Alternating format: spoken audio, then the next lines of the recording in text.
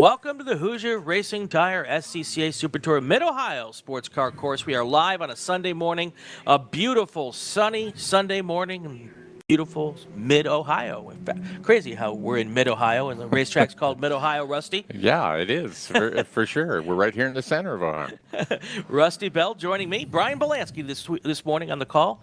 Tom Michaels will be in with us later today. Let's get right to the grids for our first race of the day.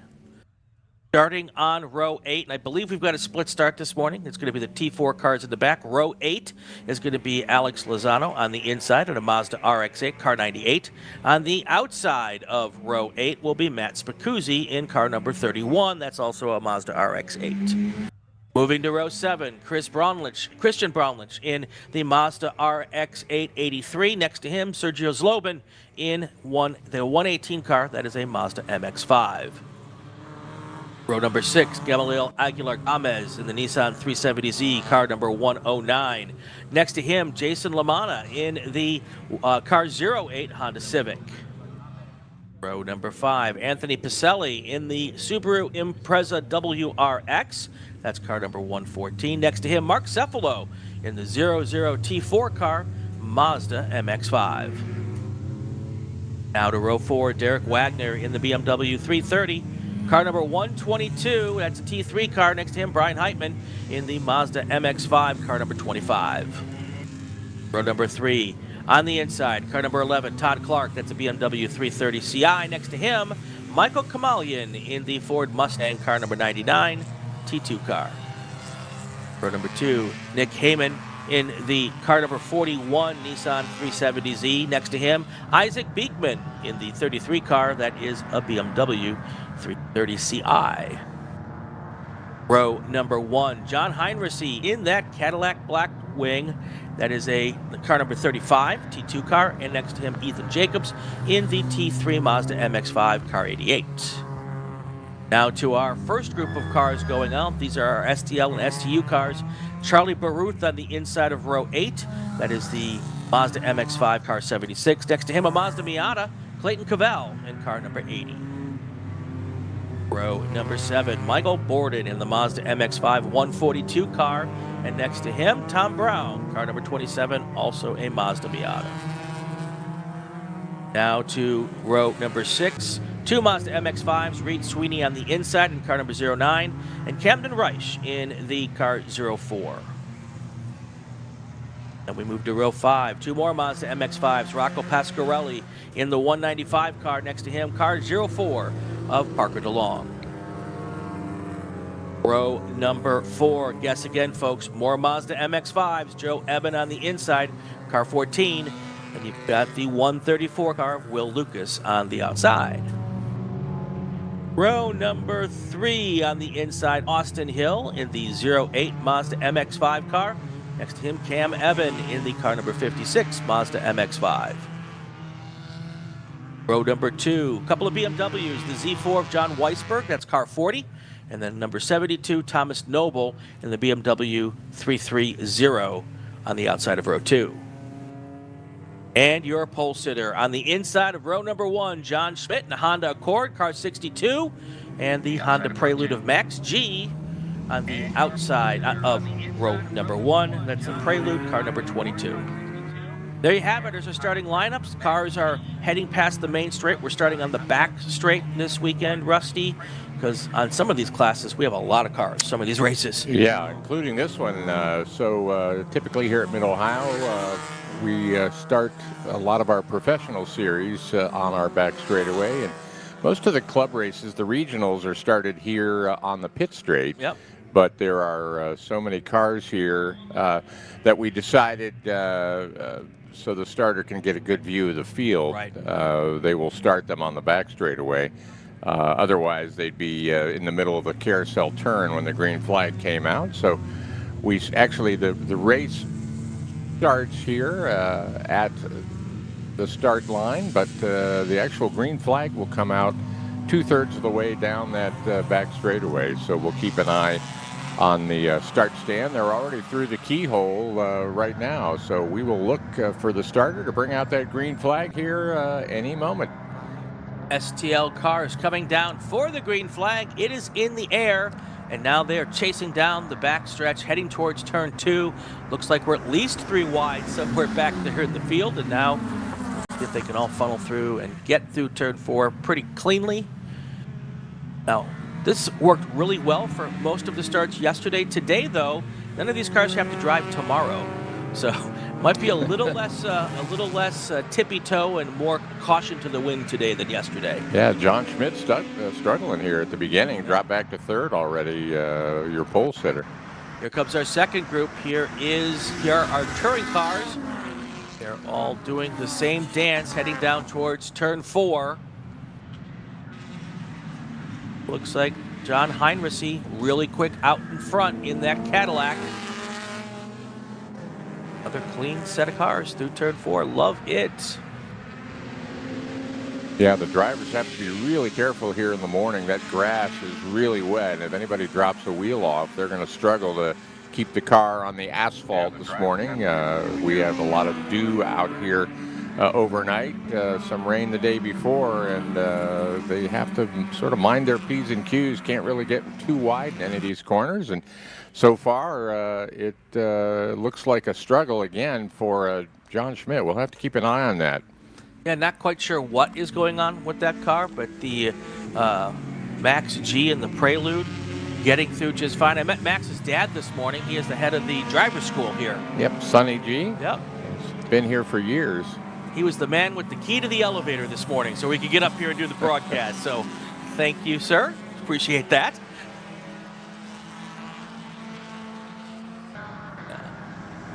Honda Prelude. We don't see many of those out here, but this one is well put together. I guess it would make sense that the head of the Mid-Ohio Driver School son would be driving a Honda. It does. It does for sure. And looks like we may have had a change, though. Weisberg, I think John Weisberg may have moved into the lead. Well, he's the lead of the session. Sure. He is an STU car. Max G is an STL car. So two different classes, but makes that move. Looks like Max trying to challenge again turn 9, but probably backs off just a little bit. Not quite enough room there. See the long shadows this morning. It's really early on a Sunday morning here. Sun's not too high up in the sky.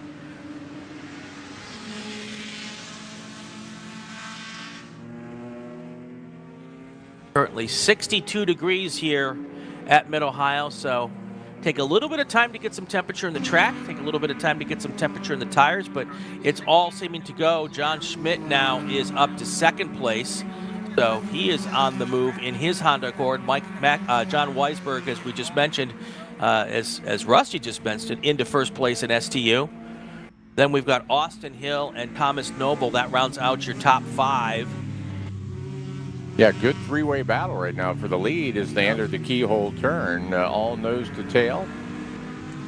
Keep an eye on that. Schmidt able to pick it up by more than a second over the 2 cars around him on that opening lap. And here he is challenging.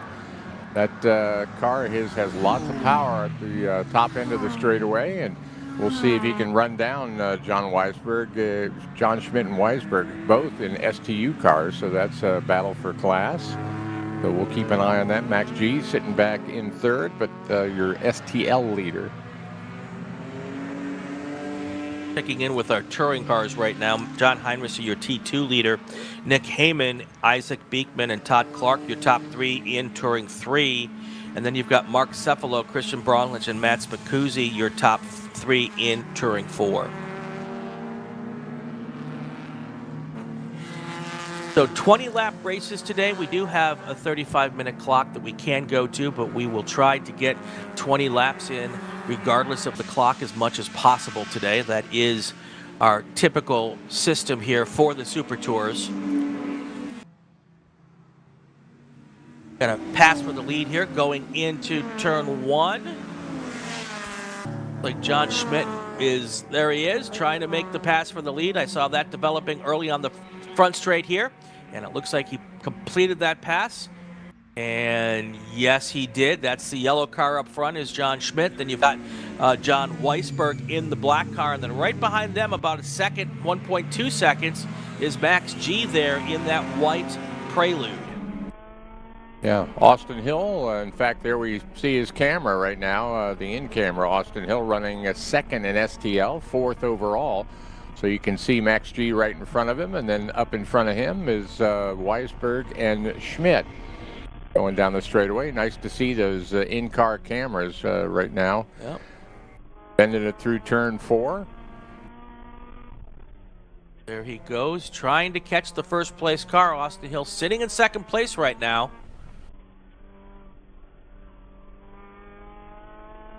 Sometimes once you let that front pack get away, it is really, really hard to make up that speed. Austin Hill out of Frankfort, Ohio. So we've got a bunch of Ohio drivers here in the top 4. Schmidt, G, and Hill. Thomas Noble made the trip all the way down from Minneapolis, Minnesota. Everybody minding their P's and Q's here this morning. A lot of single file running, and I haven't really seen any big challenges going on right now. Everybody knows that they need to keep off the grass, or there could certainly be some struggles going on. So everybody so far really haven't heard any calls from the flag net today. Yeah, I see. We haven't had rain overnight, but I'm guessing grass gets pretty dewy, right? Very, very. Yeah. You might as well have rained. It's really wet. Yeah, there was a lot of little surface fog as we were driving in this morning, so always a consideration. We don't have dew at Buttonwillow because we don't have grass. It just becomes a little muddy. Yeah, it's all here. We have all of it here. Keep it all for us. Yeah, this is all due here. You keep it all for us. Yeah, looks like John Heinrichsey with a quick lap of the race so far, 137.9 in the T2 lead right now. John Heinrichsey started to make his way up through the Super Touring the Super Touring groups. He's already up to 11th place overall. Nick Heyman right behind him in the T3 car, about a second a lap slower, but those are different classes, so that shouldn't be a huge surprise there.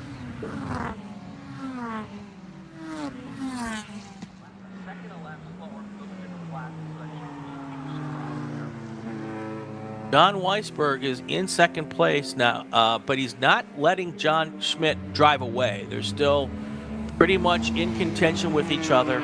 And then Max G trying to hold on, stay with him, because he does not want the gap between him and Austin Hill to get smaller. Yeah, looks like Max G about second and a half or so quicker than Austin Hill in that last lap, but Max is really does not have the power to challenge John Schmidt or John Weisberg in those STU cars, and he is a good second and a half behind their lap time. So he'll have to be content leading the STL field right now and running third overall. Yeah, he would have liked to keep those STU cars between him and his closest class competitor, but that was not in the cards.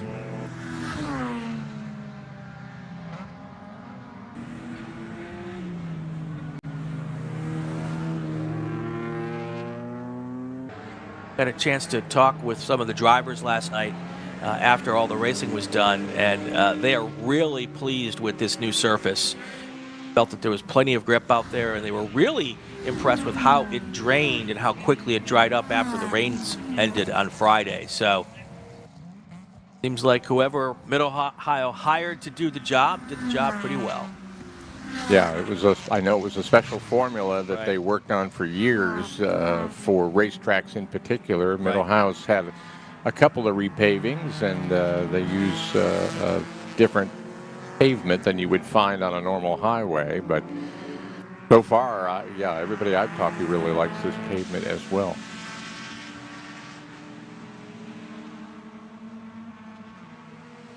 There is a pretty decent battle going on for third place in Touring 3. Todd Clark, Ethan Jacobs, Derek Wagner, and Anthony Pacelli. If we can find that battle, that's the BMW 330 of Todd Clark. They are all within about a second and a half of each other. Thank you, Patrick Lipsinick, for pointing that out to us. Those are a couple BMWs, a Mazda, and a Subaru WRX.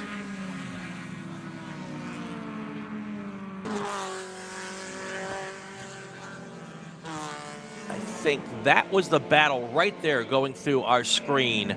I saw the Subaru there, so we'll be coming up here towards the chicane.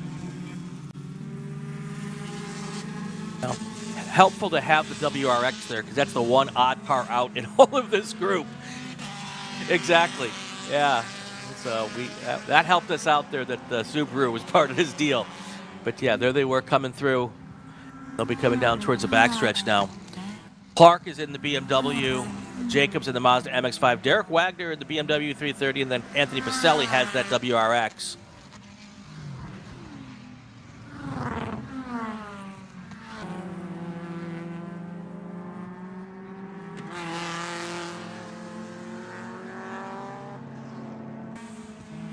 They come, yep.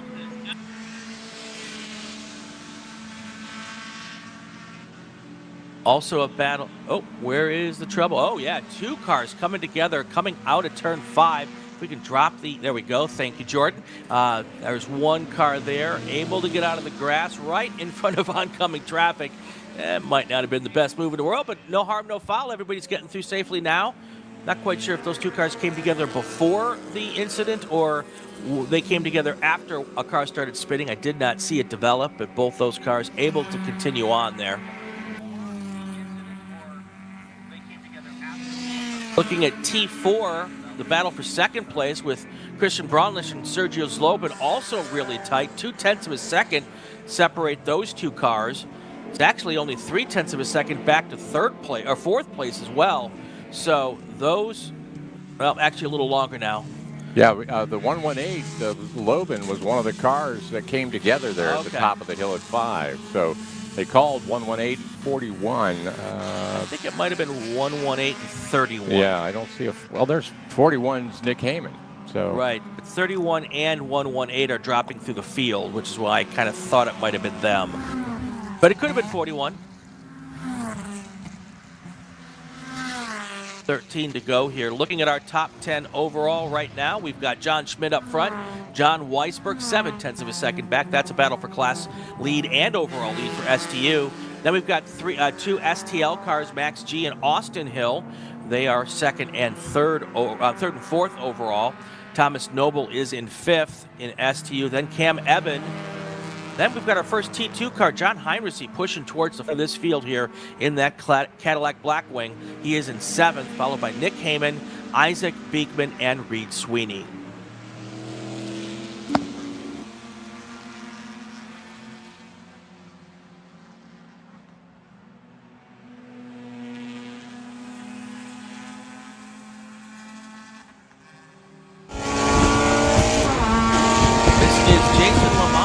His Honda Civic. Oh, Alex Lozano. I think it's an RX-8. Okay, this is the RX-8 of Alex Lozano. That's the number 98 car.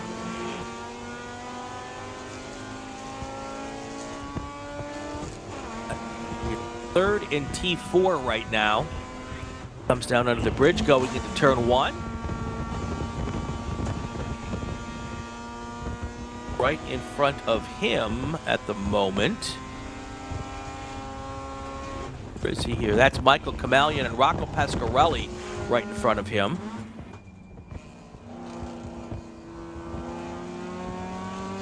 Michael Kamalian, that Ford Mustang, he had some problems yesterday. Seems to have gotten those sorted out today, and he's working his way now past Rocco Pasquarella.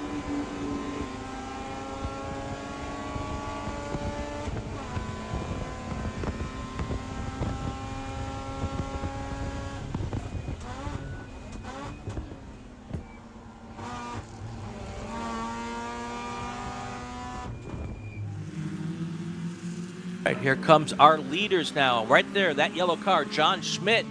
Right behind him, John Weisberg.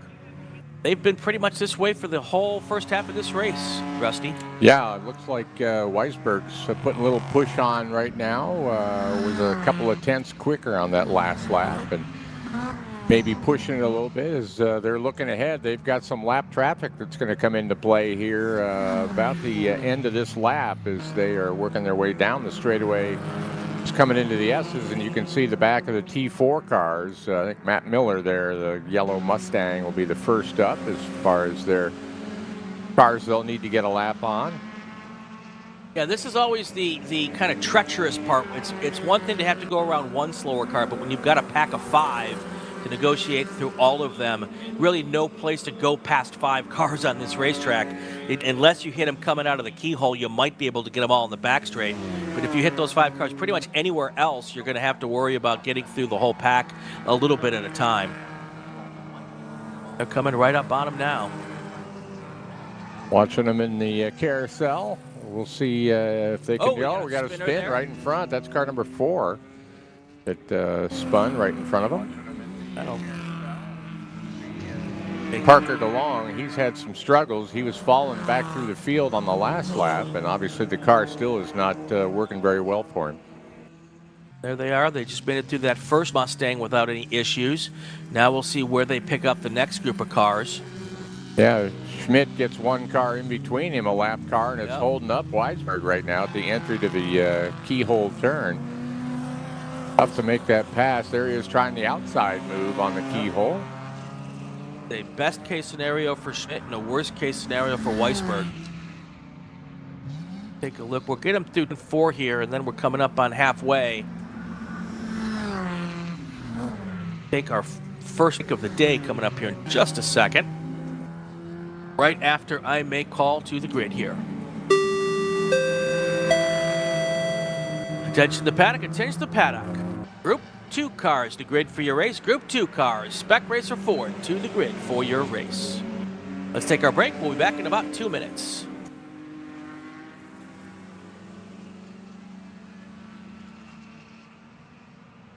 Hoosier Racing Tire is proud to be the presenting sponsor of SCCA Super Tour.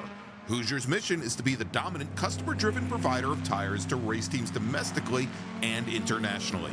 At Hoosier, we know that our success is dependent on how well we meet our customers' expectations by providing the safest, most reliable, high-quality race tires that put you in the winner's circle. For more information, see our trackside support personnel or the local Hoosier Racing Tire dealer near you, or contact us at HoosierTire.com. Hoosier Racing Tires, truly tires designed for champions. Hagerty is the official and exclusive insurance partner for SCCA and provides affordable off-track insurance protection for motorsports vehicles while in the paddock, in transit, in storage, and at the shop. Hagerty also provides guaranteed value coverage and even has protection for your trailer. And did you know that SCCA members can save 5% on insurance through Hagerty? Hagerty, let's drive together. Learn more at Hagerty.com. Bravo Trailers is the exclusive trailer partner of the SCCA. Owned by longtime SCCA racers, Bravo Trailers work better, load easier, and tow better because we build them with racers in mind. Visit bravotrailers.com to see your new trailer in aluminum or steel. For over 25 years, championship-winning drivers and teams have demanded Hawk Performance Motorsports brake pads. Now you can have their advanced technology on your daily car, truck, or SUV with Hawk Performance Street products. With the improved HP Plus pad for the hybrid street and track feel, or Super Duty pads for tow vehicles, their all-new ER brake pad designed to take on even the longest race, and their all-new high-performance brake fluid. Hawk has all your braking needs covered. Visit HawkPerformance.com and like them on Facebook or Instagram to learn more about the Hawk Performance Advantage. Hawk Performance, what's stopping you? It's the 2024 Hoosier Racing Tire SCCA Super Tour, the premier amateur road racing series bringing together top SCCA road racers from around the country. The Hoosier Super Tour visits some of the greatest tracks in North America, showcasing each of our 28 car classes. From production to GT cars, prototype to formula cars, the Hoosier SCCA Super Tour packs a ton of wheel-to-wheel racing action into every event.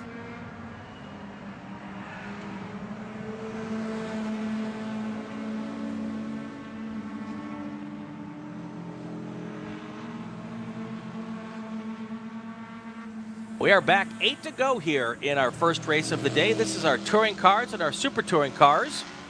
Our leader right now, John Schmidt, followed by John Weisberg, 1.6 seconds back. And before those two cars came up on some slower cars, Rusty, they were right up nose to tail.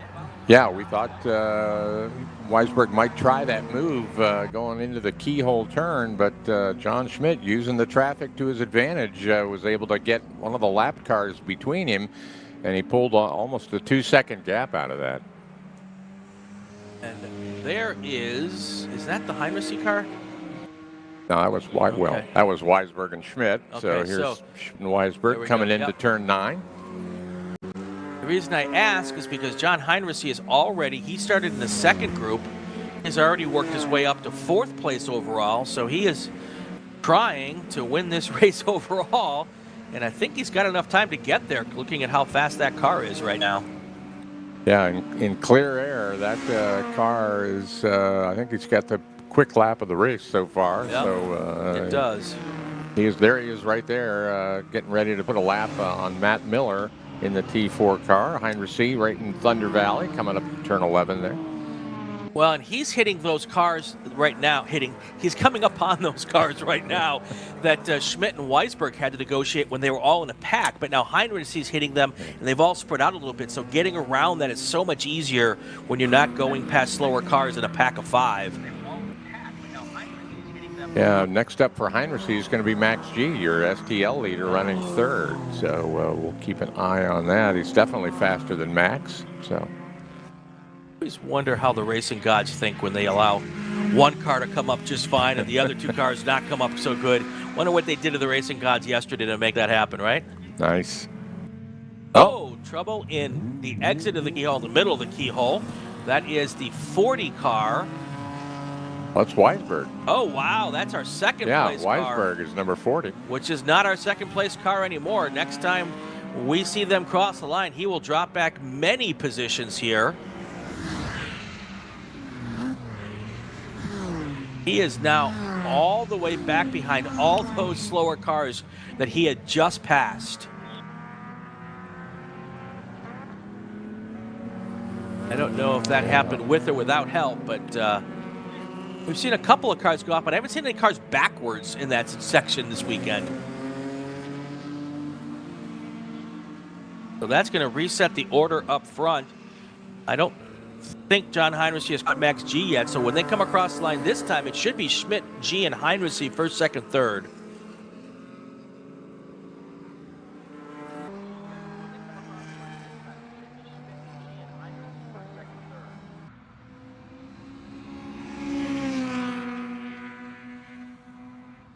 Cross the line, this time by John Schmidt, your leader. 2nd place, now Max G.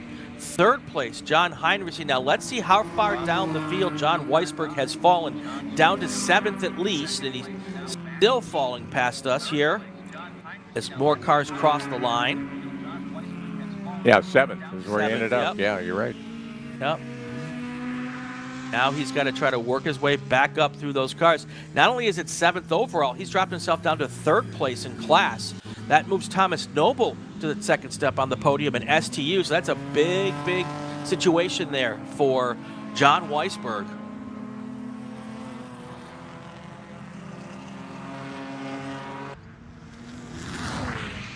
Taking a look at some of the other classes here while we're looking at this stuff. We've got in T3 right now, our race leader is Nick Heyman, just moved into 1st place. Yeah, 109. Yep. Yep, that was Gamil Gomez. We just missed him on our screen. He went off on the front straight. He's got some damage. Yeah, he did the button hook maneuver, which is pulled in at pit exit, going counter race right now. Yeah, we see another car in the tire wall. Oh, yeah. Right over that little jersey barrier there. You can just see the top of a car out there. That may be the car that those two cars may have gotten together there, and that car is coming out of the car now. Out of the car, yeah. So wait to hear what happened there. So let's go back to the T3 class here. Nick Heyman is your leader. Isaac Beekman 2nd. Todd Clark is in 3rd. Looking at T4 right now, Mark Cefalo has 11-second lead over Christian Bronlich, and Sergio Zlobin is in 3rd there. T2, we've got John Heinrichs and Michael Kamalian. And STU, we've been talking about this a lot. John Schmidt, Thomas Noble, and John Weisberg. That's your top 3 in STU. And then we look at the STL right now. Max G has a 15.5-second lead over Austin Hill. Cam Eben, 10 seconds back from Hill in 3rd place. Speaking of Austin Hill, here he is going down past the little kink here on the back straight, heading down towards turn number 4. Austin Hill's had a pretty good weekend here this weekend.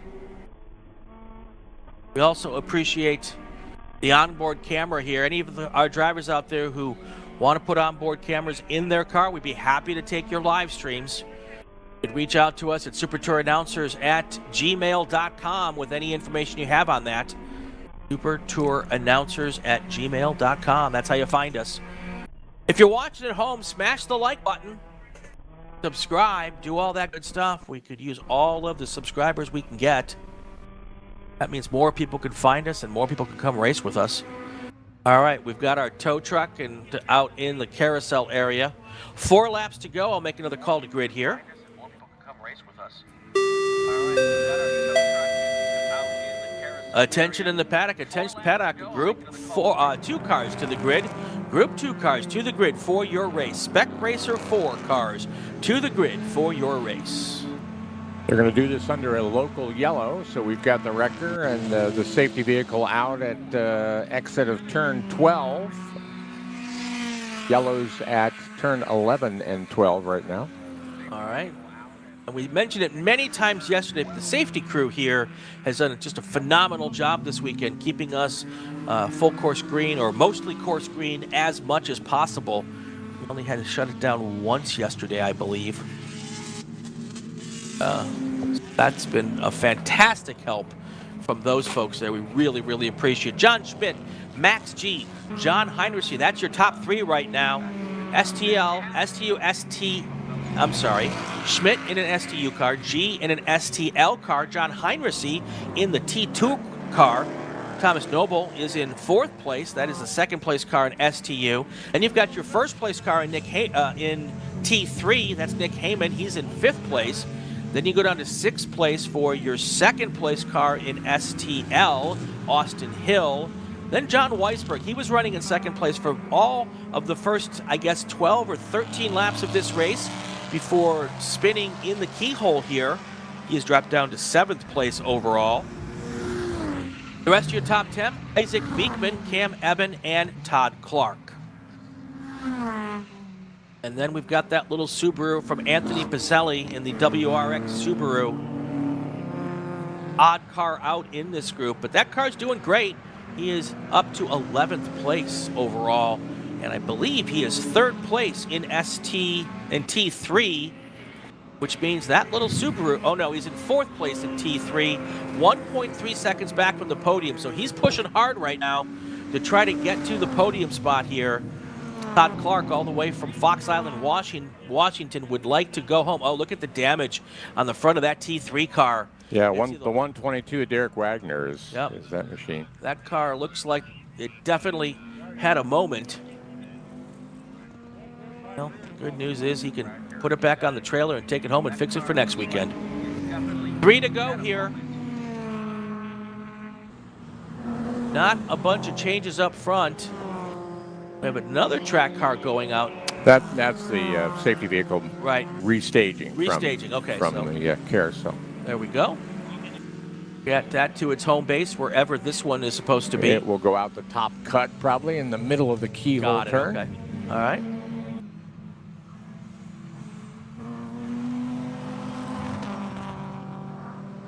Good run for Nick Heyman, your T3 class leader right now. No changes in T4. Stefano Bronlick Slobin, that's your top 3 right now. And Alex Lozano is 18 seconds back, so not in contention for a podium spot at the moment. STU, you've got John Schmidt, Thomas Noble, John Weisberg, your top 3 there. And in STL, we've been talking about a little bit, Max G, Austin Hill, Cam Eben, your top 3 in STL.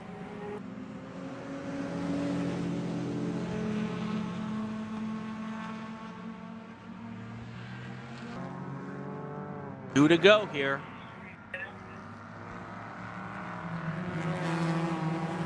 So next time by, your leader, John Schmidt, will get the white flag. I see the starter holding the flag at the ready. Yeah, he's got a lot of traffic, though, right in front of him. Yep. So we'll see if he decides to back it off a little bit. Probably pick a safe place to make those passes. Well, the good There news, he goes, in the middle of Thunder Valley. He's getting by those lap cars.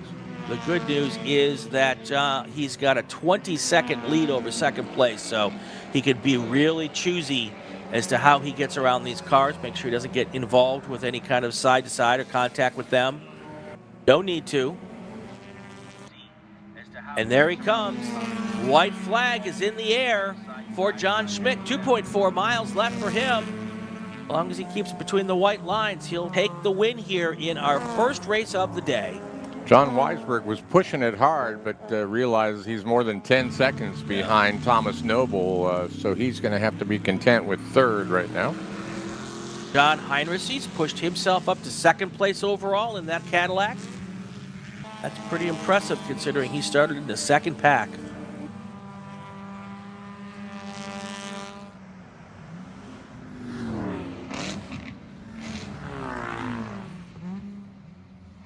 Yeah, that is a car that doesn't belong there. Is that the Max G car? Is that Prelude? Right up there? Yeah, No, maybe not. Maybe not. We're on our final lap. If we can find the T2 battle. Oh, no, that's not the right one. T4 battle for second place between Braunlich and Zlobin.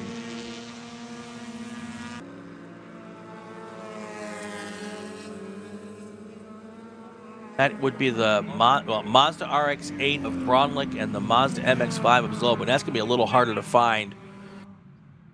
With the low sun and the glare, it's kind of hard to pick out cars early this morning for us, but we're doing the best we can.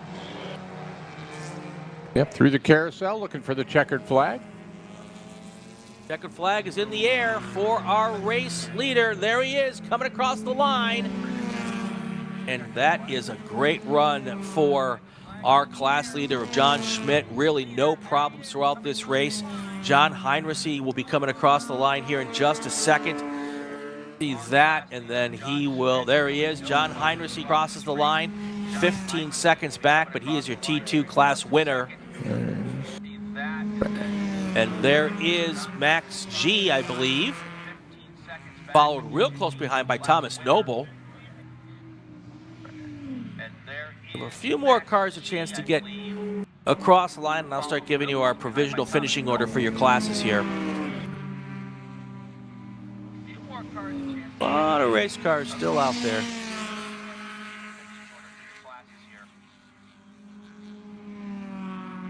Let's do it real quick here. STL, your class winner, Max G, followed by Austin Hill and Cam Eben. In STU, your overall winner, John Schmidt, then Thomas Noble and John Weisberg. That is your top three there. In T2, we only had two cars, John Heinrichs and Michael Kamalian. T3, your winner, Nick Heyman, followed by Isaac Beekman and Todd Clark. There's your podium in T3, and then your podium in T4. Mark Cefalo, 2 wins this weekend for Cefalo, Christian Braunlich, and Sergio Slobin. That's your top 3 in T4. That's going to do it for us here in race group number 1. Race 2 is coming up here in just a few minutes. Stay with us, everyone.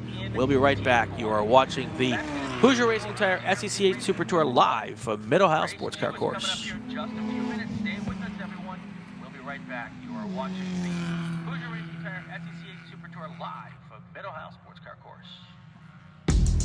We're not supposed to be out here. Outside expectations. Built for the outdoors.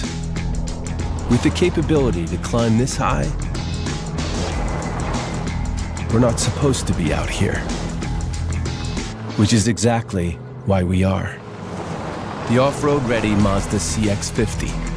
We're looking for outsiders. –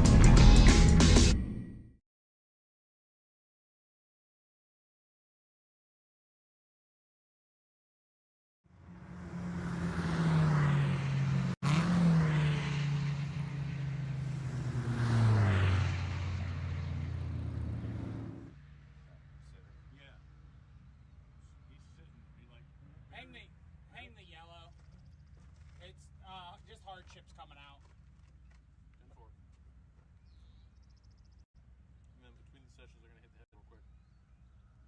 All right, he's back on the loop. It's fine. Go ahead. Go.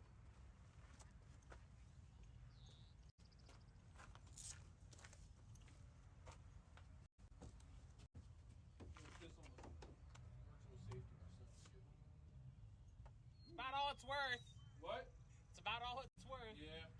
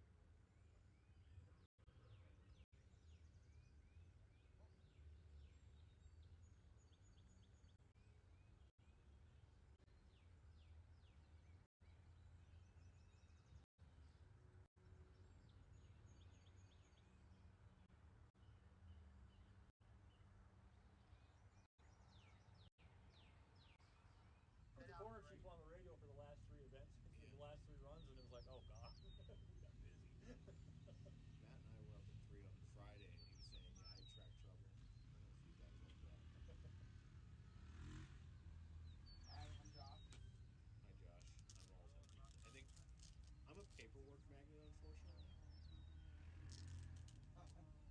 I'm just a magnet. I haven't been a good magnet lately. Usually I'm a good magnet.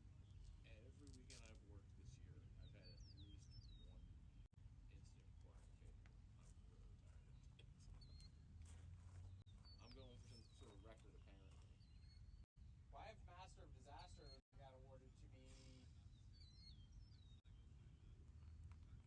2009 or 10. Year long. All year. I had some help. I had a great year, but we had dark carts in the rain.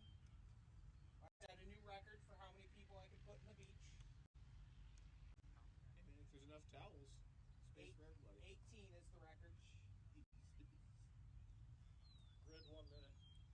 They couldn't even pull them all with one rope tow. Sure. They had to send both.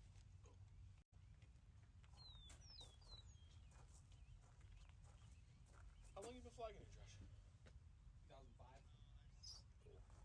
I got one race in 2005 Hey, man. because I turned 18 in September. Start somewhere. Red's releasing cars. You make me feel old and young at the same time. I've been flagging since 2017.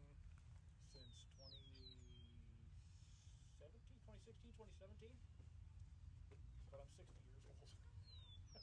See, I would not have guessed that, man. We are back here at Mid-Ohio Sports Car Course for the Hoosier Racing Tire SCCA Super Tour. Brian Bielanski, Rusty Bell on the call this morning for Spec Racer Ford 3. Let's get right to our starting grids. I was out here in my mom's belly. That's what I figured. Starting in row 14, David DeBolt in car number 20. Next to him is going to be Nick Doinoff. He is in the number 32 car. On row 7, we've got Benjamin Brin on the inside, car 12. Car number 94, Larry Morris, will start on the outside. Then we go to row 12. Charles Pigeon on the inside of the 97 car. James Goffrey in car number 68. Row number 11. Derek Neponiuk in the car 63. I probably screwed up that name. Nepiantech, thank you. Bart, and I'll probably screw it up again later, so I apologize ahead of time. Bart Morris in the 65 car is on the outside of row 11. Jeremy Swank, the inside of row 10, is in the 17 car. Ryan Gillenwater on the outside in car number 161. Row number 9, Greg Brinkman in the 06 car on the inside. Then you've got David Lancaster in car 44. Moving on to row 8, David Anzalone in the 133 car. Greg Miller in car number 04 on the outside of row 8. Now to row 7. On the inside, your Prototype 1 national champion, Todd Vanacore in car number 119. Next to him, Chris Jennerjohn in car 40. Row number 6, James Lebecco in car 198. Next to him is going to be the 33 car of Carter Kunkel. Got Jace Petty on the inside of row 5 in the 02 car.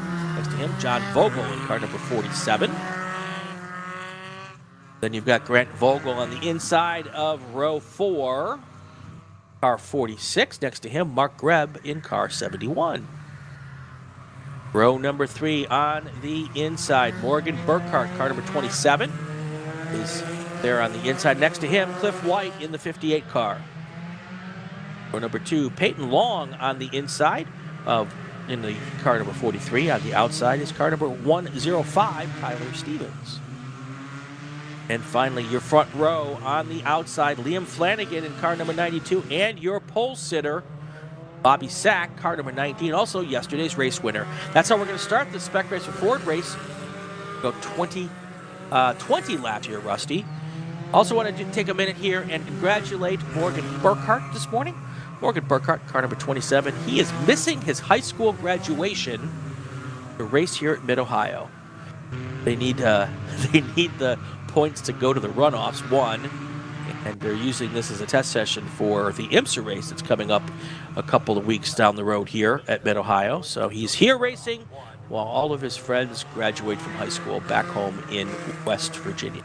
Or it might be Maryland. No, I think he goes to school. Yep, Charlestown. All right, here they come now across the finish line here. We'll head to the back part of the racetrack. We take the start today on the backstretch, Rusty. This was a pretty good race yesterday. We had a really good race yesterday. Bobby Sack, though, really had the measure of the field, but behind him, we saw a number of battles and changes.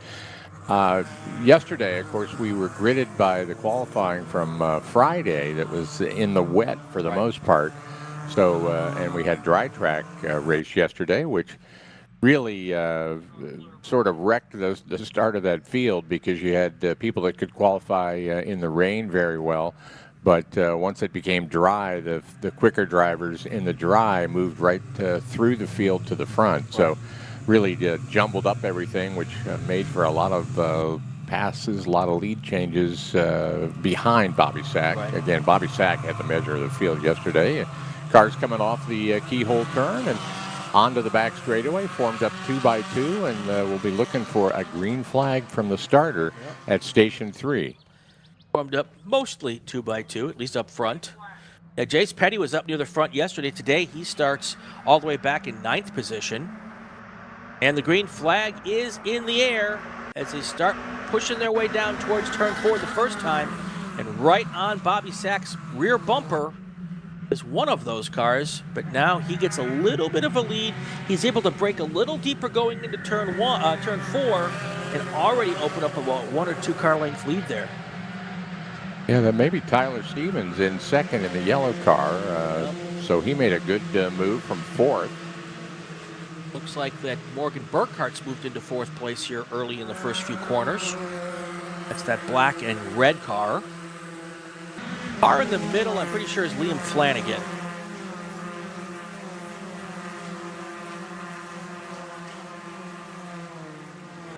Go through Thunder Valley, and just like yesterday, Bobby Sacks opening up just a tiny lead early. Yeah, it's probably 8 car lengths here at the finish line. Just like yesterday, as they come across the line for the first time, Bobby Sack is your leader, followed by Liam Flanagan in second, Peyton Long third, Grant Vogel fourth. Morgan Burkhardt dropped back to 5th place, being in 4th earlier. Come through there. Already pretty much single file all the way through the whole field, Rusty. Yeah, through the turn 2, the entry to the keyhole turn, everybody looks to be single file right now, just settling down. This race a little bit longer than the races we had yesterday, so maybe a bit more conservative with tires here at the beginning of the race, but we'll watch the draft come into play here down the straightaway. Really not seeing anybody tucking underneath the nose in front, but still some good battling going on behind Bobby Sack. That's probably a 7-way battle behind Liam Flanagan in second, but Peyton Long, Grant Vogel, Morgan Burkhardt, Jace Petty all involved in that. This early part of this race, Rusty, has a lot of a similar look to the early part of yesterday's race, does it not? It does. Bobby Sack pulling away, and cars behind getting ready for some drafting, maybe some passing. Coming into the carousel, really tightens up here under braking. 4 cars right there together. Peyton Long, the 3rd place car, sort of holding up. Vogel, Burkhardt, Petty, and Stevens behind him.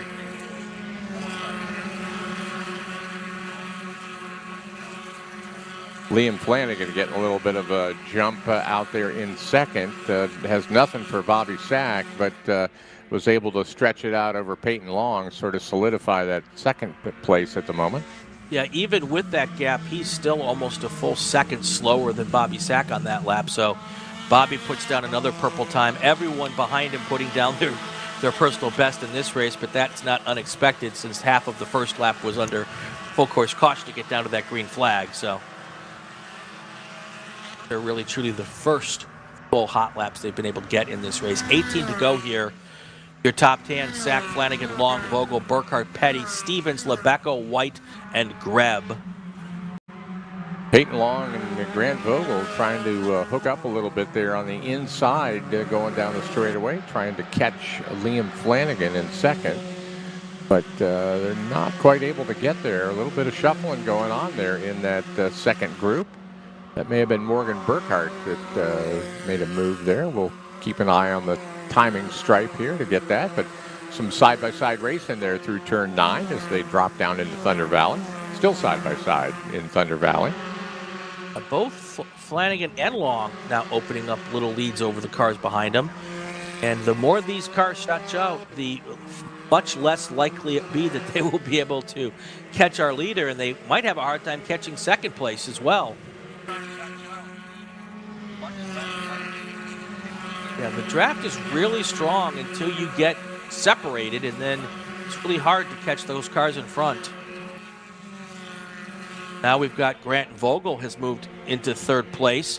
Peyton Long dropping down a position. Tyler Stevens moving into fifth place, with Morgan Burkhart and Jace Petty dropping down a couple of positions. Now Cliff White has jumped up into 8th place, and James Lebeco moving down to 9th. Yeah, we'll keep an eye. They may be tucking into some drafts. There's enough close racing coming out of the keyhole turn that the car behind may be setting up a draft. In fact, it looks like it behind Liam Flanagan here. We've got 3 cars trying to hook up together, Vogel, Long, and Stevens. We'll see how that shakes out. Flanagan trying to do his best Bobby Sack impersonation here and drive away from that pack of cars. Just stay away. Doing a really nice job of making that happen at the moment.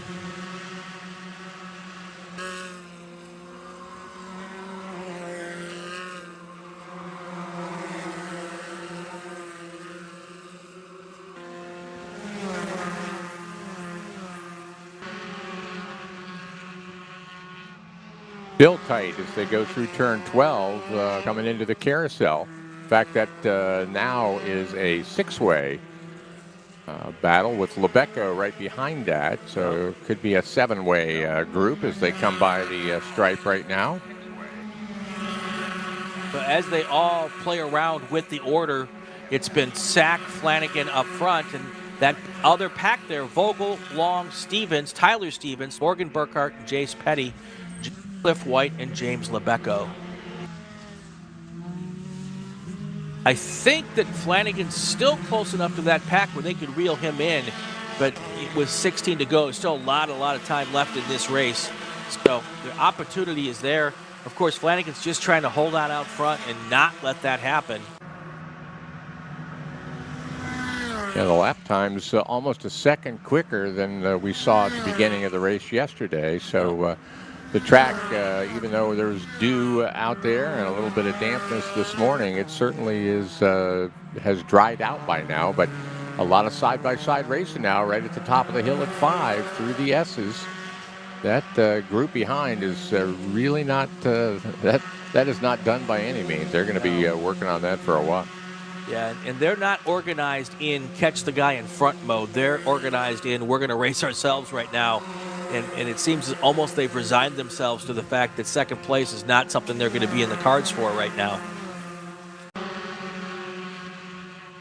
Down to Thunder Valley through turn 12. I do find it interesting. Cars seem to make a lot of pace when there's 2 cars together, but a pack like this doesn't seem to be a whole lot faster than a single car out front. That may be part of what's to play here. Now you've got a 2-car breakaway from that pack. And let's see if those 2 cars can work together to push forward. Oh, I thought I saw a car out there, but no, those are the yellow barrels that they've got at the end of that tire wall. Just had a report there, Brian, that Peyton Long and Morgan Burkhart came together a lap or so ago in the middle of the S's, but no change in position, sort of a no harm, no foul kind of thing, but they did make contact. Interesting, because there's 4 positions between the 2 of them, but they're in that pack, so they're all moving positions left and right. And Changing of position may have happened later in that lap. Now you've got that third and fourth place car with just a little pack there trying to pull away from that 7-car battle. That's Long and Stevens in those 2 cars. Then you've got behind them Vogel, Burkhardt, Petty, White, and Lebeco trying to hang on. 15 to go here. Bobby Sachs checking out, 4.8 seconds in front of second place, Liam Flanagan. Liam Flanagan is another 3.5 seconds now ahead of the third place group of Long and Stevens. We'll keep an eye out for Carter Kunkel running 13th in the car number 33, and I think they called the number 6 car. Greg Brinkman may have, not sure they came together. They both were off track at station 2, and one of the cars, 33, is dragging the rear bodywork from what we're hearing. He may need to call to the pits to get that fixed. Interesting. One would suspect that maybe if he's dragging rear bodywork that there was some suggestive help from another car. Could be. Could be. Cars coming up there through the chicane that leads to the keyhole. Now down the backstretch. That's the battle for 5th right there.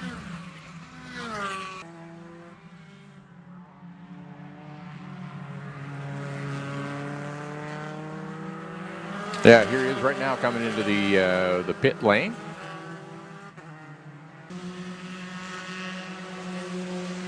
Oh, yeah, that is definitely askew. Sideways. I don't think I've ever seen the rear hatch, the rear bonnet on a Spec Racer Ford do that.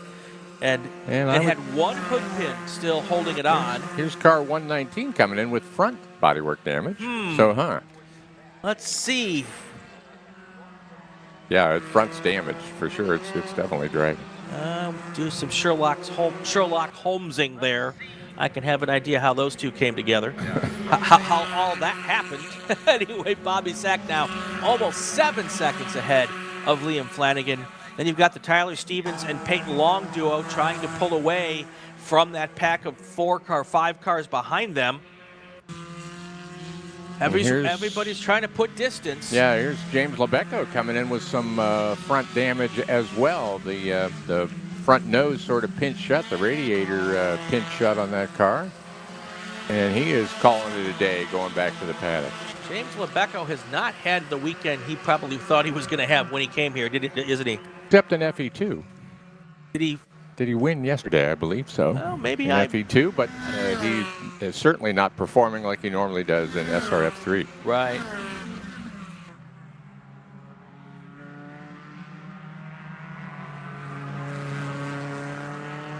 Still a lot of close battles going on behind our lead 2.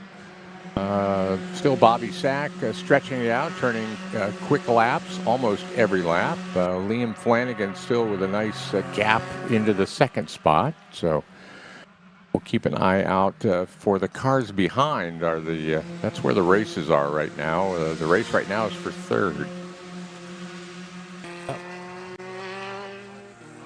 The race for 3rd's pretty heated. And also the race for 5th is pretty heated.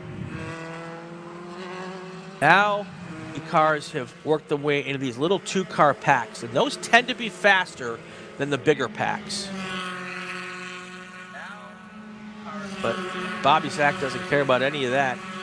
His fast lap right now is a 1:35.3. He has been circulating almost a full second ahead of second place for pretty much the entire race.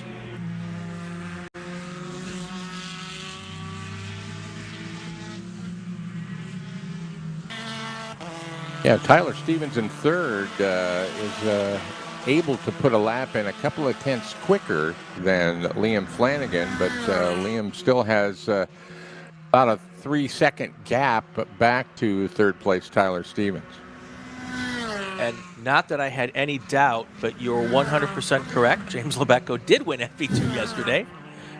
A lot of races yesterday for me to remember all of them. There were. Zach, Flanagan, Stevens, your top 3 right now. Running through the rest of the top 10. Peyton Long, Morgan Burkhardt, Jace Petty, Grant Vogel, Cliff White, John Vogel, and Mark Greb. Up on 11 laps to go next time by when Bobby Sack makes his way through.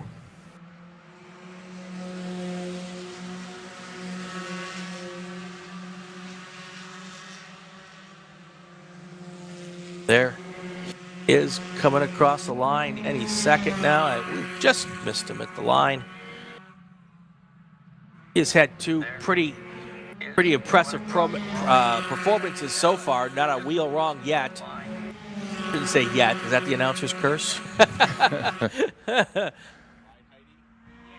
Yeah, the only person who doesn't like the announcer's curse is the person is who you're talking about. Yeah, definitely. Everyone behind him would love the announcer's curse to work. Yeah, it does work here too. Okay. That announcer's curse does work. All right.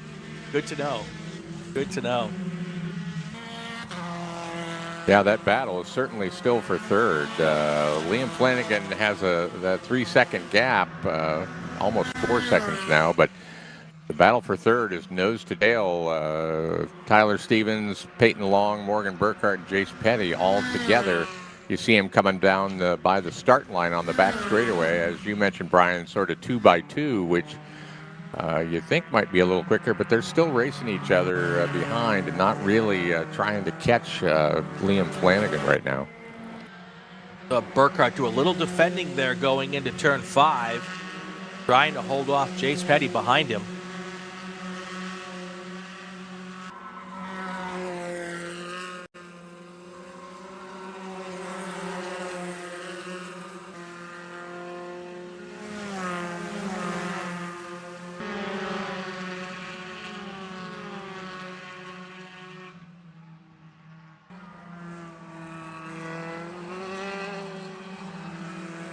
Now that third place car of Tyler Stevens, it feels like got a little bit of a gap here as they come across the line. Stevens now has a waiting for the time. Yeah, about half a second. About a half a second gap worked out there. He would love to be able to pull away from those cars behind him.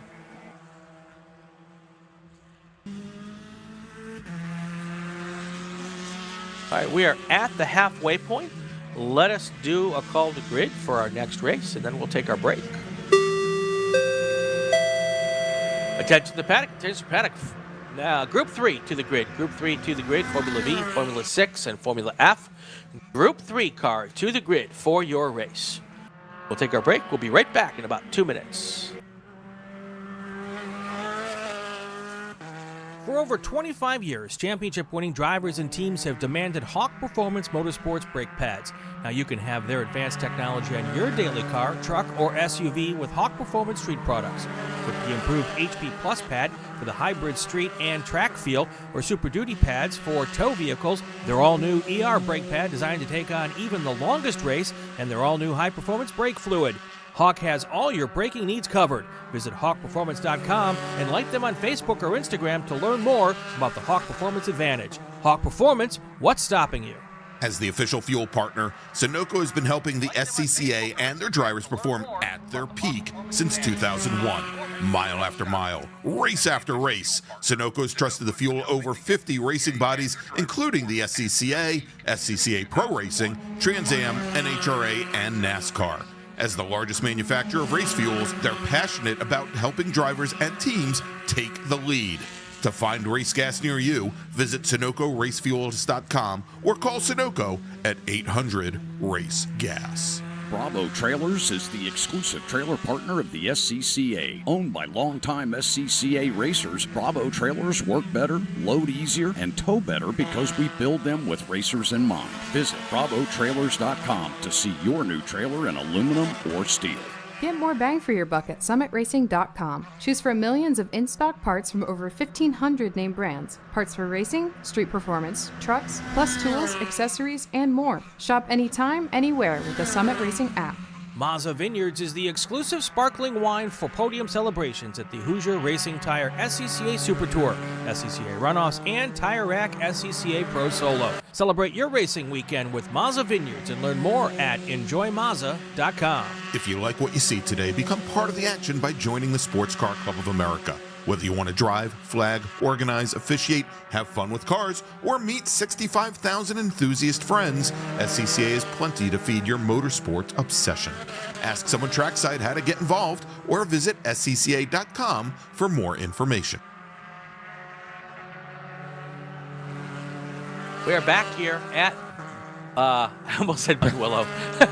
We are back here at Mid-Ohio Sports Car Course for the Hoosier Racing Tire SCCA Super Tour, the Great Lakes Race of Champions, presented by the Ohio Valley region of the SCCA in conjunction with SCCA National here.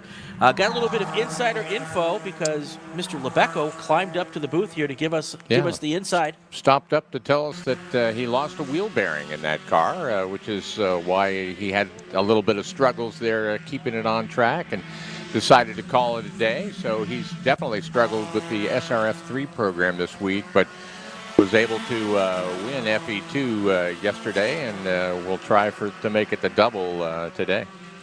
So, if it's any insult to injury, Bobby Sack just turned his fast race lap on lap number 11 of a 1:35.207. He's got a 10-second lead, and he's still turning out purple race laps. So, he apparently likes this place, Rusty. He does, and Liam Flanagan with his best lap, too, a 1:35.9.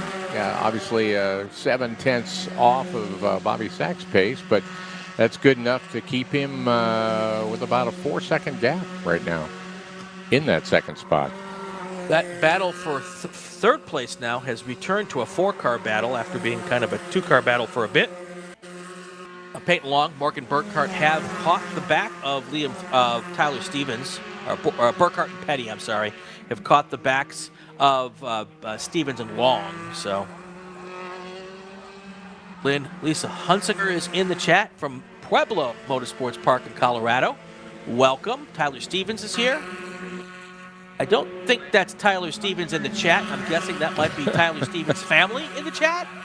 That would be, if he's chatting. Unless he can text and drive, maybe. If he can DM and drive, that would be really unrecommended, but very cool. Leah Epting wishes Morgan a happy graduation day. So, thank you to everybody in the chat. Amy Jennings says, come on, Greg. I'm trying to find which Greg Miller is, I'm guessing, who she's rooting for. He is in 13th place right now. Anybody else with shout-outs here? Ava Harrington, shout-out to Morgan. A lot of shout-outs here. Of course, Sheila Cockey would be wishing Morgan a happy graduation, and that's Grandma. So, right. Yeah, we tightened up that 4-car battle once again for third. They were 2x2 down the straight, but when they hit the brakes at the top of the straightaway at turn 4, they tightened it right back up now. We see him come through turn 9 in a 4-car train. Bobby Sack just dropped another purple lap, a 1:35.150. I don't have the list of track records here. I'll try to pull that up while we're watching the last few laps here. Got to be close to a record, if it's not a record. I would think that with the new surface, we'd be dropping a bunch of track records this weekend. Track records. Let's look here.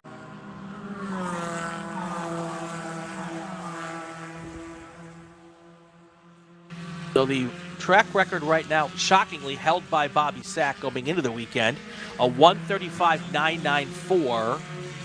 And he is below the track record. Yeah, 0.8 of a second. Got ourselves in my best Tom Carney impersonation, a new track record. Not a very good, not a very good Tom Carney impersonation, I will admit. But it is the month of May, and it is day at Indy, so 6 to go here. Up front, our top 5. Bobby Sack, Liam Flanagan, Peyton Long, Tyler Stevens, Morgan Burkhart, and Jace Petty in 6th. That's the battle for 4th place, but they all had to negotiate a slower car right there, and it looks like Liam Flanagan, Peyton Long, we have a car backed into what looks like the tire wall at the turn station at 5. Yeah, into the guardrail there, and it's on an uphill stretch. The car is okay, but he can't get enough traction in the grass to drive it up, so they're sending a wrecker out. Yeah, and that's way uphill. I don't even think that the workers could get behind if they could push it out of there. So they can't. That's a pretty steep uphill. The problem is pulling that there. You'd almost have to go cross track. Yeah, driver's out of the car now. Yeah. So he knows he's done. Yeah. I don't think they can grab that without slowing this one down. So.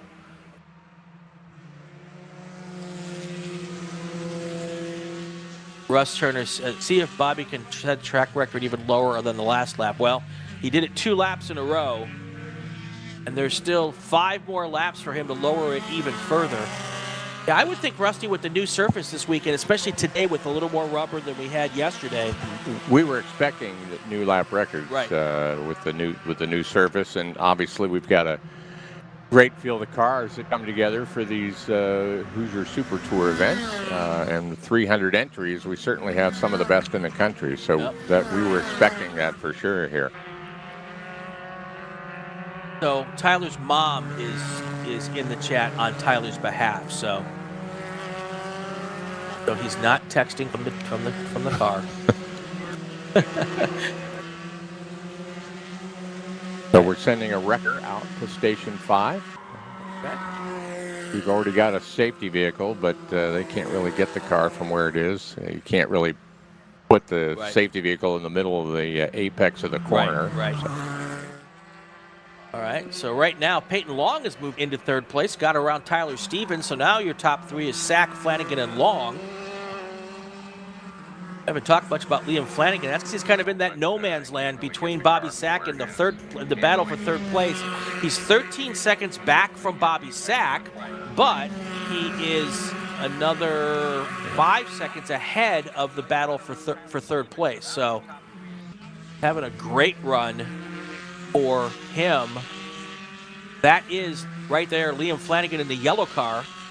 Then you can see the battle for 3rd place right there behind him. Those 5-6 cars there all racing for 3rd place. Yeah, they've all broken apart a little bit. They were running nose to tail before, but now there's a gap between each of those cars. So as you mentioned before, I think they've given up trying to chase down Liam Flanagan. It's all meant for themselves right now, as they are going to try to just get in the position here, try to get on the podium to 3rd spot.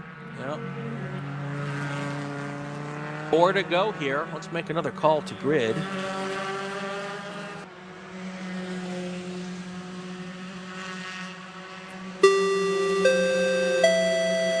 Attention in the paddock. Attention to the paddock. Group 3 cars to the grid. Group 3 cars to the grid. Formula V, Formula 6, Formula F. Group 3 cars to the grid.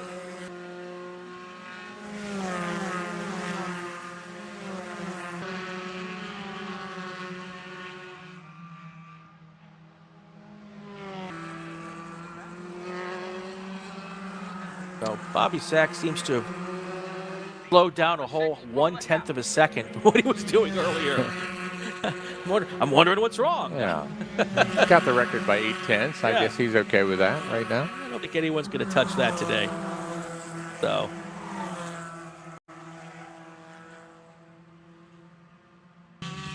Yeah, they've all tightened up once again. So we saw them all stretched out with a couple of car length gaps on the last lap. Now we've got 2 by 2 by 2 as they make their way through the keyhole turn and onto the straightaway. There goes a pass behind there. I don't know if that was maybe Vogel. We'll see how that shakes out.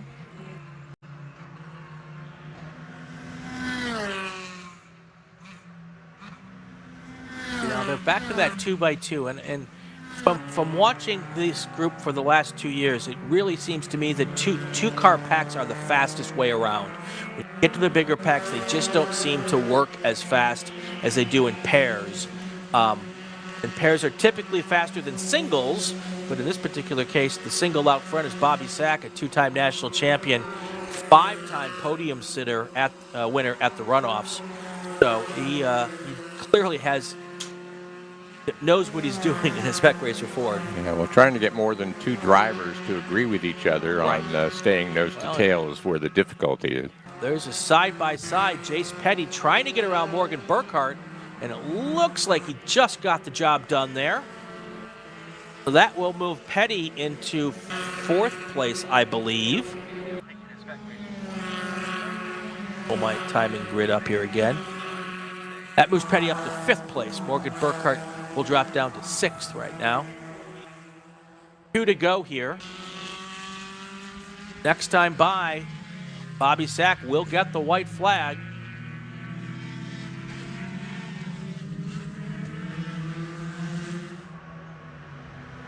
Well, we'll see if Bobby Sack picks it up once again. Of course, we were under a yellow flag at 4 and 5 for that disabled car while the safety teams got that out of the way. It is now out of the way, so we are a green flag all the way around the track. We'll see if Bobby Sack decides to see if he can set a little bit quicker time. Liam Flanagan and Peyton Long just dropped their personal bests, 135.877 for Flanagan, a 135.869 for Peyton Long. Now all these cars starting to deal with a little bit of slower traffic.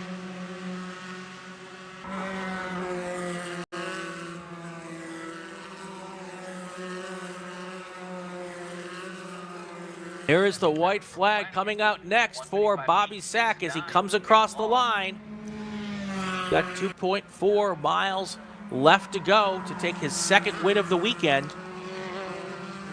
Ran a 135.369, so he's still about 0.6 under the old track record with that one, but not quite as quick as he has been. He's dogging it now. Yeah, yeah. Just 0.6 under the record. Absolutely. That lap, Morgan Burkhart got back around Jace Petty. He now moves back into fifth place. That's that group right there. Yeah, a little bit of slower traffic now in front of our third and fourth place cars. I think that's Derek Nepiantech in front of those cars. Yeah. Nicely moving out of the way there through the keyhole, so those cars could keep racing for those positions. That yellow car that you just saw was Liam Flanagan. Now your second and third place cars of Long and Stevens right there behind him. So that's Long and Stevens right there. The orange car is Long. The red and black car is Stevens side by side through turn 4 and 5. Yeah, and you still see Derek Nepiantech in front of them. That's a slower car just in front. So we'll see if they can work around that. They're hitting that right at station 9, so that's a tough call. I see the starter with the check back missed the checkered flag of Bobby Sack, I think. Oh, well, just didn't quite have it out in time for Bobby Sack, but I'm sure Bobby understands that. Well, that means that Bobby Sack is our race winner. We think Liam Flanagan very likely there. He comes across the line in second, but who's going to be third? Is it going to be Peyton Long or is it going to be Tyler Stevens? It is going to be Peyton Long. Peyton Long. Then Tyler Stevens. Morgan Burkhart would come home fifth on his graduation day. Jace Petty sixth. Grant Vogel seventh. Cliff White will come home eighth. Waiting for Mark Greb and John Vogel to see if they're still in the same order. And they are... They are, yeah. Yep, they are in the same order. So there's your top 10. Mark Greb, John Vogel coming out in 9th and 10th. So that's the way they finish. Two-time national champ, two-time race winner this weekend. Bobby Sack wins Spec Racer Ford. We're going to take a break. When we come back, we'll have Formula V, Formula 6, and Formula F. That's next. Stay with us, everyone. So there's your top 10. Mark Greb, John Vogel coming out in 9th and 10th. So that's the way they finish. Two-time national champ, two-time race winner this week. My name is Joshua Smith, Business Development Manager for Mazda Motorsports. We're happy to be supporting the SCCA and Mazda racers here. So our team support program offers a couple of tiers of support, part support, technical support. All of this is done through our MazdaMotorsports.com parts store website.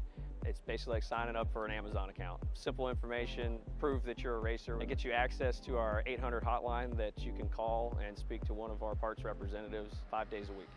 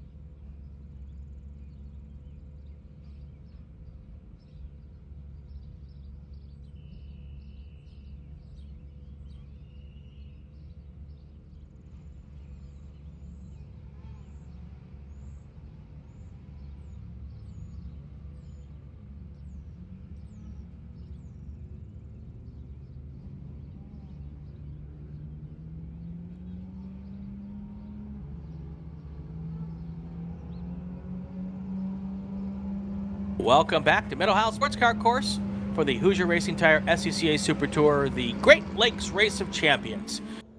We are kindly being hospitality sponsored by Ohio Valley Region SCCA. They have been amazing hosts this weekend, and we now come to race 3 of Sunday, round 16. This is Formula F, Formula 6, Formula V. Let us get right to our starting order. In row 11, Paul McClory in a Citation Formula V. Split start in this group, by the way, folks. Formula F and Formula 6 will start up front, Formula V in the back.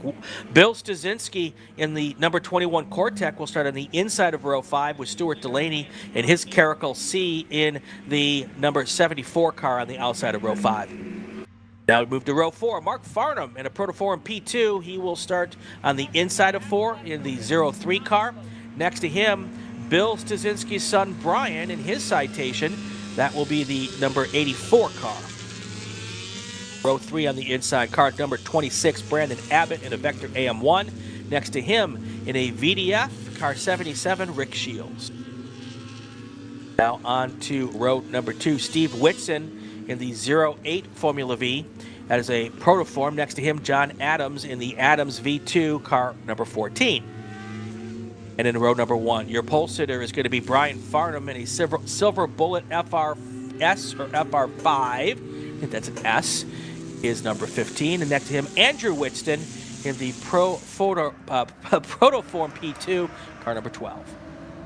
Now to our front pack this weekend in our split start. On the outside of row 9, in the Scorpion F6 is George Bugg. Next to him, Nicholas Shepard in the number 24 Swift DB1. Row number 8, James Dietz in the Van Diemen RFO3, car 02. Next to him in the Piper DL7 Formula F car, number 62, Robert Goss. Russell Rudisuli is in the number 20 Van Diemen RF99. He is on the inside of row 7. And then you've got Greg Peluso in the Van Diemen RF98, car 03 on the outside of row 7. In row number 6, David Lapham in the Novacar J10, the number 19 car. Next to him, Cal Stewart in the 07 car. That's a Novacar Blade. Theodore Burns will be on the inside of row 5, car number 81. That's a Piper DFO5. On the outside of row 5, Robert Dietz in the Van Diemen RF02 in car 18. Row 4, Jason Martin. He's in a Novacar Formula 6, car number 78.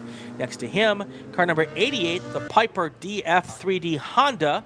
That is a Formula F car, Calvin Coates.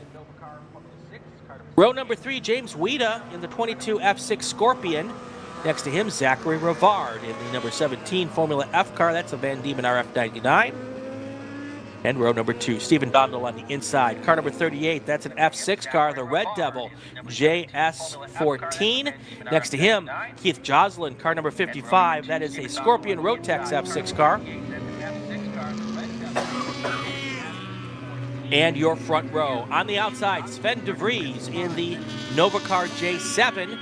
That is the number 27 car. And on the inside, the Novacar Blade, or Nova Race Blade, car number 46, Eric McCree. That's how we're going to start here as we get the finish of our pace lap here.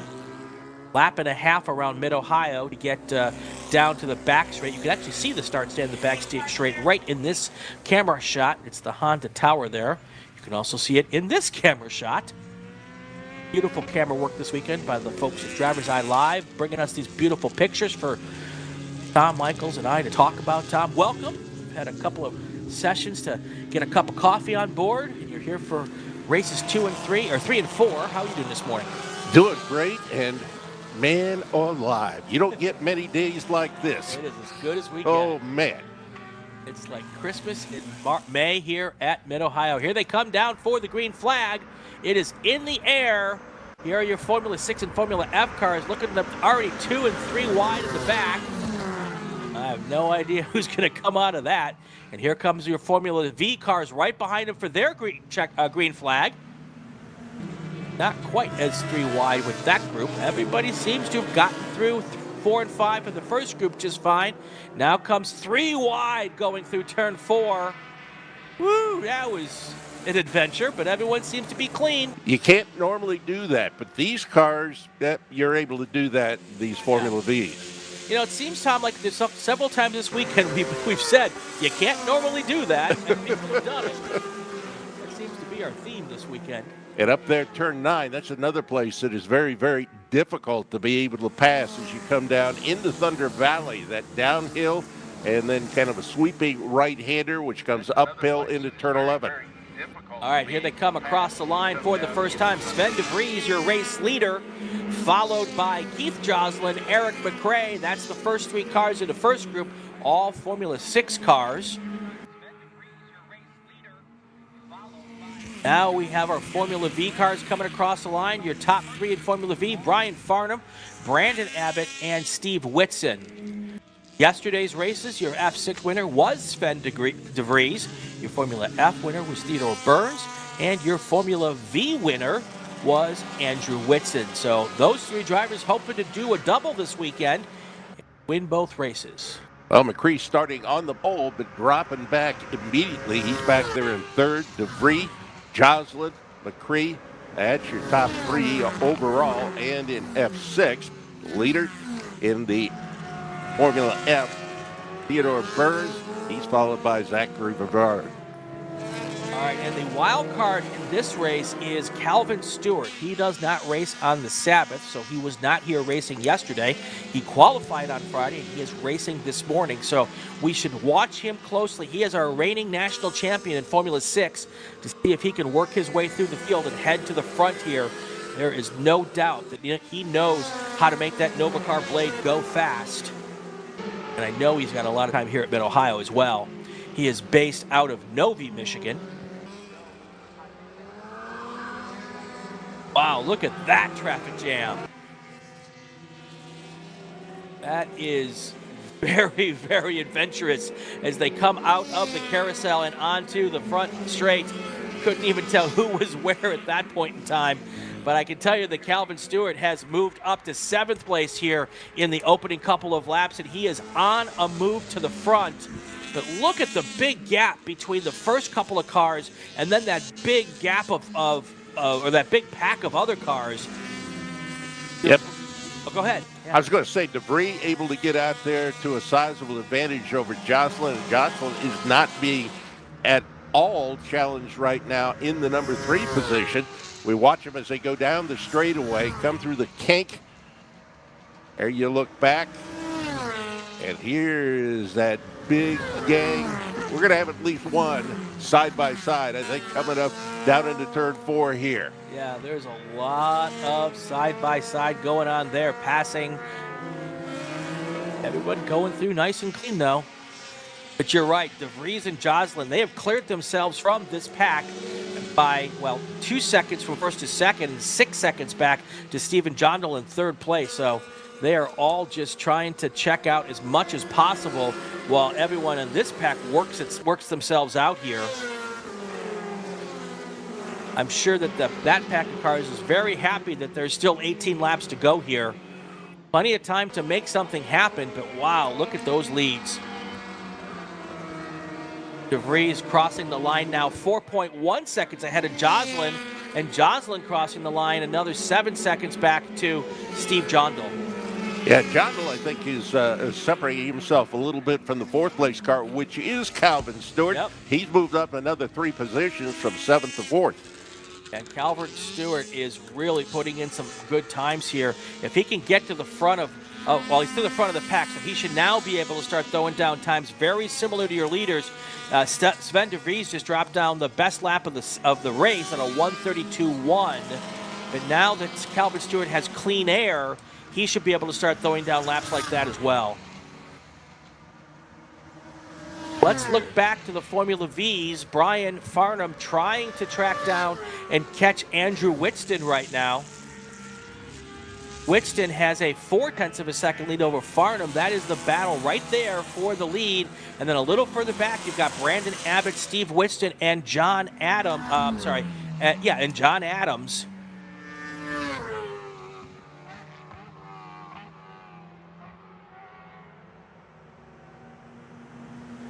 Car number 03 has gone to the pits early in this race. Oh, he's coming out for the first time. So 0-3 late to the grid. That would be, I don't know who that is. Oh yeah, Greg Peluso coming to the race late here.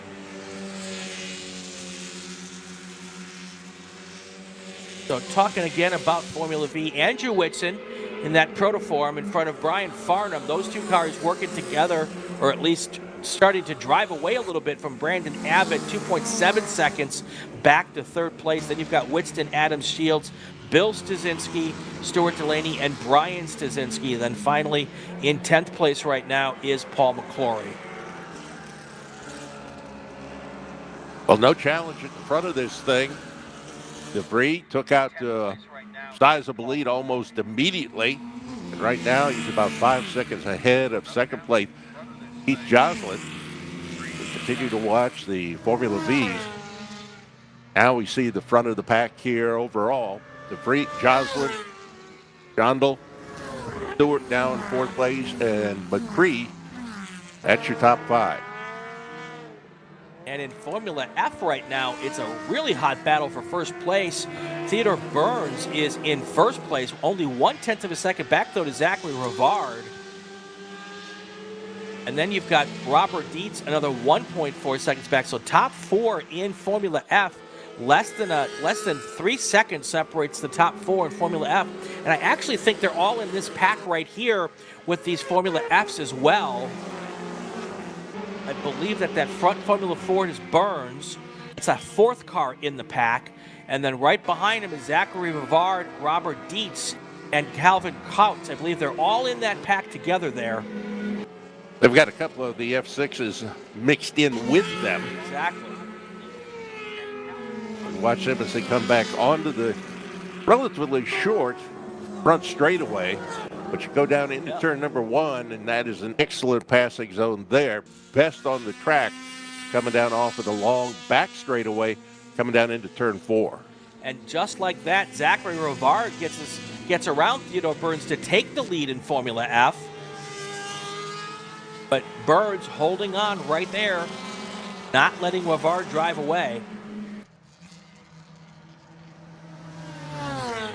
So some pretty good battles in Formula F and Formula V. Formula 6, though, Sven de Vries now has a 9-second lead, so a lot of stuff going on there.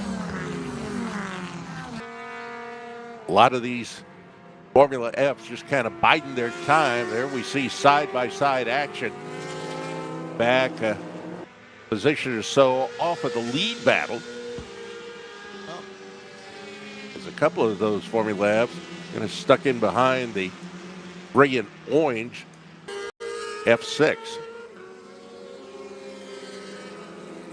That orange F6, I believe, is Stephen Jondal. And right behind him is Calvin Stewart. Well, not right behind, but a little further back, Calvin Stewart.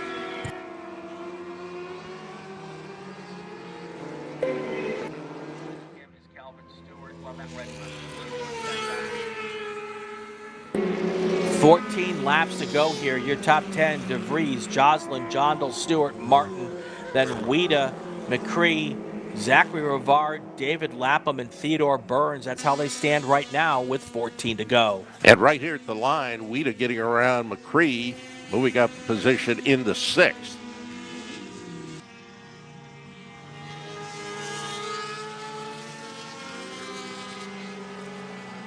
Had a little side-to-side contact, kind of a 46 and 22. That's Weida and McCree.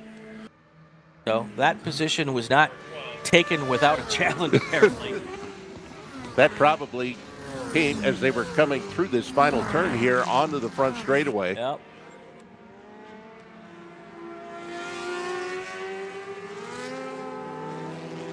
All right, so great side-by-side action back in the pack. Yep. So we just saw Calvin Stewart and Jason Martin go through our screen there. Calvin Stewart is in the white Formula 6. Right here coming into our living room, right behind him there, that is Jason Martin. They come up the hill there into turn 11, make that left-hander, and then funnel down into the carousel. You can see these cars can hug that white line in the carousel because they handle so well. You'll see our bigger cars take a lot of different lines through this carousel. But these little Formula cars, they can just hug that inside white line. Well, you take a look at this entire racetrack, and this is the 2.4 mile club track. The addition for the club track is you use the kind of notch, right, Mr. chicane there coming up into the keyhole, and it goes from, well, high points to very low points on this racetrack. This is one of the higher points. You could really tell that if you ever walk from turn 1 up into the keyhole.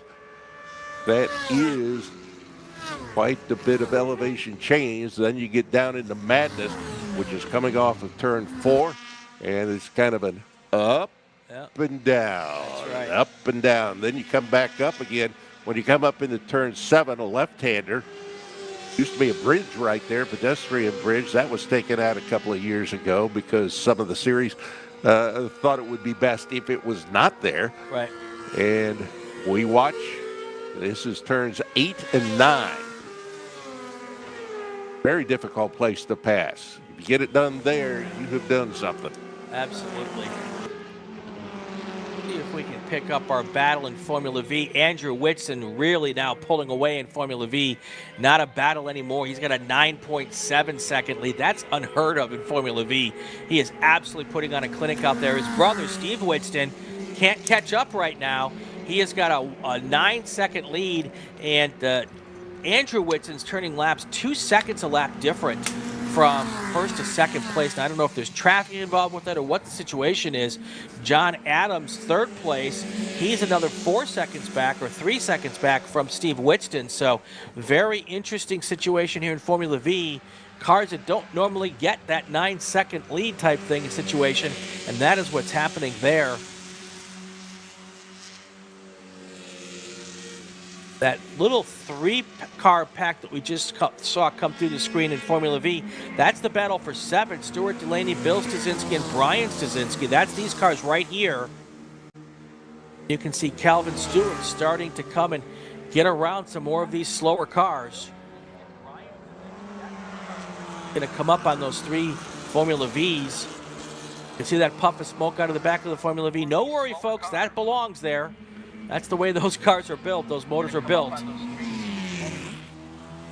I said that was Calvin Stewart. I do not think, I think that's a different white Formula V because I don't think Cal's car has any red on it, unless that's a new feature.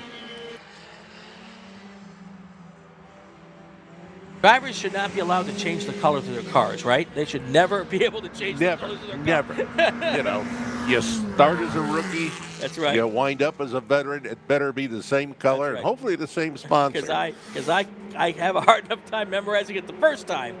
So, now, do I understand you're building a Formula V? I'm working on some projects for that. So, well, honey, now you know I'm building a Formula V. I'm sorry. The good news is she doesn't watch the stream. Anyway. Okay, so I'll give you one for me. Honey, I'm bringing home a dog. Oh, there you go. 11 to go here as we work our way through our third race of the weekend, or of the day here. 9 total today. We've got, I guess that would be 4, 5, 6 more after this one. Our leader right now, Sven de Vries. He's got a 9.2 second lead over Keith Joslin, who has about a 7-second lead over Stephen Jondal in third place in Formula V. Looking down to Formula F, Zach Rivard still, that's our best battle right now on the racetrack. We should try to find the Formula F battle, even though you have all these cars packed in together here. And I think that is the Formula F battle is in that pack. That Zachary Rivard and Theodore Burns, just 0.7 of a second separate them. And Calvin Couts, not far back either, another 1.1 seconds back from Burns. So there's about 2 seconds between first and third in Formula V, or Formula F, and I believe they're all in, they're all in that pack right there. So I believe that front car right there is Zachary Rivard, the blue and yellow one. And then the next Formula F behind would be Theodore Burns and Calvin Couts. Here is Rivard coming across the line here. Now has a 1.5 second lead over Theodore Burns. Rivard has gotten around the F6s of Eric McCree, David Lapham there. So he's got a couple of cars between he and Theodore Burns in that battle in Formula F. Counts is right behind Burns. Yeah, Rivard's got that little buffer zone. He's got McCree and Lapham keeping Burns, or making it more difficult for Burns to catch him. And that is the friend of a race car driver, having other class cars between you and your closest competition.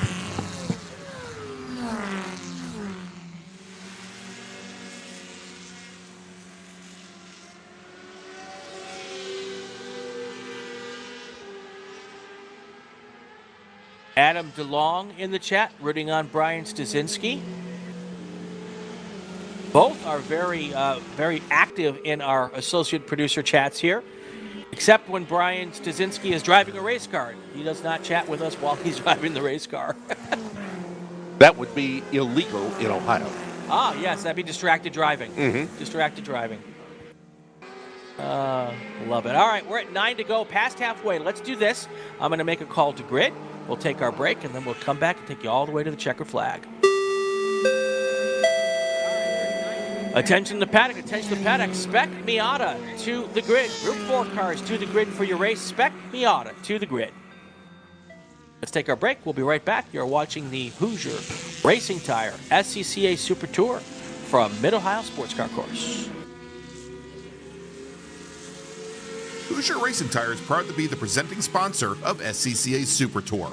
Hoosier's mission is to be the dominant customer-driven provider of tires to race teams domestically and internationally. At Hoosier, we know that our success is dependent on how well we meet our customers' expectations by providing the safest, most reliable, high-quality race tires that put you in the winner's circle. For more information, see our trackside support personnel or the local Hoosier Racing Tire dealer near you. Or contact us at HoosierTire.com. Hoosier Racing Tires, truly tires designed for champions. Tire Rack was established over 40 years ago by an SCCA member with a passion to find the right tires, wheels, and now brakes and suspension products for racers and enthusiasts on both street and track. As official tire retailer of SCCA since 1995 and sponsor of the Ronos Polo Award, along with the National Solo Program, Time Trial Nationals, and National Tour and Track Night in America. Tire Rack is proud to support the SCCA and its members as they go have fun with cars. As the official fuel partner, Sunoco has been helping the SCCA and their drivers perform at their peak since 2001. Mile after mile, race after race, Sunoco has trusted the fuel over 50 racing bodies, including the SCCA, SCCA Pro Racing, Trans Am, NHRA, and NASCAR. As the largest manufacturer of race fuels, they're passionate about helping drivers and teams take the lead. To find race gas near you, visit SunocoRacefuels.com or call Sunoco at 800-RACE-GAS. Get more bang for your buck at SummitRacing.com. Choose from millions of in-stock parts from over 1,500 name brands, parts for racing, street performance, trucks, plus tools, accessories, and more. Shop anytime, anywhere with the Summit Racing app. Hagerty is the official and exclusive insurance partner for SCCA and provides affordable off-track insurance protection for motorsports vehicles while in the paddock, in transit, in storage, and at the shop. Hagerty also provides guaranteed value coverage and even has protection for your trailer. Did you know that SCCA members can save 5% on insurance through Hagerty? Hagerty, let's drive together. Learn more at Hagerty.com. Did you know that SCCA members save $20 on every Track Night in America they sign up for? That's right. Track Night in America, driven by Tire Rack, now hosting 150 events at more than 30 tracks across the country, is the easiest and most affordable way to get you and your friends on track in your street cars all season long. Visit TrackNightInAmerica.com to learn more and get yourself on track.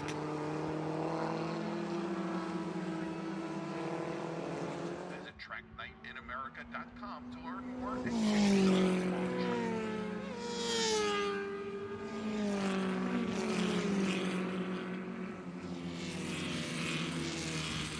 We're back here at Mid-Ohio, 7 to go here in our Formula 6, Formula F, Formula V race.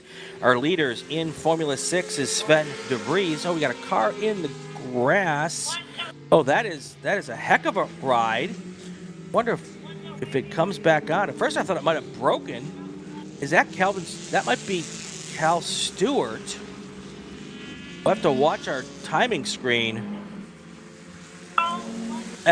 Anyway, let's keep an eye on that situation there. Sven DeVries is in first, Keith Jocelyn second, and Stephen Jondal third.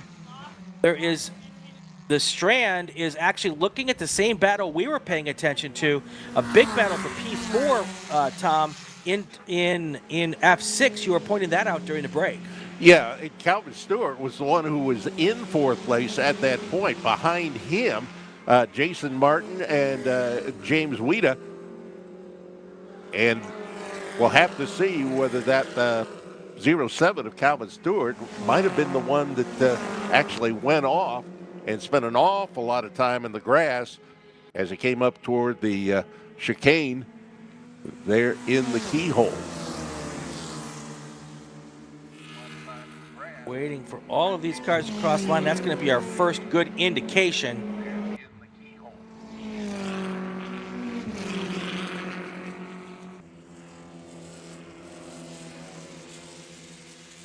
Here comes a bunch of Formula Vs across the line.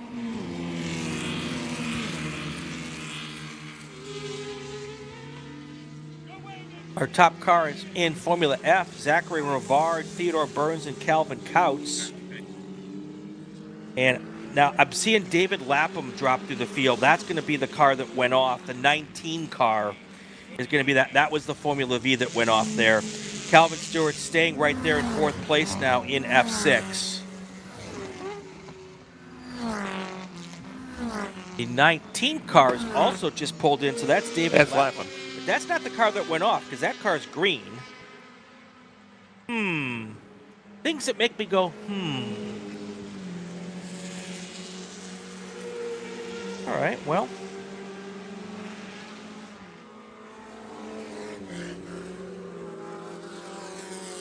Ben DeVries, Keith Jocelyn, Stephen Jondal. Still your top three here as we get into the final 5 laps of this race.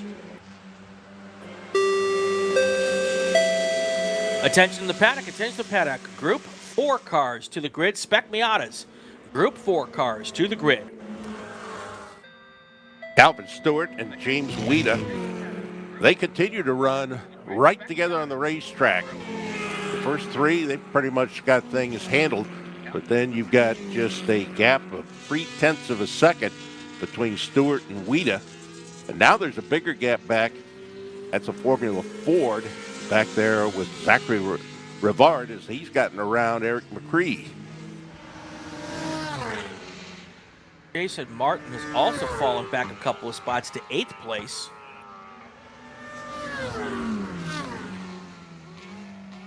Taking a peek at the running order in Formula V. Wow, Andrew Whitston is putting on an absolute clinic here today.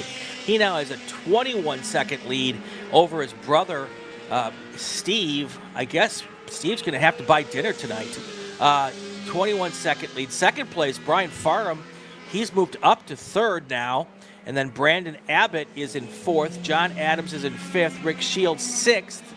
And you've got Stuart Delaney, Bill Stasinski, Brian Stasinski, and Paul McClory. That's how they stand right there. Watching some of these F6 cars right now coming through the back part of the race course. And that gap now between Stewart and Wida has built itself up to 1.5 seconds. So, and perhaps McCree was that car that drove off there, or that may have been Martin who actually drove off that we saw a little bit earlier. Right.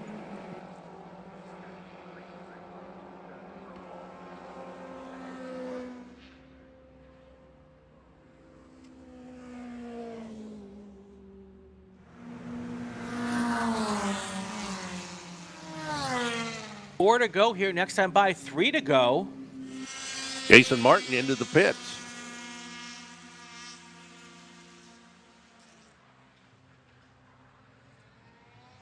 Oh, we've got a big crash. A big wreck. Car upside down at the exit of 5 going down the hill. That's a Formula V, I believe.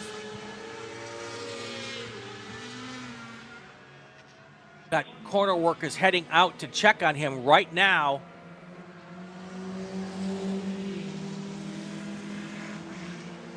Two cars came together. You can see that coming off of turn 5, top of the hill. That is what happens, sadly, with Formula cars. When you get those open wheels and you touch wheels, often launches one of them into the air. We'll keep a look on that as well. Keep an eye and find out what's going on there. Looking at our race control here to see if we're going to end up with a full course here to get some help out to that car. You saw the track truck already getting there, the safety truck. So they were very quick, staged right there at the exit of 5. So they were there very, very quickly. Now we see the tow truck heading there as well. That's coming out of the carousel. He'll hustle down to turn 5. I think there's a cut through there going into the keyhole that they can use to get around there even a little bit quicker.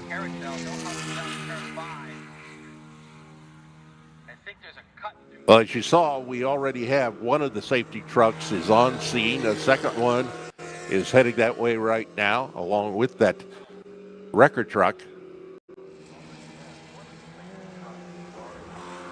That's the thing. You just cannot relax in these races because as soon as you do, something happens. It looks like we're going to get a checkered flag here to end this session early, which makes perfect sense here with just a few laps to go. That'll allow everybody to get to that car and do what they need to do. We'll let all of the cars come across the line here before we give the provisional running order here, the provisional finishing order. We'll let all of the cars come across the line here before we give the provisional running order.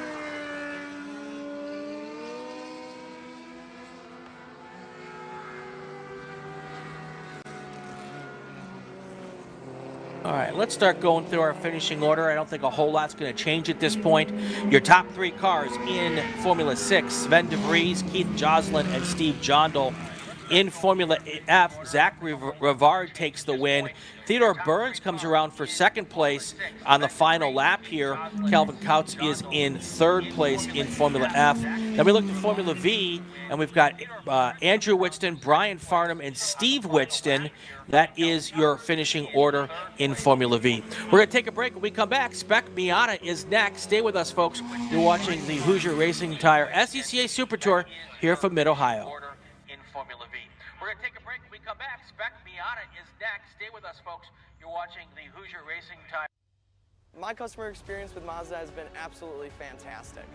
I'm probably not the richest person out here, and they're extremely reasonably priced, and you can buy parts easily, and it's a class that fits both what I want from a racing standpoint and what I can afford. We got into Mazdas largely just because it's a fantastic platform, and Mazda Motorsports has some of the best support for the grassroots racer in parts and technical advice and everything else, so they make it easy for us to run these cars.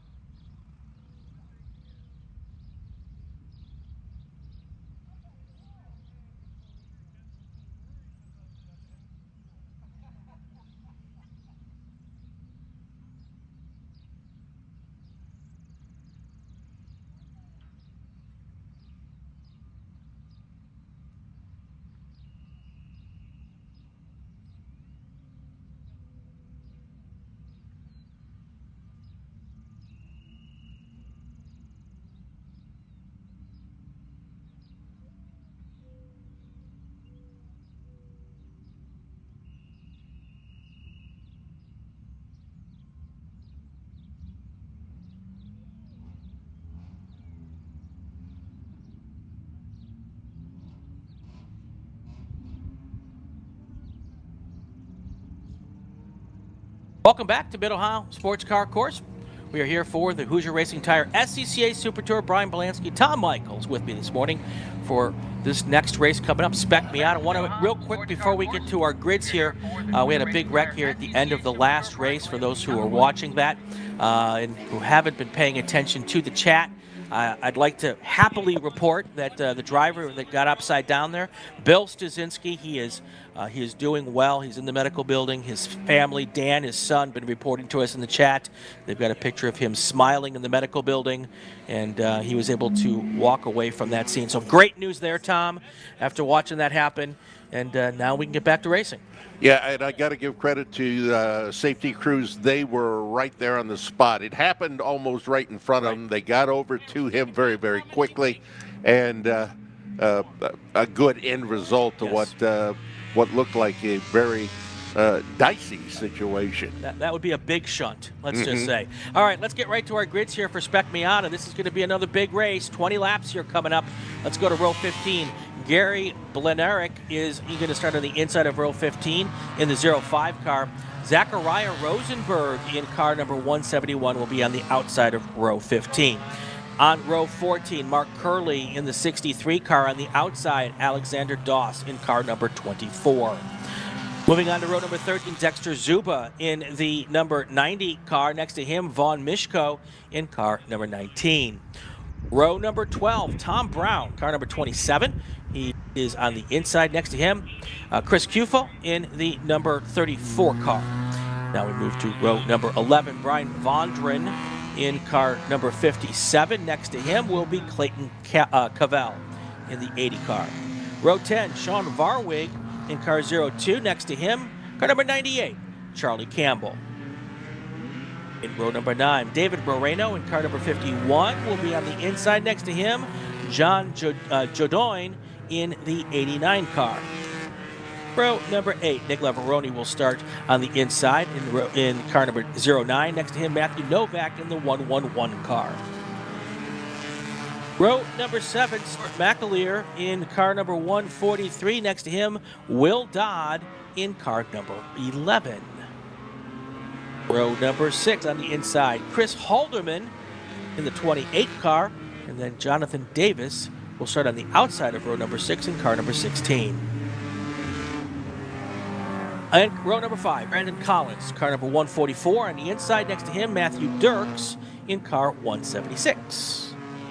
Now your top 4 rows, Alex Bergantinoli in the 04 car. Next to him, Taylor Ferrante in car 151. Row number 3 on the inside, Seth Rowley in the 88 car. And on the outside, Robert Crucera in car 77. Row number 2, Tyler Brown, the 07 car. And on the outside, Ayrton Grimm in the 21 car. Now to your front row. On the outside, Justin Hilly in the car number 48. And next to him is your pole sitter, car number 177, Travis Wiley. That's how they're going to start here for our race group number 4. 20 laps is what we're going to get to today, Tom. And this is always, well, typically one of the better shows of the weekend. Absolutely. I love watching these cars, whether they're here during an SCCA weekend or whether they're one of the preliminaries for, say, the Indy cars or whatever it might be. You see them getting them all lined up there, coming up into the chicane as they run through the 2.4-mile SCCA course here at the Mid-Ohio Sports Car Course. Front of the field very well aligned. Now, technically, the race has already started because they started timing them when they came past the finish line here, and they are lined up pretty doggone good as they come off of the keyhole turn.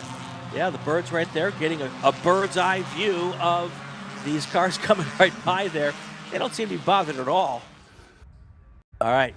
Here comes our field now. You can see them off in the distance. Now down the hill, green flag is in the air, and we are racing again at Mid-Ohio, side by side, several rows back, 3 wide there I can see already. Oh boy, what is going to happen when they turn 4? Here they come into our view, turn 4. 40-some cars going in, 4 wide there in the back of the pack. That could not be the more adventurous situation there. But they made it. Well, they made it. One car, two cars put a wheel off at the back. So far, so good, though. Oh, boy. Credit to these guys. That could have gone bad in the whole. Oh, there's a little bit of damage there. One car going off into the kitty litter there on turn 8. Hopefully he had enough momentum to drive right through to the other side of the sand trap. We'll find out from our corner workers here in just a minute. Thunder Valley is thunderous at the moment with 40 cars going through it. One car puts a wheel off there, now starting to get more single file. As they come through the carousel and across the line for the first time. Your race leader after lap number 1 is Travis Wiley. Tyler Brown moves into second. Justin Hilly drops to third. Seth Raleigh across the line in fourth. Taylor Ferrante fifth. Robert Gutierrez sixth. Alex Bertagnoli is seventh. Brandon Collins eighth. Matthew Dirks ninth. And Jonathan Davis is in 10th. And I believe that was the number 11 car, black car. That would have been the machine of Will Dodd. It went through the sand over there in turn 9. Was able to continue. Yeah, I think it might have been the 111 car because the 11 car came across the line here in 19th place. So I think you might have been the 111 car. That'd be Matthew Novak. Yes, I'm pretty certain. All right. Here they come now, down into turn 4 for the second time. All single file now for the most part. Everything kind of sorted itself out, and now they start making those nose-to-tail drafting moves to try to keep themselves into that lead pack or catch up from behind. 2 by 2 by 2. They have to get ready to get onto an arc. Here they come through turn 8 and 9.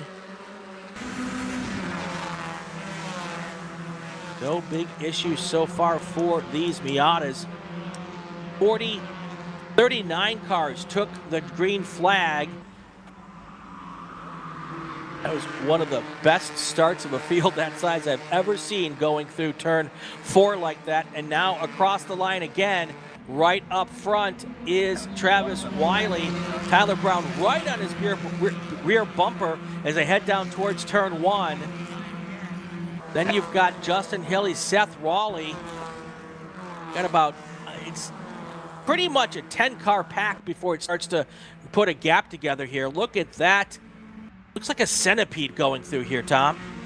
Yep, they just kind of whipped their way through the chicane, coming off the keyhole turn now. And look at that. Tyler Brown had fallen back just a little bit behind Wiley, but he has managed to catch up in his last half a lap.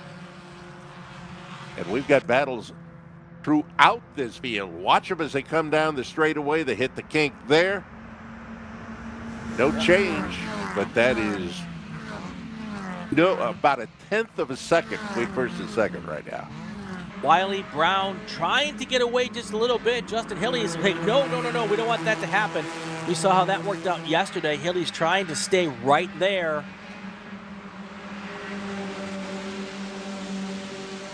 There is a big gap back to this next group coming through, but that front gaggle of about 9-10 cars right there. 4, 5, 6, 7, 8, 9. Then that gap. Well, if you thought yesterday looked similar to today, you're absolutely right. Tyler Brown, Travis Willie, Justin Hilly, that was your podium yesterday. Those are the same 3 cars that are up front right now. A little bit of a gap between third and fourth. Hilly right behind him. Yep. And this is what happened yesterday. Those 3 cars pulled away for a 7-second win yesterday. That was the gap between third place and fourth place yesterday.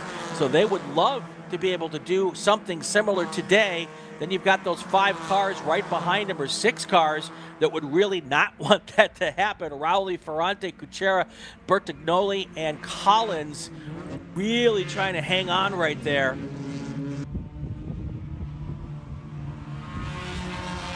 So this is the time where smarts is important.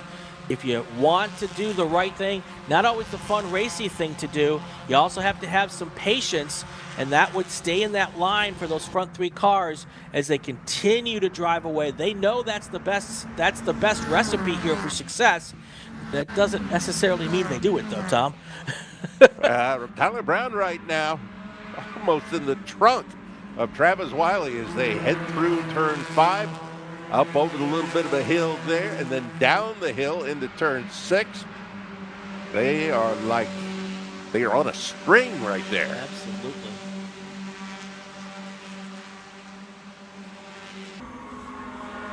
Here they come again through turn 9, up the hill towards Thunder Valley. And you've got this second group, a third group of cars. All these packs trying to organize or stay organized or decide whether they're going to organize. I think Justin Hillick's getting a little bit impatient there, sitting back there in third. He was looking inside and outside. Yep, and that pack behind them now going 3 wide coming out of the carousel. That is not the way to keep together to try to catch the leaders. This time by, it was Brandon Collins who wanted to move up a little bit, so he got around Alex Bertagnoli into 7th place. Stuart McAleer also makes a move into 10th place here coming across the line. Those front 3 cars, though, you could cover them with an Amish quilt. Wiley, Brown, Hilly, same 3 cars that ran up front all day yesterday, up front again today, and a bunch of similar cars trying to catch them just like yesterday. No change at the front. Travis Wiley, Tyler Brown, who just set his fast time, Justin Hilly. That's your top 3. And then the gap back. 4th place car, Seth Rowley. He's under a bit of attack there by Taylor Ferrante.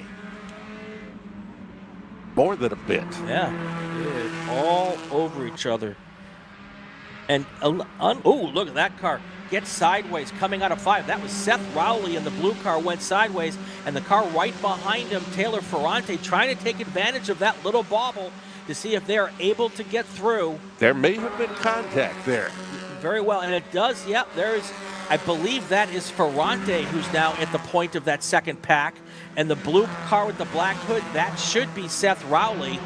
Got a little wide there. He could have been with a little bit of help. Would not be a surprise at all the way these cars drive. There's often a little bit of rubbing in this class.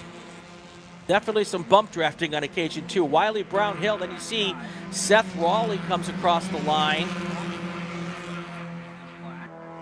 Waiting for right timing. Yep, Seth Rowley drops front center. So that was Robert Kuchera who was able to come up into 4th place.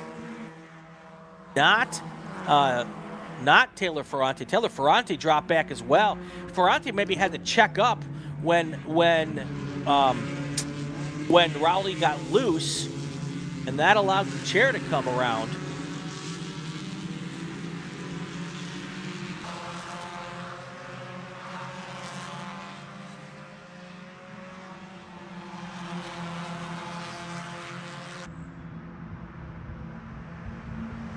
Yep, there are your race leaders right there, and now that pack, that second pack is broken up a big bit here, and that is going to be really great news for your leaders because that pack would have needed to stay together to catch the leaders, and now it's become very disorganized. What a difference a lap makes.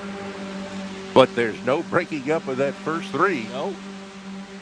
They continue to run as Wiley, who just set fast time, Tyler Brown, and Justin Hilly.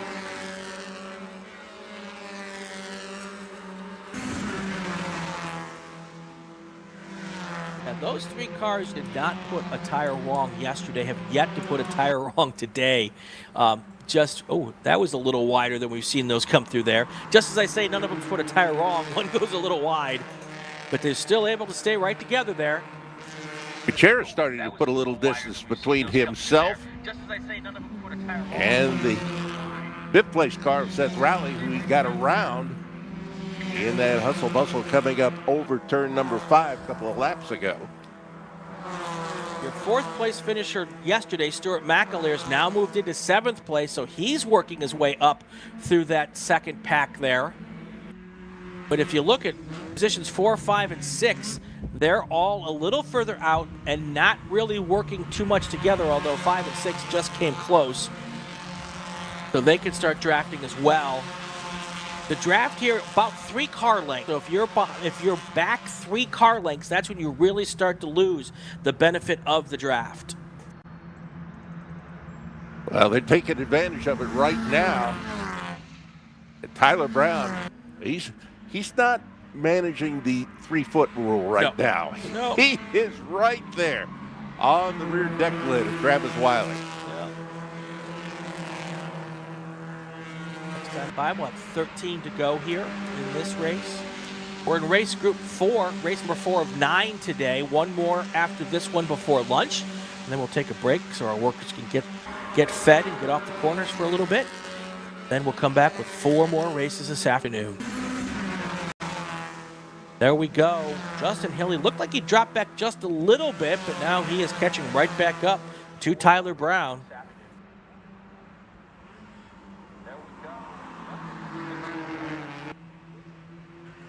Darryl Rowley and Bertignoli need to work together if they want any chance of catching the leaders. They are back now. Let's see, how far back from the lead pack are they? They're now 1.9 seconds back. Seth Rowley just dropped down a purple lap, the fastest lap of the race for any car, a 143.2, and a bunch of cars in that group all put down personal bests as well. So that pack's working really well together at the moment. Now, if you've got something for him, if you're sitting there as Justin Hilly in 3rd place, when do you decide to pull the trigger? That's the age-old question, Tom. Yes. I've seen it work on the 2nd lap. I've seen it work on the last lap, second to last lap, and the last lap. Now the question is, how much patience can you have? Right now, Hilly is dropping back just ever so much, but there is nothing in it between Wiley and Brown. We got a car right there in the grass, and the way that's sunk in there makes it look like something may have broken there. Has that car lost a wheel? Yes, the 02 lost a wheel. We're hearing from the corners, so they're going to need some help getting that out of there. And they're not going to want that car to be sitting there through the rest of this one. That's a big target area. That is Sean Varwig in the 02 car we're hearing.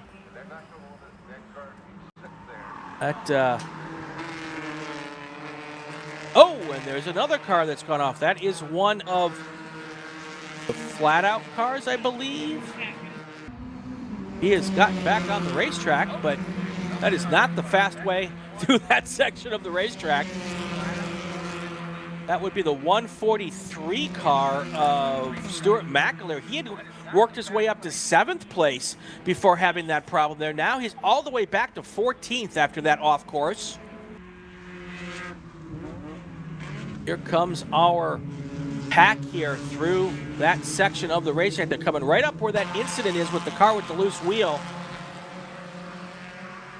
If they're not careful and if they don't slow down coming through this section here, the stewards will not be afraid to throw the full course yellow and slow them down. One of the things they warn, if they overdrive the yellow flags, the stewards will shut down. We got a pass from the lead possibly going into turn 1. That was Tyler Brown going around, trying to go around the outside, and can he get it done? Now he's in the right position through turn 5, and look at look at Hilly trying to stay in right there, maybe take advantage, and look at all of that action has brought the 3rd, 4th, and 5th place car right back into the discussion here. Absolutely. All that happening is we were kind of keeping an eye on that car that had lost the wheel up there in the keyhole area of the racetrack. Here they come, still side by side. Still side by side through Thunder Valley. Now we've got a 6-car battle for 1st place here, and there they are, still side by side, going down towards the carousel. Now they get into line, but what was a 3-car battle is now a 6-car battle. Just like that. That just shows you how important it is for that draft to work, for everyone to work together. That's a 4-second lead completely disappearing in half a lap. And Tyler Brown in that whole thing coming off of turn number 11 is able to get the lead for the first time in this race. Travis Wiley back to second. Justin Hilly still running there in third, but suddenly he's got his mirrors full. Full of Seth Rowley, Robert Kuchera, and Alex Bertignoli. Now they've got the wrecker there to try to get that car out of there.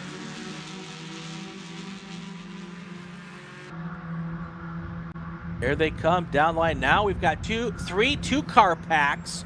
The first pack, Brown and Wiley. Then you've got Hilly and Rowley. The third pack would be Kuchera and Bertignoli. Then as they all come into braking, the backs come together just a little bit. Now you've got about a 25 car length gap between 6th place and 7th place. And those cars hoping that they get racy up front again, because then maybe we can have a 12-car battle for the lead. Well, at least for this race, we have our answer for the first part of it. Which was? Tyler Brown pulled the trigger. There you go. He waited all the way to lap 11, or lap 9, I should say, to make things interesting. So now we've got 6 cars all wanting the first 3 steps on the podium. We'll see if they can keep this pack together for the rest of the race. I imagine it's easy to pull away early when the tires are not as used up as they are now. I think it'll be harder for the lead pack to pull away, those lead 2 cars or 3 cars, to pull away from the ones behind them now. Now, will we see some of these guys maybe back off a little? We'll see the gaps increase, and then they'll let the tires maybe just cool a little bit before they get back into it. And then you got the guy out front. What's he going to do? All right, well, the car with the loose wheel is gone, so we're back to full course green all the way around this racetrack. 10 laps to go here. Let's do a call to grid and take our break.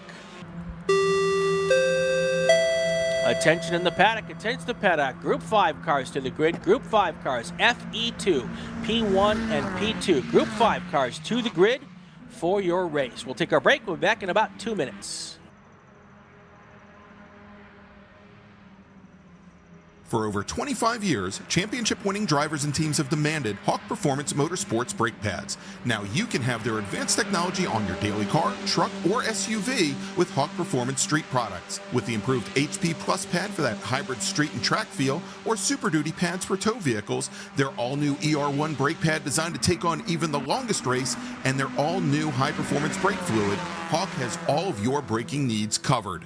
Visit hawkperformance.com and like them on Facebook or Instagram to learn more about the Hawk Performance Advantage. Hawk Performance, what's stopping you? Tire Rack was established over 40 years ago by an SCCA member with a passion to find the right tires, wheels, and now brakes and suspension products for racers and enthusiasts on both street and track. As official tire retailer of SCCA since 1995 and sponsor of the Runoff Pole Award, along with the National Solo Program, Time Trial Nationals, and National Tour and Track Night in America. Tire Rack is proud to support the SCCA and its members as they go have fun with cars. As the official fuel partner, Sunoco has been helping the SCCA and their drivers perform at their peak since 2001. Mile after mile, race after race, Sunoco has trusted the fuel over 50 racing bodies, including the SCCA, SCCA Pro Racing, Trans Am, NHRA, and NASCAR. As the largest manufacturer of race fuels, they're passionate about helping drivers and teams take the lead. To find race gas near you, visit SunocoRacefuels.com or call Sunoco at 800-RACE-GAS. Get more bang for your buck at SummitRacing.com. Choose from millions of in-stock parts from over 1,500 name brands. Parts for racing, street performance, trucks, plus tools, accessories, and more. Shop anytime, anywhere with the Summit Racing app. Mazza Vineyards is the exclusive sparkling wine for podium celebrations at the Hoosier Racing Tire SCCA Super Tour, SCCA Runoffs, and Tire Rack SCCA Pro Solo. Celebrate your racing weekend with Mazza Vineyards and learn more at enjoymazza.com. It's the 2024 Hoosier Racing Tire SCCA Super Tour, the premier amateur road racing series bringing together top SCCA road racers from around the country. The Hoosier Super Tour visits some of the greatest tracks in North America, showcasing each of our 28 car classes. From production to GT cars, prototype to Formula cars, the Hoosier SCCA Super Tour packs a ton of wheel-to-wheel racing action into every event. We're back here at Mid-Ohio, race number 4, Spec Miatas, and it's been a barn burner, folks. We've got a 6-car battle for the lead. Tyler Brown, Travis Wiley, Justin Hilly, they've been up front all race, and that's the first 3 cars you see here. Right behind them, Seth Rowley, Robert Kuchera, and Alex Bertagnolli. Those 3 cars were able to catch up very quickly when the front 3 cars decided to get racy about 4 laps ago, and now they're sticking together like glue. Yeah, Travis Wiley had the lead for most of the early part of this race, and then it was Tyler Brown able to manage to get the 07 car around him. Now, once again, they are working race lap number 13. We run to 20. We watch them as they come through what is called madness. There are several names for this part of the course. Hey, I just think it's neat, and it's the best viewing part of the course, to be sure. That hill will be filled when we get to the IndyCar race in early July. Interesting, Tom, how early in the race the top 3 cars were able to drive away a little bit when they had fresh tires, but now after the gap closed up, they're not able to have that kind of success, and the second group of 3 cars now sticking right with them, and I have a feeling this is going to be what we're going to see here all the way for the final 8 laps. Yeah, intramural battles will slow a couple of cars in occasion and allow that 3rd or 4th car, whatever the case might be, to pull up in line. Right there you see that front 6. They have not wavered in their distances between each other for probably the last 5 laps, maybe 6 laps here, as we're now working race lap number 14. So we were talking about when did this moves start happening earlier, and now that we've got a 6-car battle, I suspect the moves are going to start happening sooner than they normally would, because the car in 6 certainly doesn't. Oh, there's another car off. That is on the entry to the carousel. Looks like he's able to get moving if he get a little clear piece of tarmac to jump back into the race. There we go. You see the corner worker out there drop it their yellow flag.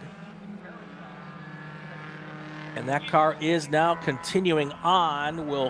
When they come by here, we'll get the car number. That is the 113, I think. It may have been the 10 car. Might have been the 10 car. Yeah. Matteo Azzari. I put on glasses to be able to see the computer screens, but then I can't see the front straight, so I apologize, folks. I apologize.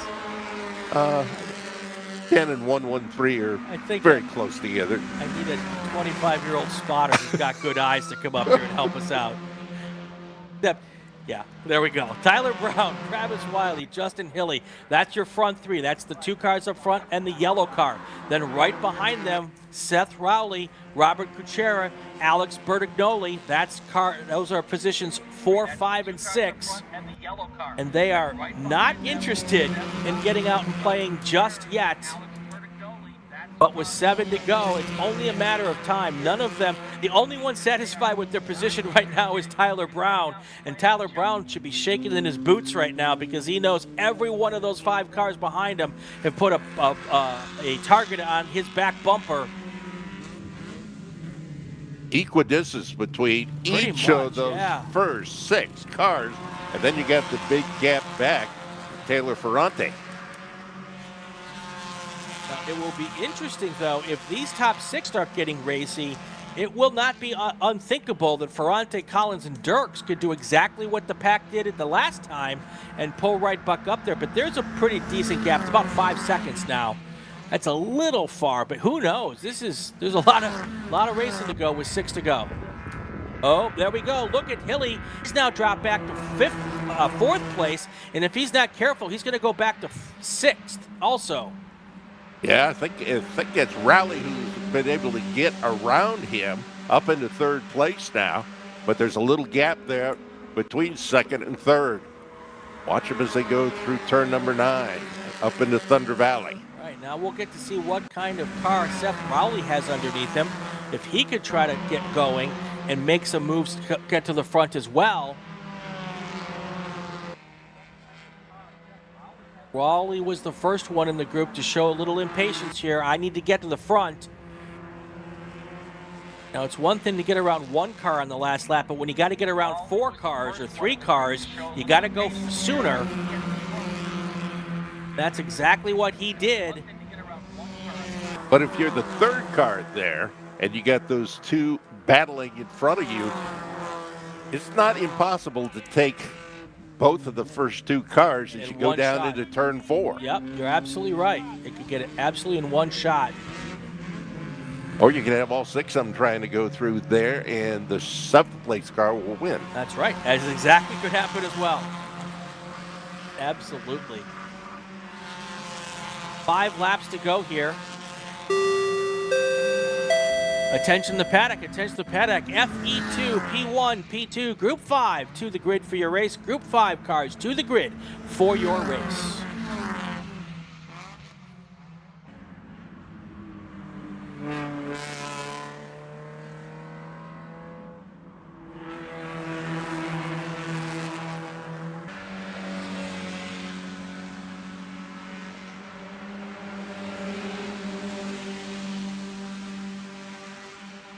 Oh, big nudge and a car hopefully avoiding the tire barrier. We'll see whether it comes out here.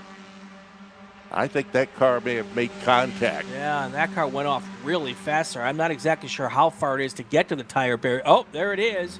That is car 157, maybe? 157 would be... Or could it be 152? I don't see a 157. Or was it Was the it 151? Taylor Ferrante. Taylor Ferrante. We'll know here soon whether or not that it is the Taylor Ferrante car. It is dropping through the order quickly here, all the way down to 11th place now. Now we're broken into 2 groups here with that front pack. Yep. I don't think it'll stay that way for long. I think it certainly won't stay that way after the first 3 cars start trying to get some raciness going, and it's only a matter of time before that happens. The only question is when. Taylor Ferrante dropped from 7th place all the way down now to 25th place. So I think he had a little help. yeah, a little help from my friends. Yep. So now it's Tyler Brown. That's the front car. Then you've got Wiley and Rowley, 2 and 3. The yellow car is Justin Hilly.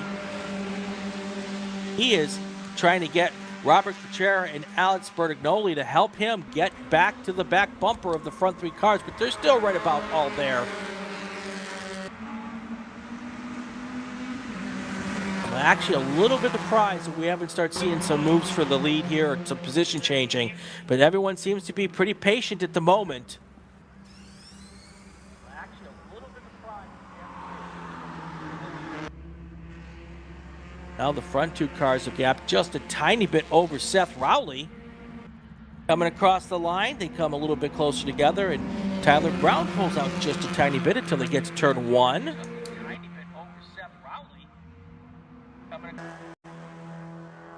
There they are going through turn 1. Little bit of gaps opening up now with 3 to go. Yeah, no pressure at all on the first 6 from the next car in line. But there's a pretty good battle there between Dirks and Collins now.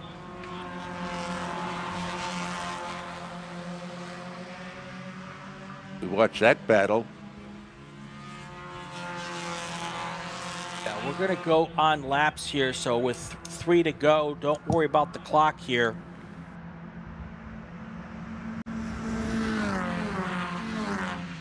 Tyler Brown's been able to open up a little bit of a lead. It was 0.3 of a second at the line. Now they're racing for 2nd place. That's good news for Tyler Brown. He'd love for them to all be racing back there so he can gap a little lead here. And that looks like a little bit of what's happening here as we go 3 to go, 2 to go next time by. It's also allowing what had been a separate 3-car pack to pull right up there. Yep. This could also be really bad news for Tyler Brown because those 5 cars could work together and get a nice little run and maybe even drive right past him. But he's got a nice little advantage. Yep. But the key word there is little. Yes, absolutely. That little advantage has grown from 0.3 seconds at the line last time. This time by the advantage is 0.7 seconds. So while it's a little advantage, it's actually double on this last lap. This is what I want to see going down to turn 4 the next time. With the draft, will those 5 cars be able to make up any distance here? If they can't, this is really, really positive news for Tyler Brown. Well, that gap is getting bigger. It is. Watch them as they come through the carousel, I should say the keyhole turn, onto the straightaway. Yeah. Well, who's better under braking? That's right. Going to be the critical lap. We'll see what's happening. Look at how big that gap is. We might be screaming about a pass for second place here because unless something happens, I don't think this pack can catch Tyler Brown now. Yep, he's really gapped himself there going into turn number 4. Nobody making a move there. No. They're all going to wait for the final lap to get this thing done. I think they're still trying to catch the first place car. They realize that they need to work together, but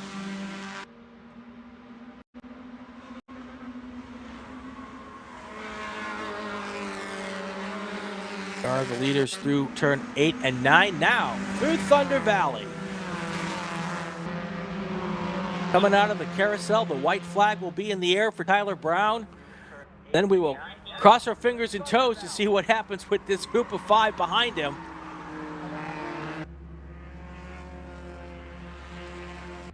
I wonder how much rubber is still on the tires of these cars at the end of this weekend. Here they come now. White flag is in the air. 1 to go here for Spec Miata. Tyler Brown seems to have it in hand at the moment.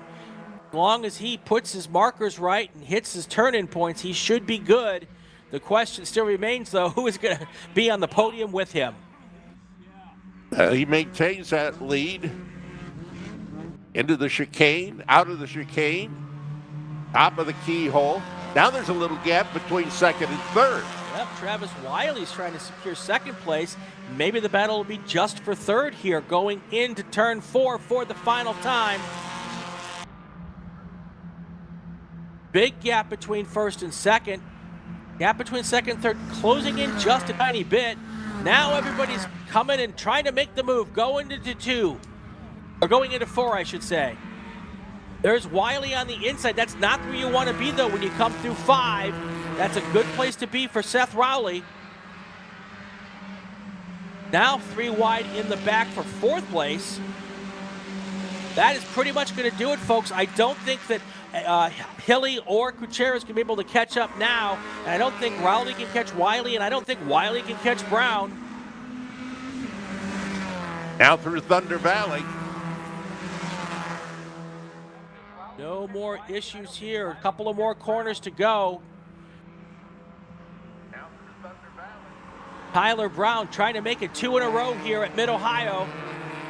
A couple of more corners to go. Here he comes through the carousel. Checkered flag is in the air. Tyler Brown, Travis Wiley, first and second. Your third place car is going to be Seth Rowley here. That is your podium at Mid-Ohio. And right on that final lap, Alex Bertagnoli went from 6th place to 4th place on the big move on the final lap. Well, now we have that definitive answer. Middle of the race, pulled the trigger. That's right. what Tyler Brown did. That's exactly what he did, and he was able to hold on for the last 11 laps to take the win. So, like yesterday, Tyler Brown, Travis Wiley, your top 2. The difference is Seth Rowley is going to stand on the podium with him this weekend on the second race. Justin Hilly drops to 5th. Alex Bertagnoli, your big mover on the final lap, from 6th up to 4th. Then you've got Robert Kuchera in 6th. The rest of your top 10, Brandon Collins, Matthew Dirks, Chris Haldeman, and Jonathan Davis. We'll take a short break. When we come back, our final race before lunch, FE2, P1, and P2. That's next, folks. Stay with us. You're watching the Hoosier Racing Tire SCCA Super Tour. We are at Mid-Ohio.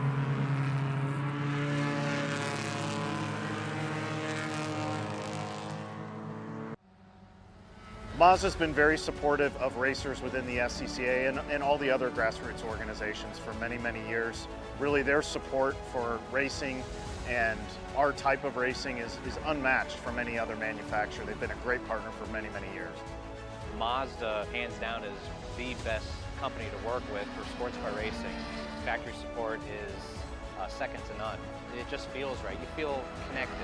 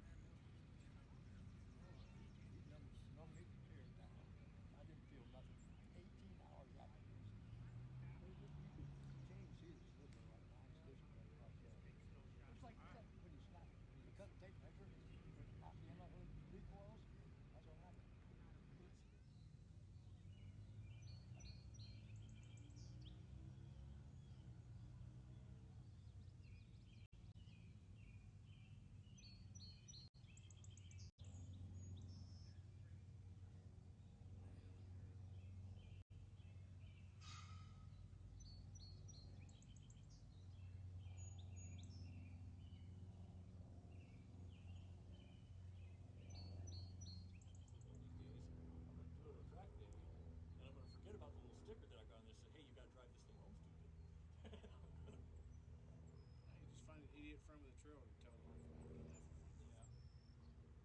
Yeah. I wish I'd left my windows open on the car. I'm sure it's gonna be about 14 billion degrees in there. Yep. Should have left the keys with safety. Hey guys, help me out. Well, I'd just remote start mine, but fairly certain it's still on defrost. That wouldn't help. 5 degree. Yeah. 05 Subarus don't have remote start. Especially when they don't have automatic gearboxes. This will be P1, P2, and FE. Sick. Split start with 2 pace cars. Who's getting these? I guess I am.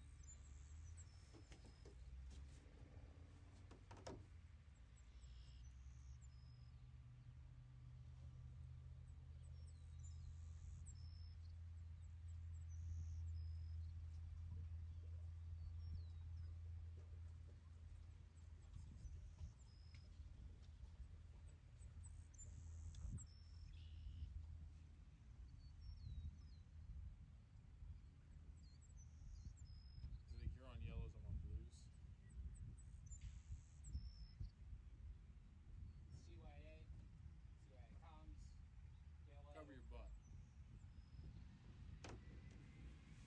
There's washing balls. This is P1, P2. Yep. I wonder if Bill Niemeyer's gonna make it out. I heard the change in people in the tower, and I'm real glad I'm not on that. Enjoy. Thanks. I apologize. Your name again? Glenn. It is Glenn. Okay. I thought it was Glenn with 2 N's. Yeah. It's because it was the 5 letters. I'm like, I've either remembered it right and it's that Glenn or I've screwed entirely wrong and it's Brian. Well, I mean, my brain is always like, I remember the number of letters in a name. How many do I have? 3 minutes, Chris. F. Will you spell yours with an extra R or no? Where would I put an R? 2, clear. There's no R in asshole. Unless you're in Britain and it's arsehole. Arsehole. Really ain't arsehole.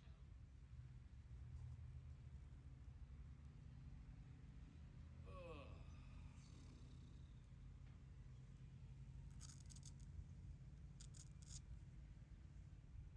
Tell you if I was.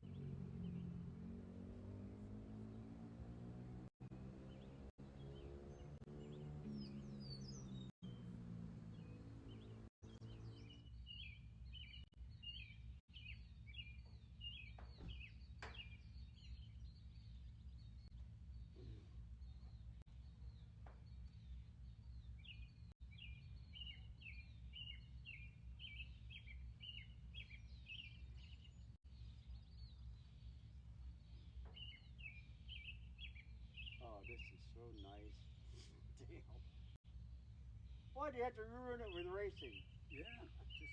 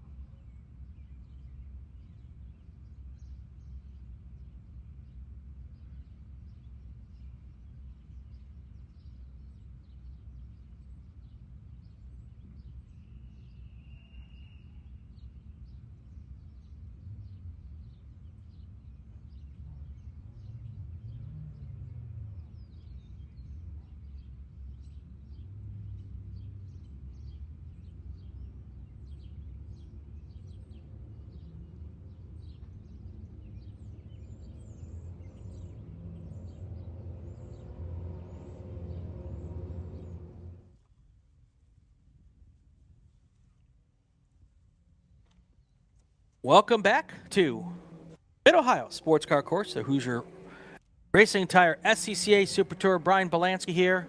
Rusty Bell back in the chair for another race with us here. Good hello and on the return, Mr. Bell. Good day. Glad to be here. Great day today. There you go. Temperature 76 right now. Bright sunny skies. Yeah, completely different than Friday. And, Yes. And I think most of the guys are liking it. Yeah, I have not heard anybody complaining about the weather today. No. Plenty of other things to complain about.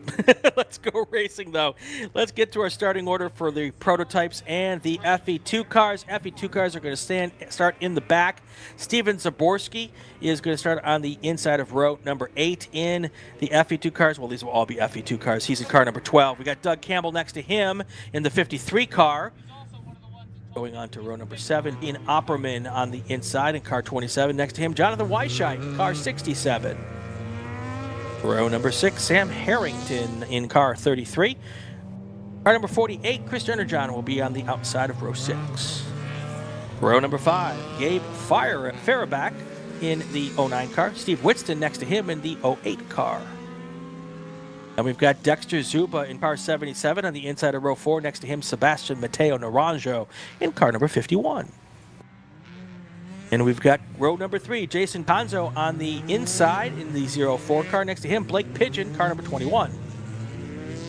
Then row number 2, Eric Wisniewski in the 16 car. James Lebecco is going to start on the number 98 car. He's yesterday's race winner in FE2. Row number 1, Daryl Willis on the inside, car number 47. Car number 71, Adam Jennerjohn will start on the outside of row number 1. That's our second pack. Now to our first pack. These are our prototypes. P2 car in the Radical Pro, car 31, Jack Baruth in row number 5. Now to row number 4, Bill Niemeyer Jr., car number 65. That's a Sorcerer. He will start on the inside of 4. On the outside of row 4, Gary Peck in the store WF1. Car number 114. Now to row 3, Vaughn Scott. Car number 25, he's in a Hidari Firefly. On the outside of row 3 is the Nastendo 1 P2 car, Richard Colburn. That's car number 97. Now in row 2, David Locke. That's the 18 car, a store WF1 P1 car. Next to him, Mike Rupert in the store WF1 P2 car. That is the 07 car. Row number 1, you've got your defending national champion on the pole, Todd Vanacore, car number 119. Next to him on the outside of row number 1 in the Elon, they're both in Elon DPO2s. That's Daryl Schaff in car number 94. That's how they're going to start here as we get ready to get our last race before lunch underway, Rusty. Yeah, looking forward to getting this one rolling. Saw some good racing out of the FE2 group yesterday. I think, if I recall, the P1 wasn't much of a race out there, but maybe today we'll see with the dry conditions and the way everybody's qualified here. If they've made some adjustments. I've been rolling through the pits in my golf cart, talking to a number of these drivers, and they're all making some tweaks after the qualifying this morning to try to adhere the car a little bit better to this nice dry racetrack with the new pavement. So we'll see if they've been able to make any changes that will pick up the lap times and make them a little more competitive for today. Well, one thing that's different today is when I was just looking at that shot at turn 1, I'm actually seeing a little bit of rubber on the track surface now. You can see right there's a little bit of rubber starting to come down on the track, so that will help things grip up just a little bit too. And you were right. The gap for the winner between Todd Vanacore and Daryl Schaff was 1 minute 7 seconds. Yeah, that's a nice gap. For the margin of victory. Yeah, that's how I'd like to do it if I had the opportunity. All right, here comes our first group. They should pop into our view in just a second. They come up over that hill, right up by that tire wall. There you go. There they are. Green flag already in the air. And we are racing here in our group number 5, race number 5 of the day. Right, quickly, it is Todd Vanacore to the point as well, and he's already got a 3-car length lead before they get to the first quarter. Yeah, looks like Daryl Schaff trying to hang alongside. Green flag for our FE2 cars as they come by, a 3 wide there, I think, for second right now. We'll keep an eye on that as they're still 2 wide hitting the brake. Yep, 3 wide for second. They were 3 wide a little further back in that field as well. All clean, though, through turn 4 and turn 5.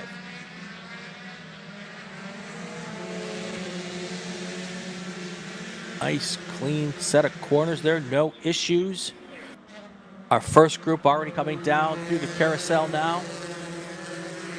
Coming onto the front straight. We'll see who the leader is. I know who the leader is. That's Todd Vanacore. Crossed the line first. Then we've got Daryl Shaw, a second back. The rest of the cars in that first group is Mike Rupert, David Locke, Vaughn Scott, Gary Peck, and Richard Colbert. Now our FE2 cars starting to come across the start-finish line, or the finish line, for the first time. James Lebeco right to the point. Yesterday's FE2 race winner goes to the lead. Darrell Wills in second. Adam Jennerjohn third. Eric Wisniewski is fourth, followed by Jason Conzo and Dexter Zuba in sixth. Cars already single file working their way through the top of the keyhole and onto the back straightaway. We'll see if Vanacore can continue to pull it out. We'll get an idea at the end of this lap what their ultimate lap times are. That first lap's like a half lap, so we can't really tell with the speed that we see. Yeah, that 2 prototype cars right in front of the FE2 cars. One of them was smoking down the backstretch. Not sure if it was this yellow one or the red one, but you can see the FE2 field already up to these slower prototypes. They're going to start dispatching them pretty quickly here. That would be Gary Peck and Richard Colburn. The FE2 car. Hopefully not a surprise to those prototype cars that they're already there. We saw early yesterday, the first time the FE2 cars came up on those prototypes, that they weren't really ready for them, and that we had a close call, but not so much this time. Yeah, car's getting a little wide there, coming off turn 9. There's a car going off there in the carousel. Back on. Yep. A couple cars in the FE2 group getting wide here on this lap. Definitely losing some positions, though. James off again here, coming onto the front straightaway. Just now trying to get back on track. Those are the kind of off-track excursions that fill the radiators with grass, especially with the FE2 with that wing. It's exactly like a lawnmower, and it just clips the grass and puts it right in the radiator. Yeah, these FE2 cars are fairly stout, but Formula cars also tend to bend things when they go off the course, too. So these cars are pretty strong, but that's something you want to try to avoid. Unlike a big sedan that you can go and do their thing and go off a little bit, not recommended here in these cars. Yeah. Looked like a good battle for second with Jenner, John, and Wills. We'll see. They're still not quite sorted out. The top of the hill at 5.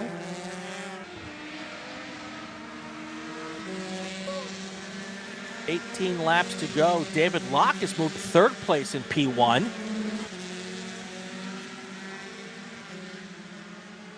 Might have a car in the gravel at turn 1 or near turn 1.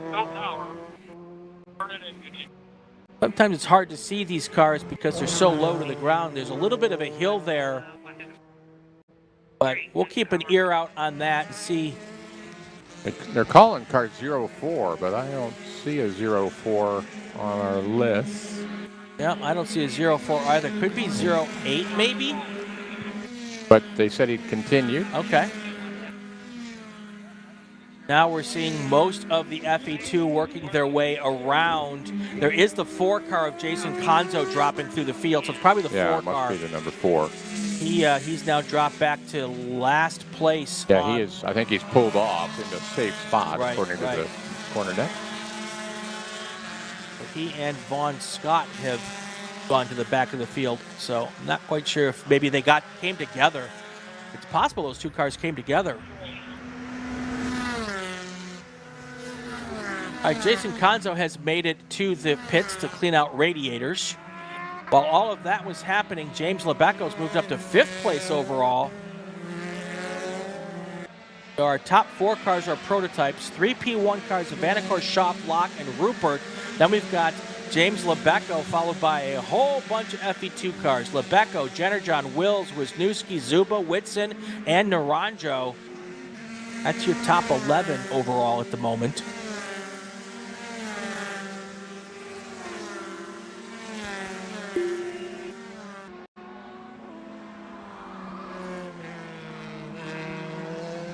Yeah, that would be second and third place in P2. Both of those cars have dropped to the back, but Peck was a slow car, so that's possible that he's just slow. But Vaughn Scott, I'm wondering if he may have come together with Conzo, and that's how that all came together. Not sure, but we'll find out to see if that is the case here.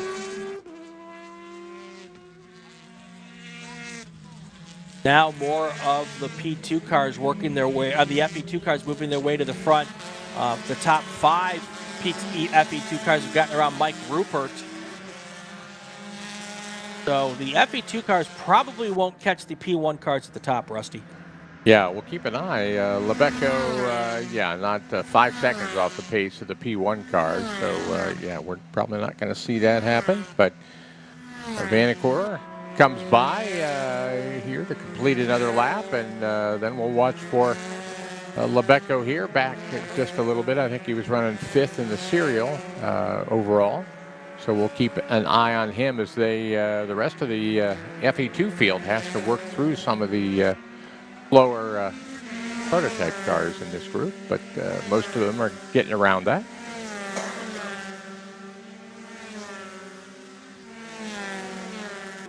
Then Vanacore should start catching the back of the pack here pretty quickly as well. Vanacore just turned into fast lap of the race of a 1:22.287. You look at the cars at the back of the pack, they're circulating around at a 1:42. So 20 seconds a lap faster for Vanacore than the slowest cars in the group.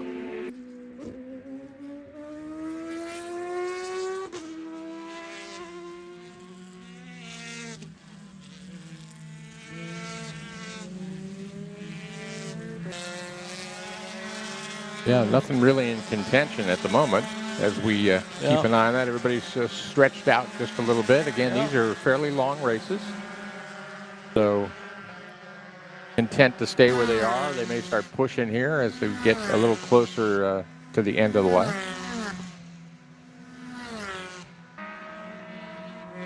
There, that front car, there's James Lebeco right there. Second place right there is Jenner John.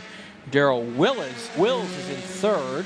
That is the blue car, the first blue car. The second blue car is Eric Wisniewski. Getting reports from the flags about loose bodywork on the 114. That's Gary Peck.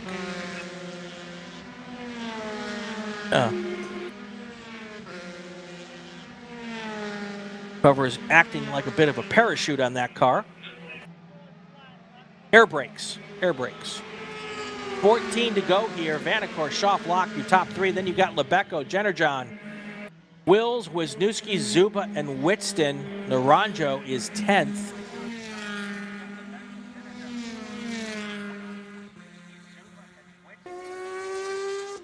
There is Lebeco. Yeah, all the cars here spread out just a bit. Looks like a battle there for third place in FE2. Yep, that is Wisniewski right behind Darrell Wills. That's probably our best battle on the racetrack right now. Yeah, lap time's almost identical in those two cars. We saw another group of cars together for about the 10th spot in FE2. That is third and fourth place, those two blue cars in FE2. Wills and Wisniewski.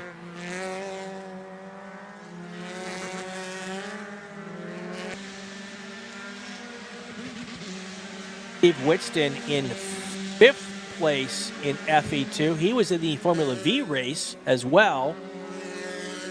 Trying to qualify in both classes for the runoffs this year.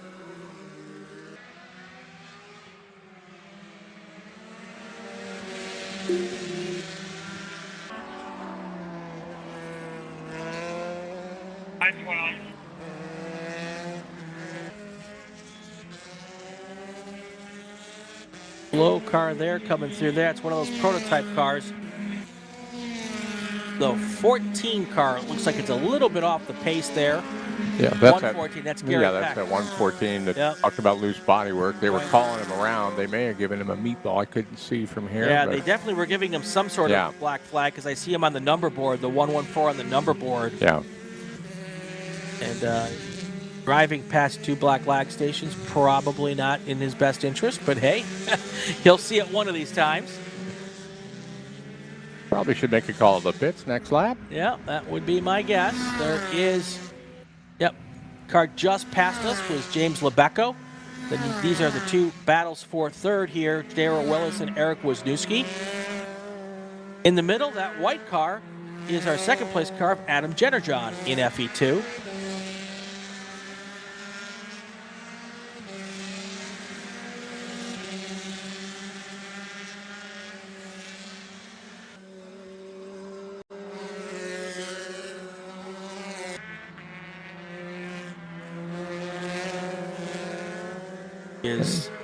I believe that is Mike Rupert making his way around. It's probably Gary Peck. Gary Peck. Yeah. Or maybe Richard Colburn. Also a possibility, but yeah, I think probably Gary Peck is a better guess. Colburn's in a yellow and black car. Gotcha. So. Yep. Okay.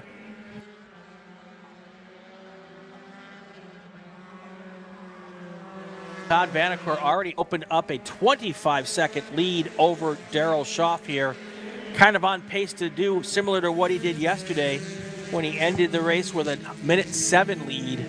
So getting close to halfway here. That lead's already 25 seconds. So kind of pushing towards the same situation. Gary Peck stays out another lap. All right. Comes by the stripe one more time. I don't know, Brian, if you look at the lap records for P1, I have not. Vanacore is certainly on the move, and we'll see if Lebecco's. The lap record in P1 is a 1:19.4. Yeah, he's got a lot of time to make up. Yeah, that's 3 seconds right now. The lap record in FE2 is, stand by, where did it go? Here it is. FE2 is a 1:26.6. And he's real close on that. 1:26.9. 1:26.9. Yeah. So, well, watch for James Lebecco. See if he can get himself a lap record here this weekend. If he does and he wins, that would kind of be the trifecta here. 2 wins and a lap record. I'd call that a good weekend. That's a really good weekend. And his time today, Lebecco's time today is 1.3 seconds faster than his time yesterday. Yeah. That is great information being fed to us by our esteemed executive producer. 10 laps to go here. Let's do this. We're going to take our break. We come back. We'll go all the way to the checkered flag. You're watching the Hoosier Racing Tire SCCA Super Tour from Mid-Ohio.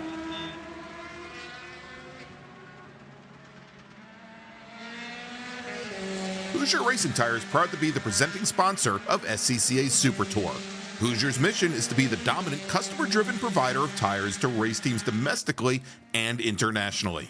At Hoosier, we know that our success is dependent on how well we meet our customers' expectations by providing the safest, most reliable, high-quality race tires that put you in the winner's circle. For more information, see our trackside support personnel or the local Hoosier Racing Tire dealer near you. Or contact us at HoosierTire.com. Hoosier Racing Tires, truly tires designed for champions. Mazza Vineyards is the exclusive sparkling wine for podium celebrations at the Hoosier Racing Tire SCCA Super Tour, SCCA Runoffs, and Tire Rack SCCA Pro Solo. Celebrate your racing weekend with Mazza Vineyards and learn more at enjoymazza.com. Tire Rack was established over 40 years ago by an SCCA member with a passion to find the right tires, wheels, and now brakes and suspension products for racers and enthusiasts on both street and track. As official tire retailer of SCCA since 1995 and sponsor of the Runoffs Pole Award, along with the National Solar Program, Time Trial Nationals, and National Tour and Track Night in America. Tire Rack is proud to support the SCCA and its members as they go have fun with cars. As the official fuel partner, Sunoco has been helping the SCCA and their drivers perform at their peak since 2001. Mile after mile, race after race, Sunoco's trusted the fuel over 50 racing bodies, including the SCCA, SCCA Pro Racing, Trans Am, NHRA, and NASCAR. As the largest manufacturer of race fuels, they're passionate about helping drivers and teams take the lead. To find race gas near you, visit SunocoRaceFuels.com or call Sunoco at 800-RACE-GAS. Bravo Trailers is the exclusive trailer partner of the SCCA. Owned by longtime SCCA racers, Bravo Trailers work better, load easier, and tow better because we build them with racers in mind. Visit BravoTrailers.com to see your new trailer in aluminum or steel. If you like what you see today, become part of the action by joining the Sports Car Club of America. Whether you want to drive, flag, organize, officiate, have fun with cars, or meet 65,000 enthusiast friends, SCCA offers plenty to feed your motorsports obsession. Ask someone trackside about how to get involved or visit SCCA.com for more information.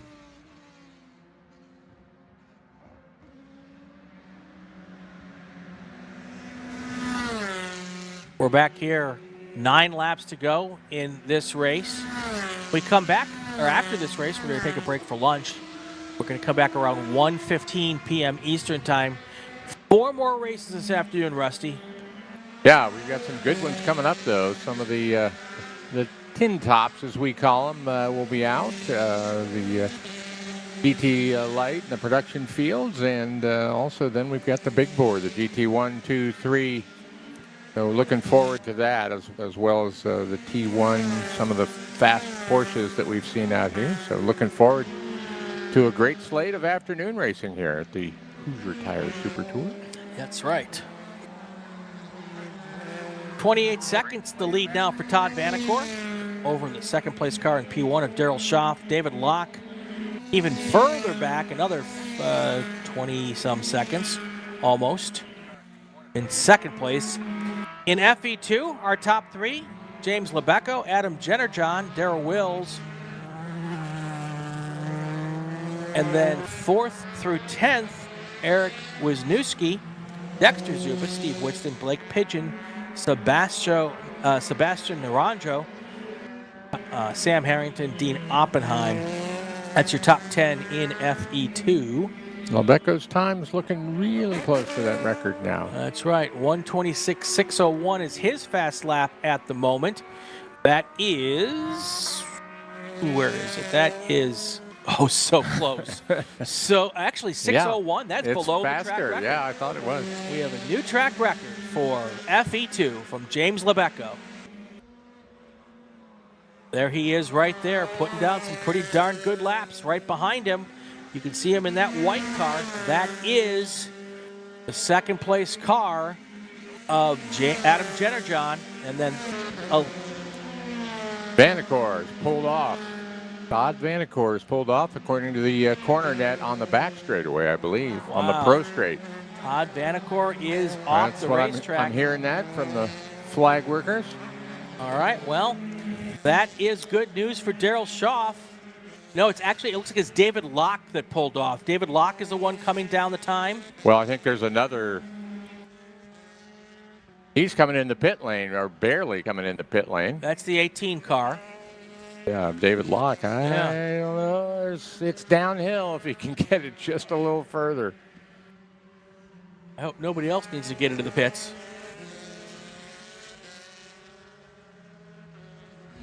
So if it is Vanacore, not dropping through the order at the moment, but that has moved the entire field up one spot here. James Lebecco now in 3rd place overall.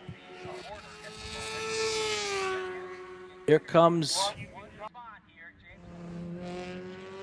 Oh, and it...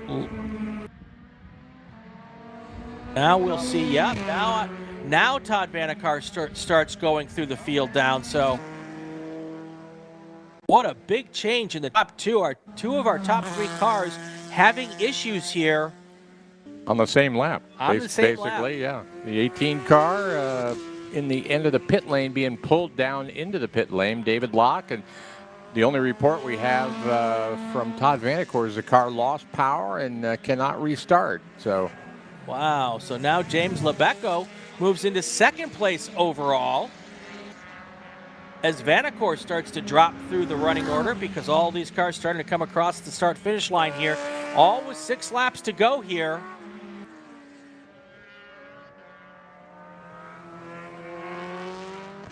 So a 25-second lead doesn't mean much if you can't make it to the end of the race. No, need to make the car last. Yeah. That's the one thing that you don't typically have any problems with these FE2 cars. They are really, really sound mechanically. Not saying you can't mess one up, but you got to work really hard to break one mechanically. And that's why we've got so many of them out here. They're fun to drive. They don't break down very much. They're not difficult to fix. That's why these spec classes are so popular. All of them: Spec Miata, Spec MX-5, Spec Racer Ford, FE2. That's the joy of these classes, is that they're reliable cars typically, and they don't have a lot of maintenance often. So, got a report that Stephen Zamborski spun the FE2 up near the keyhole, but continue. Now, just because they're reliable doesn't mean you can't spin them. Yes. But they seem hard to break, fortunately. They do seem hard to break.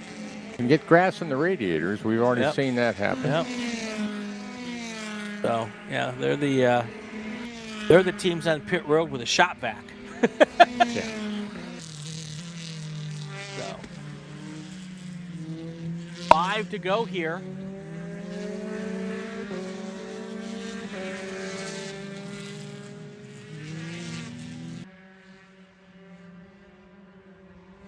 There's a 3-car battle for 9th place in FE2. This is Harrington, Opperman, and Faribax. Actually, 9th place. Here they go through turn 1. That's the other part that's good about these spec classes, is it seems to always be someone to race with.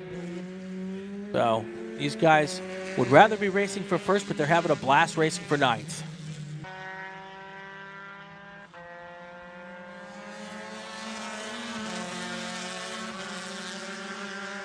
Harrington out of Finksburg, Maryland.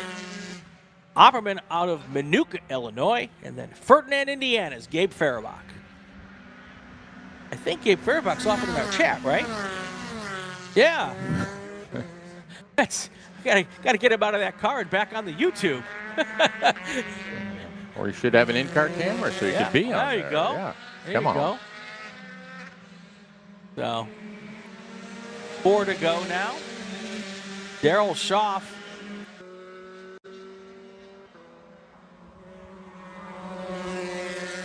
Jenner, John, and Wills. They went. Here is the battle for second FE2 coming up the hill at us. Through bending it through turn 2, the entry to the keyhole turn. Battle for third overall, second in FE2. Those two guys have been racing right up next to each other the entire race. So they're having a good time as well. But now it's less about having a good time as it is about which trophy they're going to take home with them. Yeah. They are through the king, under the brakes, top end of the straightaway. Still about that same car length apart. Tightens up a little bit here at the top of the hill. This is the time where I'm starting to ask myself, is the Wills car just measuring Jenner John, trying to figure out where the best spot is for the pass to be made, where one car might be a little stronger than the others, maybe saving a little bit of tires for a last lap gasp for a second place spot on the podium. That's Wills and Wisniewski. I apologize. The white car in the middle is the Jenner John car. So there's Jenner John in second. This is the battle for third place. This is the battle for the last step on the podium.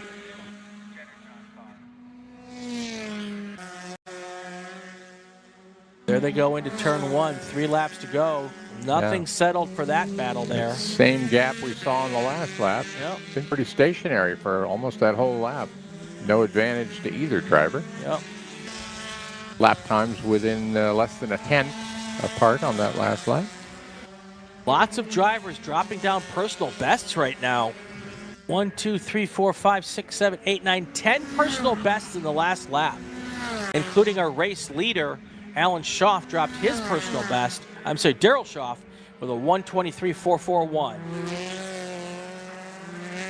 All right. Oh. Yeah.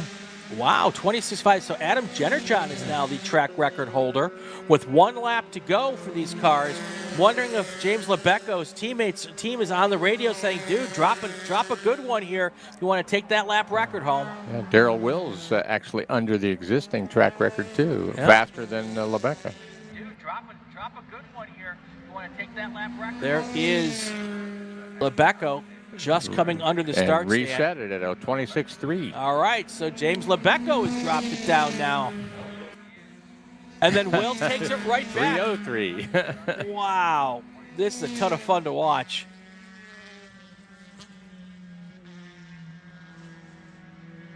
$126. Oh, look at Zuba. Zuba with a 126. 126. Yeah. Everybody knows that the lap record time is out there, and now they're really going for it. You know, part of it is they're low on fuel now as well. That helps a little bit. Yep. White flag has been dropped now for Daryl Schaff, so he is on his final lap. There he is going through turn 1 for the final time. Yeah, he's probably okay at the lead of this. Yep. Since we don't have any other P1s running. Yep, he can just coast home from here. Well, it's not that far downhill. Yeah. Not quite coast home. No. But he can take it easy. How's that? Yes. No. They climb all the way up the hill towards the keyhole, and then all the way down the hill towards turn 6. A little bump in the middle. Oh, look at Lebecco. 126.0 on his last lap. Well, next to last lap. Yeah, next to last lap. All right, let's keep an eye on these things. 126.0. Let me pull up just the FE2 thing here. That'll make this easier. 126.061. Let's see if anyone else goes purple.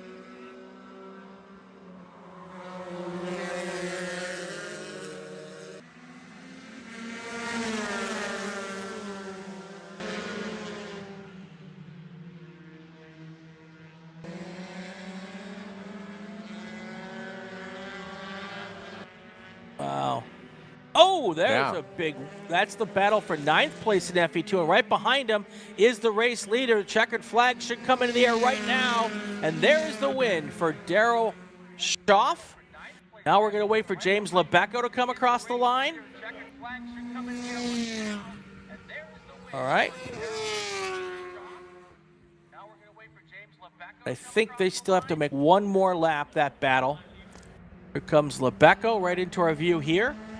Going to go through the carousel. He'll take the win in FE2.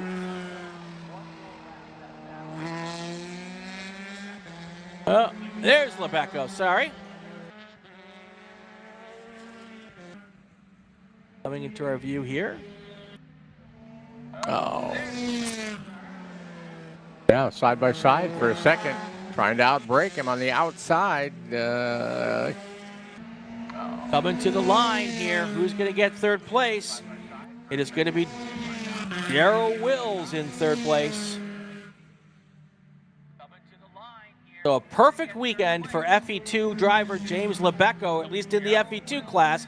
Had some troubles in Spec Racer Ford. No troubles in FE2. Won the race on Saturday, won the race on Sunday, and he takes home the track record as well. Had some troubles in Spec Racer Ford. No troubles in FE2. There we go, 9th place coming across the line now. 9th and 10th. Harrington, Faribault, and Opperman. Let's go through our running order here at the end of our race. FE2, your top 10. James Lebecco, Adam Jennerjohn, Daryl Willis, Eric Wisniewski, Dexter Zuba, Steve Whitston, Blake Pigeon, Sebastian Naranjo, Sam Harrington, and Gabe Faribault. In P1, it's Daryl Schaff, then Todd Vanacore and David Locke. Both those cars got enough laps to be considered finishers. In P2, you've got Mike Rupert is your winner in P2. He got in 19 laps with Richard Coburn. Those are going to be your only two finishers in P2. Rusty, that's going to do it for us. Are you back with us this afternoon? I am after lunch. I'll Very be back for our Group 6. Great. Rusty. The GT Lights, I'll be back for the production. GT Great. Lights. Rusty will be back with us. Also, Tom Michaels, he'll be back after lunch as well. We're going to take a break. We're going to be back around 1:15 to get back to our afternoon racing program here. That's up next. Stay with us. Have yourself a bite to eat and come on back at 1:15 Eastern.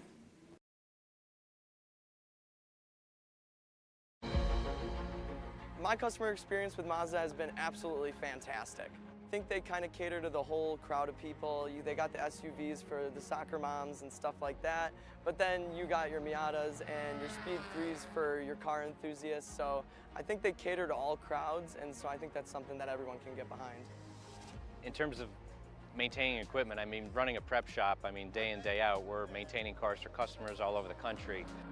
Mazda, hands down, is probably the best company to work with for sports car racing.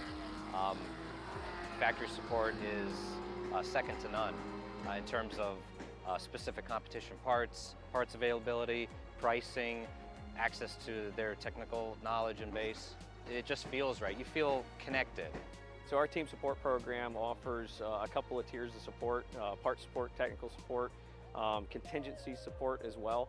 All of this is done through our website and the team support program and the Parts 800 number. We have two main ways that customers can acquire parts from Mazda Motorsports. It's through our MazdaMotorsports.com parts store website. It's basically like signing up for an Amazon account. You know, simple information, prove that you're a racer with a race result. It gets you access to our 800 hotline that you can call and speak to one of our parts representatives basically 5 days a week. We got into Mazdas largely just because it's a fantastic platform. You know, a lot of guys would run double stints just to get time on track. They're super reliable, don't break. And Mazda Motorsports has some of the best just support for the grassroots racer in parts and technical advice and everything else. So they make it easy for us to run these cars. Mazda's been very supportive of racers within the SCCA and all the other grassroots organizations for many, many years. Really, their support for racing and our type of racing is unmatched from any other manufacturer. They've been a great partner for many, many years. There's nothing else like this. There's no other big class that has the highest quality of drivers in it. And it's really attracted the right level of people.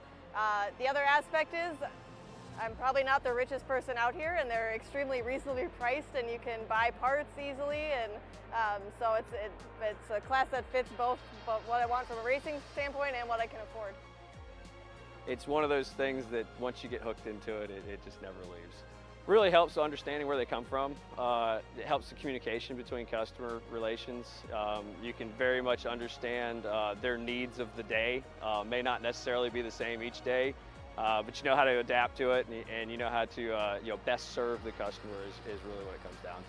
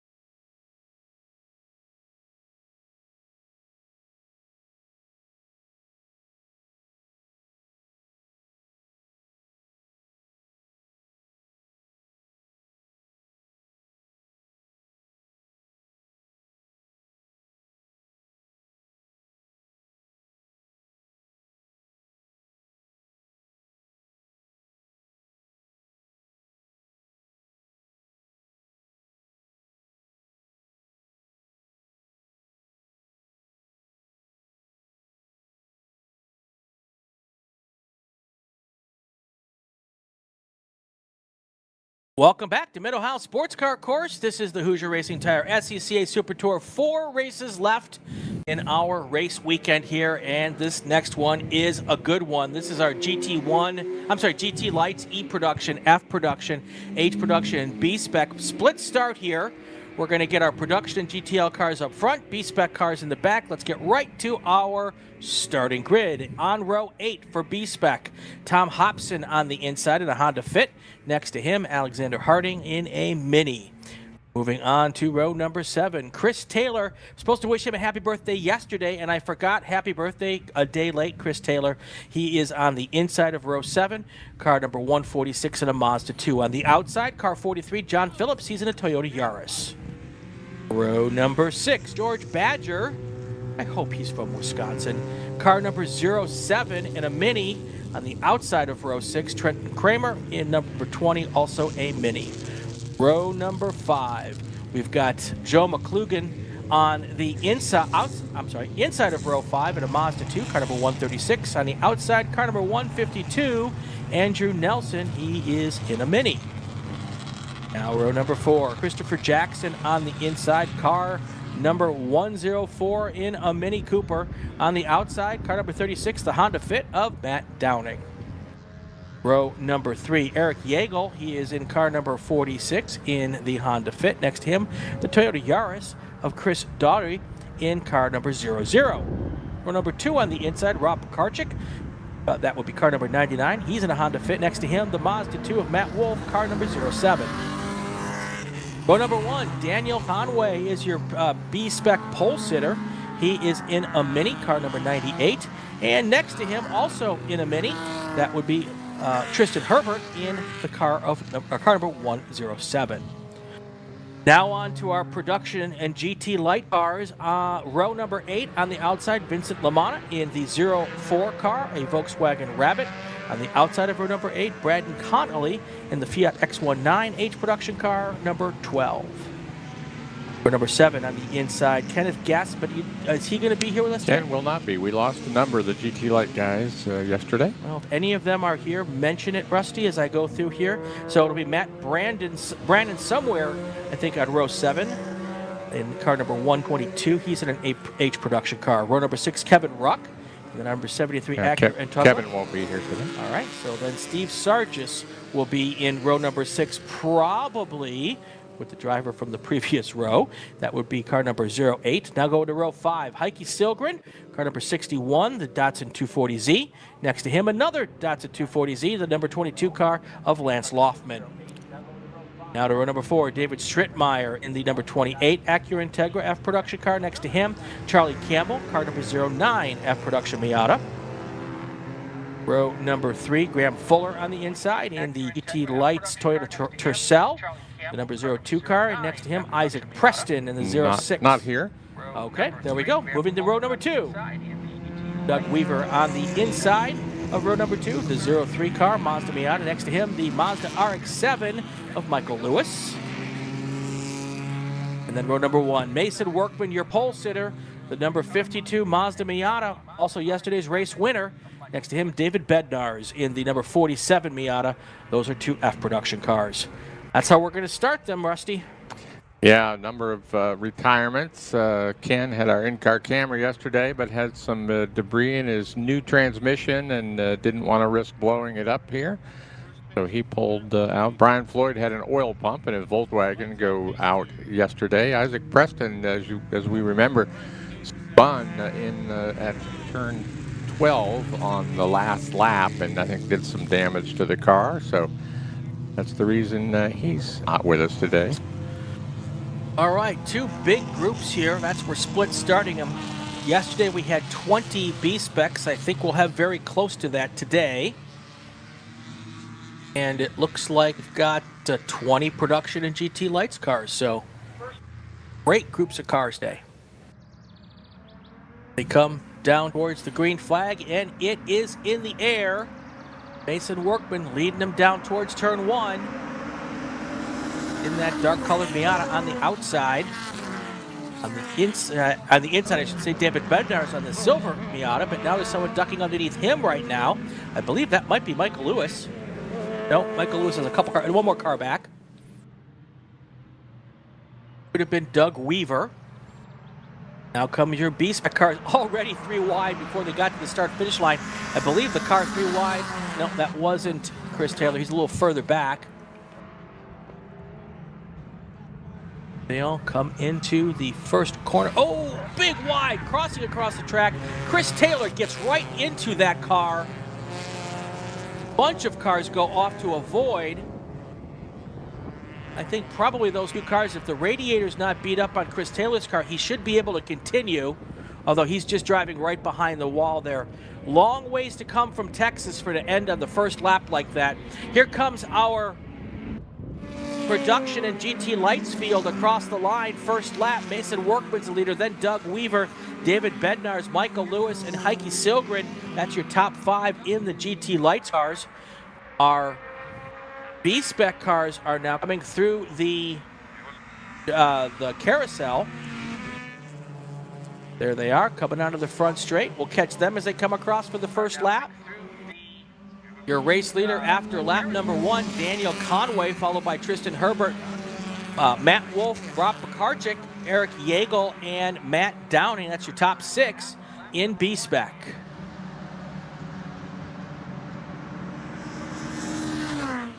Already a 5 or 10 car length lead for Mason Workman up front. Yeah, the cars that came in contact there, the 00, Chris Daughtry is the white car we saw get loose and then spin right in front of the 104 of Christopher Jackson. So those are the 2 cars that are currently out of the race at the moment. I think Chris Taylor is the car that hit him. That's the 146 car, and if you look, when we get back to that shot again, you'll see the car is tilted towards the front there. It looks like the front right is probably broken on the Chris Taylor car. And then I'm not quite sure, the Daughtry car just pulled off there to the right. So there is your B-Spec field going through that area, all single file now. It's funny, we're now on race number 6 on Sunday, Rusty, and that's the first incident we've had on lap 1 in turn 4. Yeah, we were going to talk about that. There's surprisingly, we haven't seen many incidents there as we do when we get that start on the back straightaway. So good driving in most cases, just a little wide on that last race. Yeah, if you would have given me over-under as 15 as to how deep we'd get into the weekend before that happened, I would have definitely taken under. Yeah, for sure on that.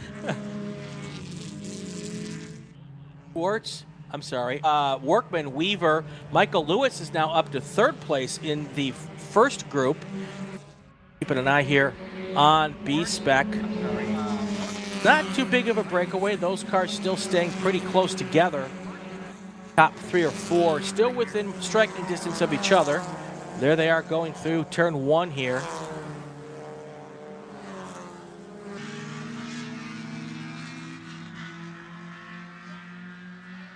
That is that absolute cool looking group of B-Spec cars. Front 3 cars trying to drive away Conway, Herbert, and Wolf.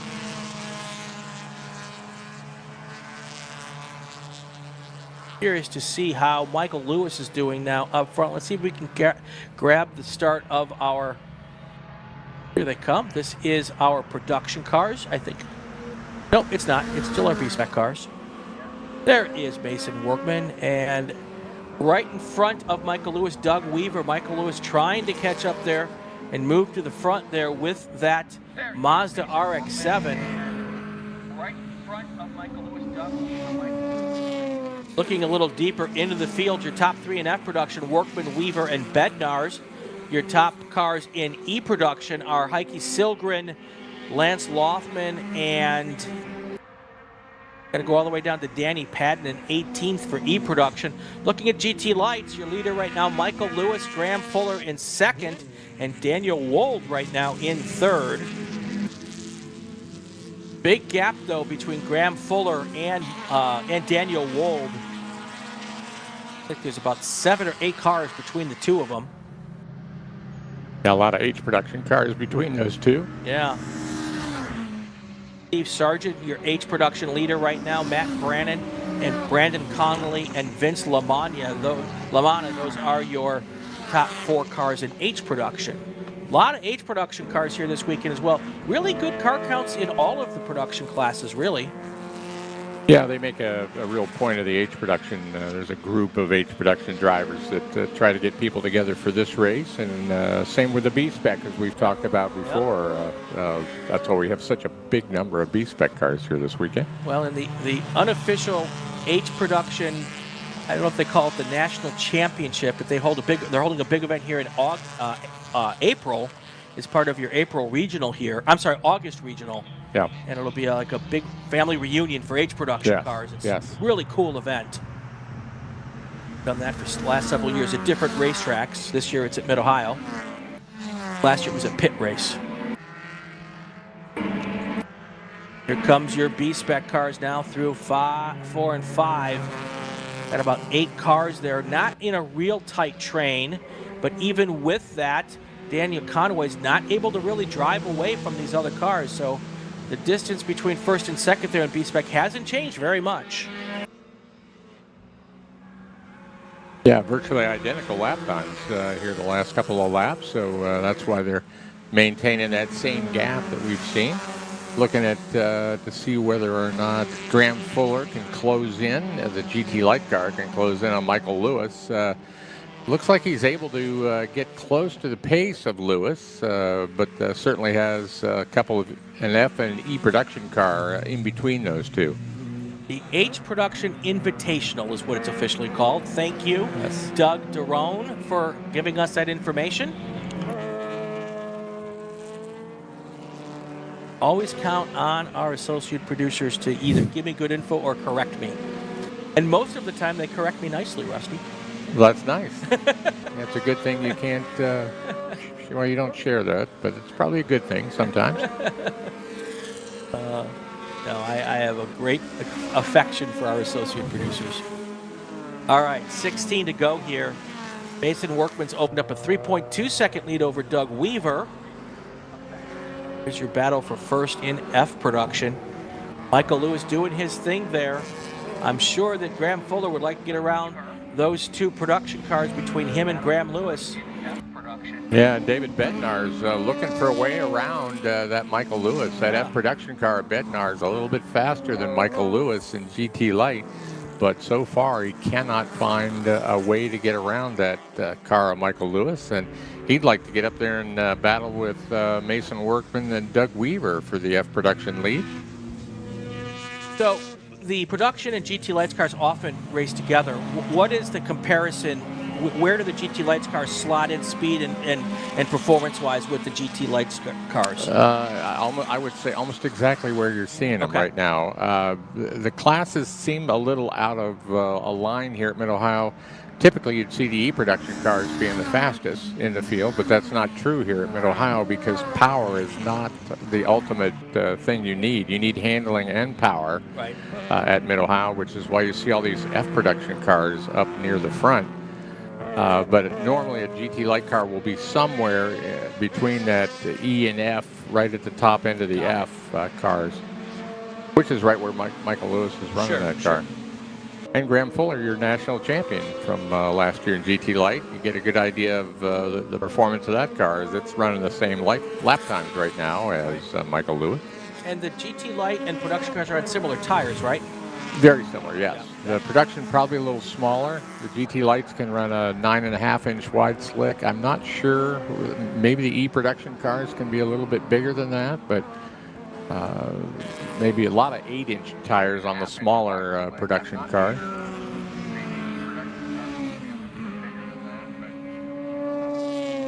We see Bednar still biding his time, continues to look for a way around Michael Lewis. But so far, Lewis has been able to hold him off. Graham Fuller was trying to get around that Miata in front of him, that Charlie Campbell car, and it turns out that it was a car in front of him, but Campbell's now gotten around Graham Fuller. Fuller's in that blue and kind of rainbow paint scheme right there. That is the Toyota Tercel coming through our screen right there. Not quite able to get back around Campbell. He's They're turning pretty close laps. Graham Fuller's best lap was a half second better than Charlie Campbell. Well, no, they're almost exactly the same, but on that last lap, Charlie Campbell with a much better lap, so we'll have to keep an eye on that, see if he can get back by. Yep. Michael Lewis driving defensively that lap down the inside of the braking area, turn 4, and had to do that to keep Bednar's behind. So he is trying to keep that car behind so that he's got more of a buffer with Graham Fuller. That's right, yeah. Defending on a different class, but he knows that 4 or 5 cars back is Graham Fuller. And it looks like Graham Fuller and him are running about the same lap time. Without that buffer, it'd be pretty a racy situation, is my guess. Yeah. Well, you can see Bednar's just looking for a way. Yeah. He just cannot get there. Michael Lewis, multiple national champion. He's pretty cagey behind the wheel, so he will do everything he can to keep Bednar's behind him. And we see Steve Sargis, your H production leader, right up behind Graham Fuller. So performance really working well. This track, he's very familiar with the track. And there goes Bednar's now on the inside of turn 1, makes that pass. Bednar's up to 3rd. We'll see if he can hang on to it down the straightaway. But here at the entrance to the keyhole turn, it is Bednar's now in front of Michael Lewis. Now Lewis only has 4 cars between him and Graham Fuller. Looks like he's pulled a nice little gap around the keyhole, too. So we'll see if it's enough to hold him off down the straightaway. Picking up our B-Spec race right now. Right now, our B-Spec leader is Daniel Conway. Is in a Mini. He's out of Ruther Glen, Virginia. We've got Mini, Mazda 2, your top 3 in B-Spec right now. Is the bulk of the B-Spec field. Oh, we got a car in the middle of the track here between Silligren, maybe? Could be Silligren, yep. And there's a bunch of B-Spec cars coming right at him. Actually, one of them is a B-Spec car. The other one looks like it's one of those 240Zs. No, it's the X19 Triumph. That car is not moving. To try to negotiate through here without any problems, hopefully. That yellow flag in turn 4 waving voraciously. Yeah, right in the middle of the track, too. I mean, could not be in a worse place. Is that if you were taking the apex properly coming out of turn 4 there, you would be aiming right at that car. Now, they all had little simple one car going past that car, but when this big group of cars that's coming down towards turn 1 now comes into turn 4, they're going to be really surprised if that car is still there. Big pack of cars now heading towards turn 4. I understand, I'm being told from our producer that car is still there at the bottom of the hill. Full course yellow. Full course yellow is coming out. Yep. Sometimes you've got to make that decision to slow those cars down. Ooh, that is still a little hairy. Everyone so far negotiating it well. Fortunately, I had no opportunity to do anything other than to go full course yellow there. There's still one more big pack of cars coming here. Problem with the full course yellow is all these cars want to catch up to the cars in front of them to pack up the field, so they don't always slow down. Here goes another big pack of cars. Oh, boy. All right. And this is where you'd like to see that VSC right. here, and that would This keep would the perfect. gaps correct. Yep, that is the joy of the virtual safety car, which will probably be coming to the Super Tour next year from Flagtronics. All right, let's do this. 12 laps to go. We're under a full course yellow. Let's make a call to grid, and then we will take our break. Attention the paddock, attention the paddock. Group 7 car to the grid. Group 7 Spec MX-5 to the grid for your race. We'll take our break. We'll be back in about 2 minutes. For over 25 years, championship-winning drivers and teams have demanded Hawk Performance Motorsports brake pads. Now you can have their advanced technology on your daily car, truck, or SUV with Hawk Performance Street products. With the improved HP Plus pad for the hybrid street and track feel, or Super Duty pads for tow vehicles, their all-new ER brake pad designed to take on even the longest race, and their all-new high-performance brake fluid. Hawk has all your braking needs covered. Visit hawkperformance.com and like them on Facebook or Instagram to learn more about the Hawk Performance Advantage. Hawk Performance, what's stopping you? Tire Rack was established over 40 years ago by an SCCA member with a passion to find the right tires, wheels, and now brakes and suspension products for racers and enthusiasts on both street and track. As official tire retailer of SCCA since 1995 and sponsor the Runoffs Pole Award, along with the National Solo Program, Time Trials Nationals and National Tour, and Track Night in America, Tire Rack is proud to support the SCCA and its members as they go have fun with cars. Mazda Vineyards is the exclusive sparkling wine for podium celebrations at the Hoosier Racing Tire SCCA Super Tour, SCCA Runoffs, and Tire Rack SCCA Pro Solo. Celebrate your racing weekend with Mazda Vineyards and learn more at enjoymazda.com. Get more bang for your buck at summitracing.com. Choose from millions of in-stock parts from over 1,500 name brands. Parts for racing, street performance, trucks, plus tools, accessories, and more. Shop anytime, anywhere with the Summit Racing app. Hoosier Racing Tire is proud to be the presenting sponsor of SCCA Super Tour. Hoosier's mission is to be the dominant customer-driven provider of tires to race teams domestically and internationally. At Hoosier, we know that our success is dependent on how well we meet our customers' expectations by providing the safest, most reliable, high-quality race tires that put you in the winner's circle. For more information, see our trackside support personnel or the local Hoosier Racing Tire dealer near you, or contact us at HoosierTire.com. Hoosier Racing Tires, truly tires designed for champions.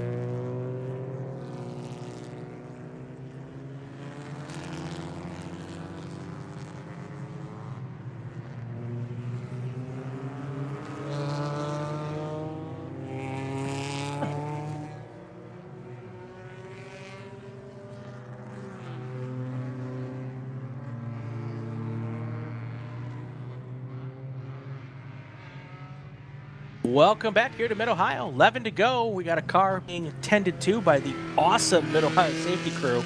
They have been spot on this weekend. Also, the car off in the cutout there, that yellow and green car, that is Chris Taylor, got there in lap one. Big round of applause to Chris Taylor for finding the cutout and getting into a safe spot where we didn't have to do anything to save it. That allowed us to stay green at that point in time. I think it was his birthday. It was his birthday yesterday. Yeah, so and you missed that. If I would have wished him a happy birthday yesterday, maybe this wouldn't have happened today. I know, it's all my fault. I'll take that. But yeah, Chris towed all the way here from Texas for this race to end up out on lap one. So not the best birthday gift ever. So here is your car, number 62. Is that what it is? That's Silgren, 61. Yep, 61. You were right, as you often are. At least in this Tell case. my wife. I'll send her a note. I send her a note. All right, let's go through the field while we're slow to we've got it slowed down here. Your B-Spec top five: Daniel Conway, Tristan Herbert, Matt Wolf, Eric Yeagle, and Matt Downing. Looking at E-Production, Lance Loftman, Danny Padden, and Heike Silgren. That's the car who's getting towed in at the moment. F-Production, Mason Workman, your race leader. Second place is Doug Weaver. Third place is David Bednars. BT Lights, Michael Lewis, Graham Fuller, and Michael Helm. And then finally in H Production, Steve Sargis, Matt Brannon, and Vincent Lamanna. That is your top three in H Production. All right, so with 10 laps to go, got a reset here. Now all of the gaps that were such nicely received because we had the split start, that is all gone now. So you're going to get all of the B-Spec cars with all the production cars. And that should work out fine. These are classes that race together on most weekends, so they all kind of know what this is all about. So, Rusty, what's your mindset on a restart like this when you might have a bunch of slower cars right in front of you? Obviously, you need to get through the slower cars, like right now where we've been watching that Michael Lewis Graham Fuller battle, but there's a B-Spec car, a slower car that's between them. Yep. Obviously, Graham needs to, when they throw the green flag at the start line, well, it would be the finish line here. We get the restarts on the finish line here on the pit straightaway. So as soon as they throw that, you need to be ready to dive by in turn one if you can get there. And there's only one car between them. So in his case, there's only one car to be concerned about. But we'll have to see what happens. I see some other cars that the B-Spec field. The timing of that put the B-Spec field in the middle of our GT Light production field. So it's a little difficult as they're like alternate. It looks like as you watch them right now with a production car, B-Spec, GT Light, B-Spec. Yeah, they're all through the middle of the field. And it looks to me like if all goes well, that Mini will heed way to Graham Fuller, and that could be a very, very interesting race if that happens.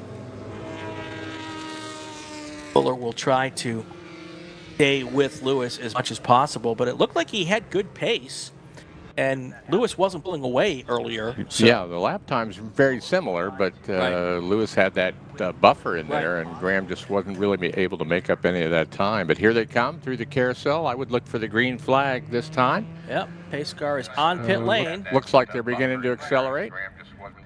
And there's your green flag. Here they all come down towards turn one. Mason Workman leading them down. Doug Weaver, David Bednar's right behind him. Oh, a big, big traffic jam coming through the carousel. Everybody slowed down when they came through there. Got one car coming onto pit lane. Well, that's one way to separate the field. There is Workman and Bednar's now. He got a better restart.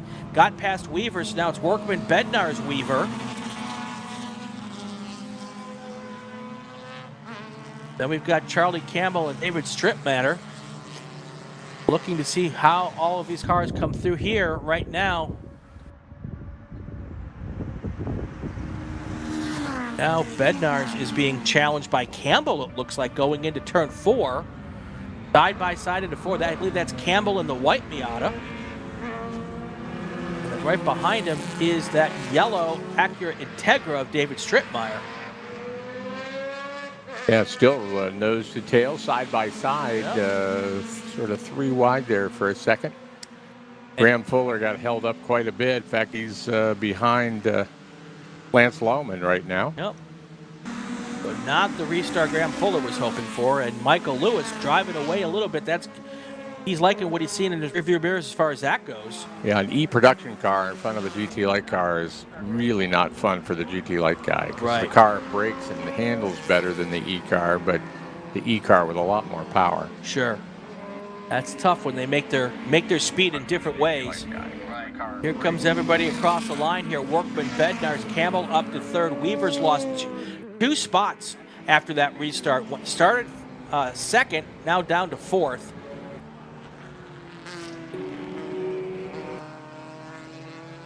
Still a lot of traffic here coming through the carousel. Most of our B-Spec cars still together in a pack, trying to let the cars that were around them through and keep racing for their class win as well. 8 to go this time by. We're going to keep an eye on the laps and not the clock here.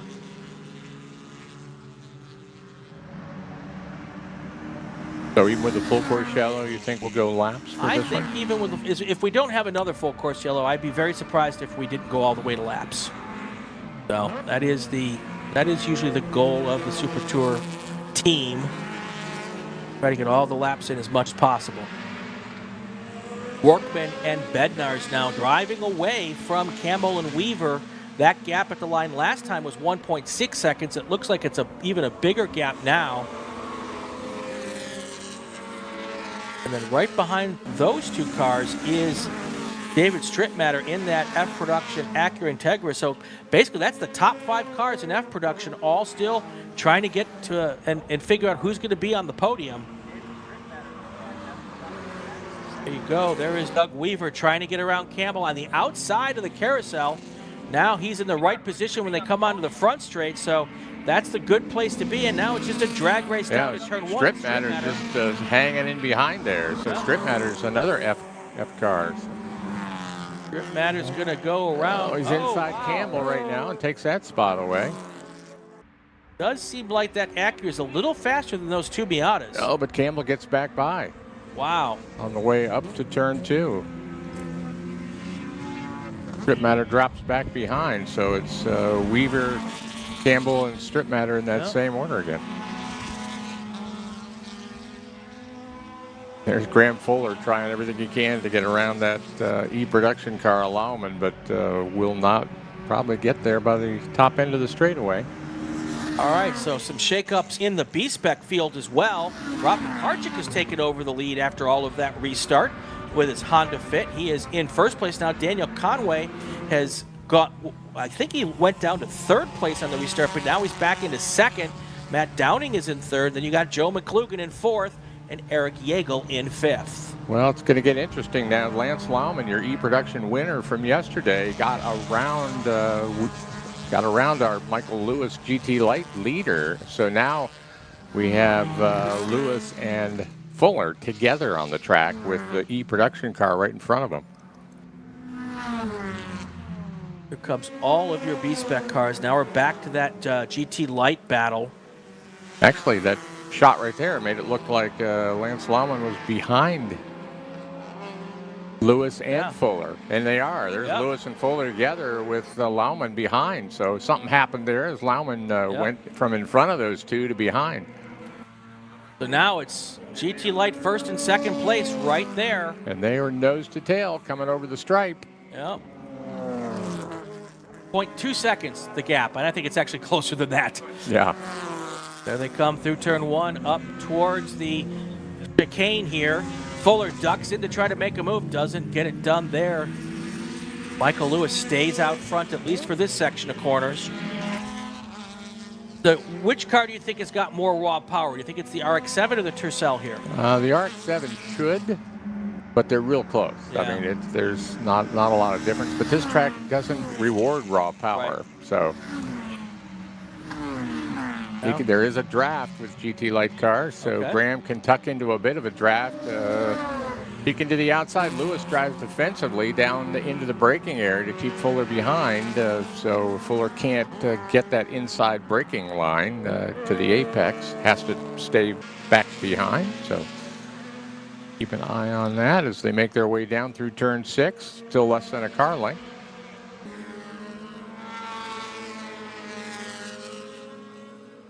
Fuller is all over the back bumper of Michael Lewis, looking to the left, looking to the right. That big powder blue car in the mirrors of that number 32 RX-7. Fuller going to try to pull out all the tricks in the book here. See if he can't find a way to get around him.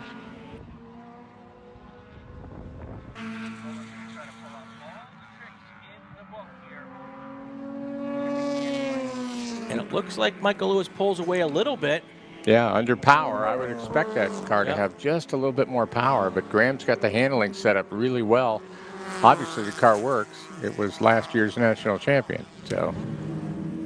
Yeah, much like our earlier restart, Mason Workman now on the restart only opened up a 1-second lead over David Bednar's.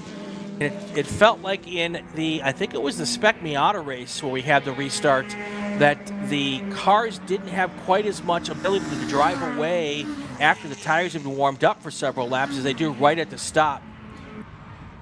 Let's catch up with, there's our B-Spec field. Come and look at all of those cars. Just racing side by side towards the back. Here they come across the line. Right now, your B-Spec leader still Rob Pekarczyk. He's got a 1-second lead over Daniel Conway. There's Pekarczyk, then there's Conway right behind him, and then Matt Downing.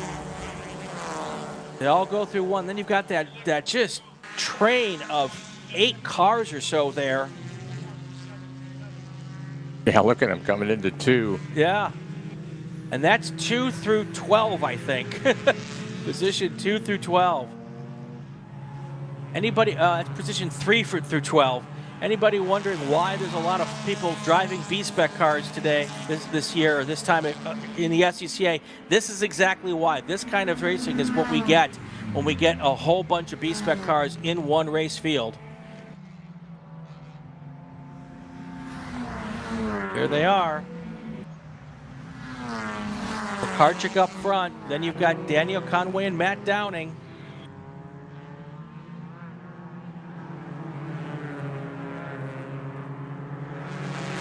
Then a whole bunch of other ones. Going through that top 10 is Pekarchik, Conway, Downing, then Joe McClugan, Eric Yeagle, Tristan Herbert, Matt Wolf, Christopher Jackson, Trenton Kramer, Andrew Nelson, and I think, no, Andrew Nelson. That's that whole group there. Yeah, they're not really separating right now either. So they're all pushing on it. 4 laps to go here. So we'll definitely keep an eye on that. Let's see if there's any other close battles in any of our other classes here. That Workman Bednar's battle, still 1 second is the difference there. You've got Weaver and Strip Matter in second and third in F production. Yeah. Looking at H production, Steve Sargent's opened up an 8-second lead over Matt Brannon, who's got another 20-second or so lead back to Vincent LaManna. So no real battles there in H production. Tristan Herbert got around Matt Downing to move into third in B-Spec on this lap.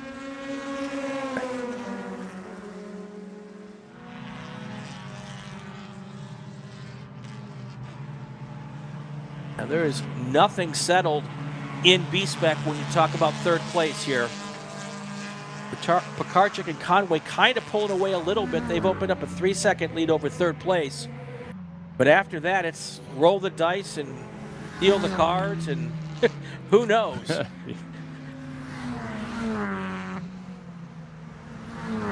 go right there, Downing. Yep.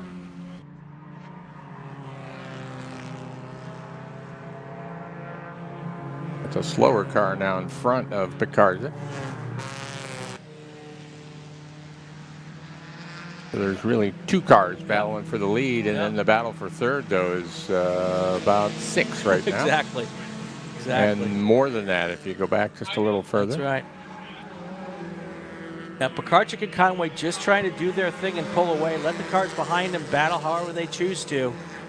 Both hoping to not have another full course yellow here. So time's going to run out, but we are going to go to laps on this race. So we have received that word from race control.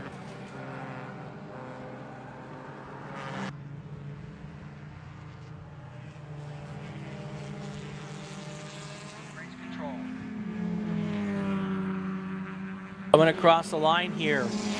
Still Herbert, Downing, McClugan, Yeagle, Wolf. That's how they run right now. The battle for third place on the third step on the podium.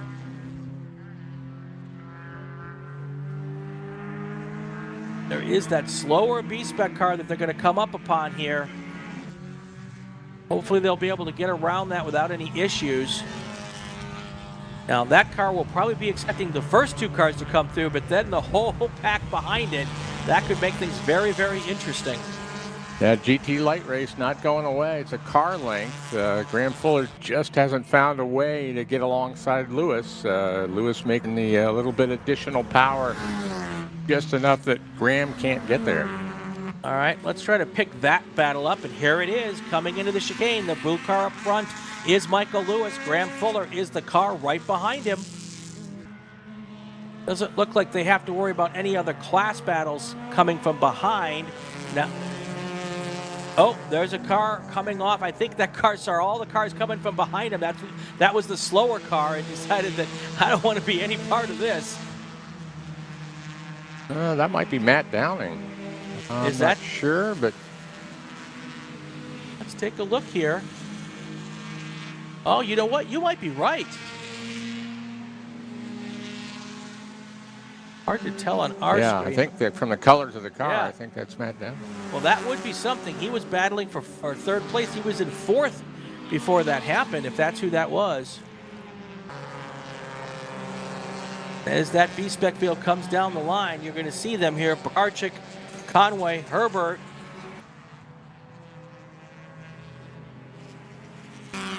Downing's dropped down all the way to 9th place. Good call. Yeah, still dropping, yeah. Yep. There goes Charlie Campbell around Strip Matter. Okay. It's probably a change for F production. Yep, that would be, yeah, he would move Yeah. into third place here. White flag is in the air right now, so Oh, we're on Fuller. our final lap. Fuller's peeking into one. Here it comes. See if the, No, can't get there. Just like Isaac Preston yesterday when would not let him by.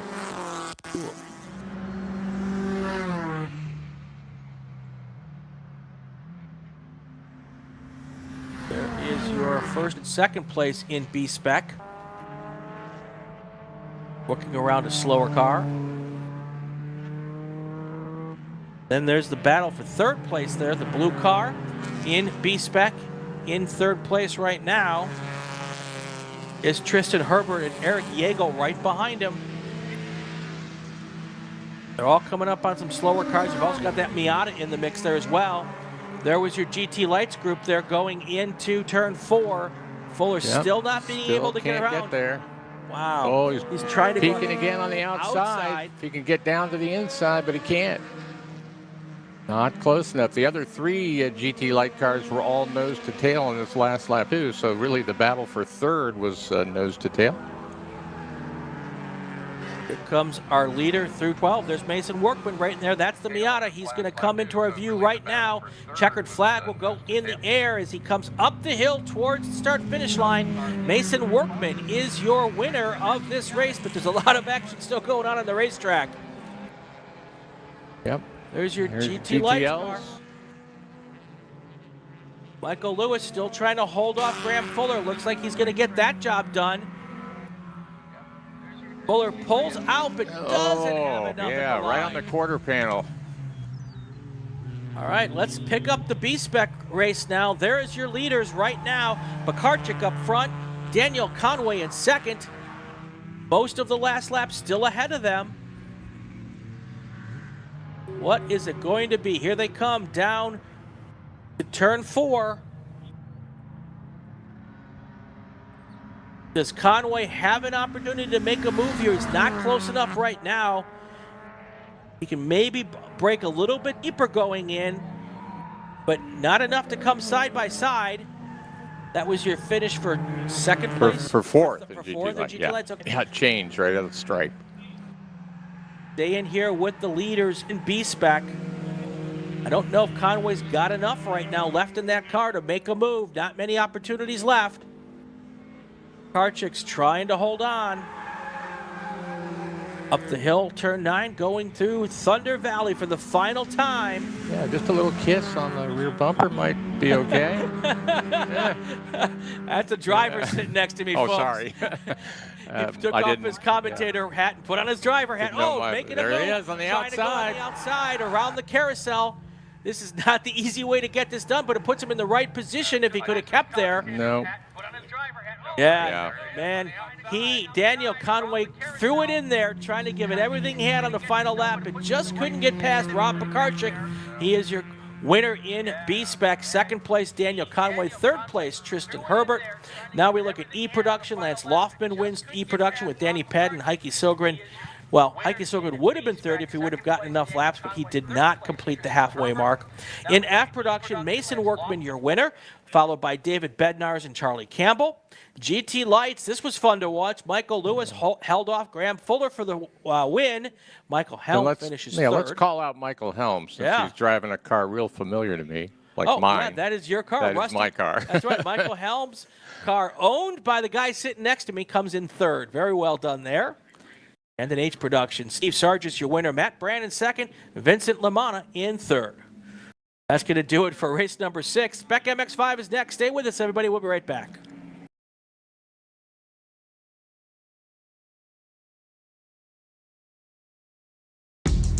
We're not supposed to be out here. Outside expectations. Built for the outdoors. With the capability to climb this high, we're not supposed to be out here. Which is exactly why we are. The off-road ready Mazda CX-50. We're looking for outsiders.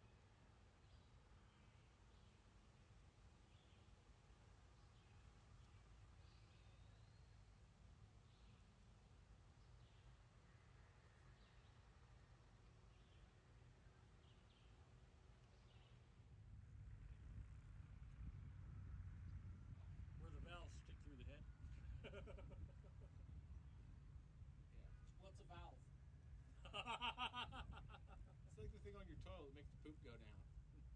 It makes the water go out. I've never torn an engine down. That's what I pay people for. Actually, let me phrase it. That's when I get a new car. I have trust issues with people. I have trust issues. I have skill issues. I wouldn't trust myself to do it. That's good. Well, I trust myself to do it. I don't have the tools to do a lot of stuff I'd like to do. The whole, I'm nervous about replacing rod bearings because it involves taking the oil pan off and undoing caps and turning shit, undoing caps and turning shit. Race director needs those reports ASAP. Well, yeah, they can't publish the results until they have them. Back in the day when I was in high school, we had auto mechanics. Yeah. Auto mechanics 1. Well, they had an auto mechanics maintenance and repair class, but that was after I'd already taken auto mechanics 1 and 2. In auto mechanics 2, we actually had the opportunity to rebuild the engine. I actually rebuilt the head on a 1974 Pinto by myself. Oh, nice. I know that engine well. Bought a short block. Yeah. And then I did the whole head myself. Cleaned it. Good. So you got to mess around with the rockers on those are always. I've made tools to do those rockers. A pain in the ass. Because the Ford tool you can't buy anymore. Yeah. You can't buy the rockers anymore either. We pull the rockers out. We take that tool, pull rockers out of heads on. But this was back in 1980. So. Yeah, I'm sure you had the tool and the rockers. I had all the stuff. I'm just saying, some stupid idiot is still out there trying to race those things. Extremely bad idea. What's funny is that engine had 155,000 miles on it. I sent the head in to get seats on it, but then they sent the head back and I cut the seats. But and I bought new exhaust valves. I had to buy new exhaust valves. But the intakes valves, I just redid the angle job on them and cleaned them up and redid the angle job on them. Ta-da!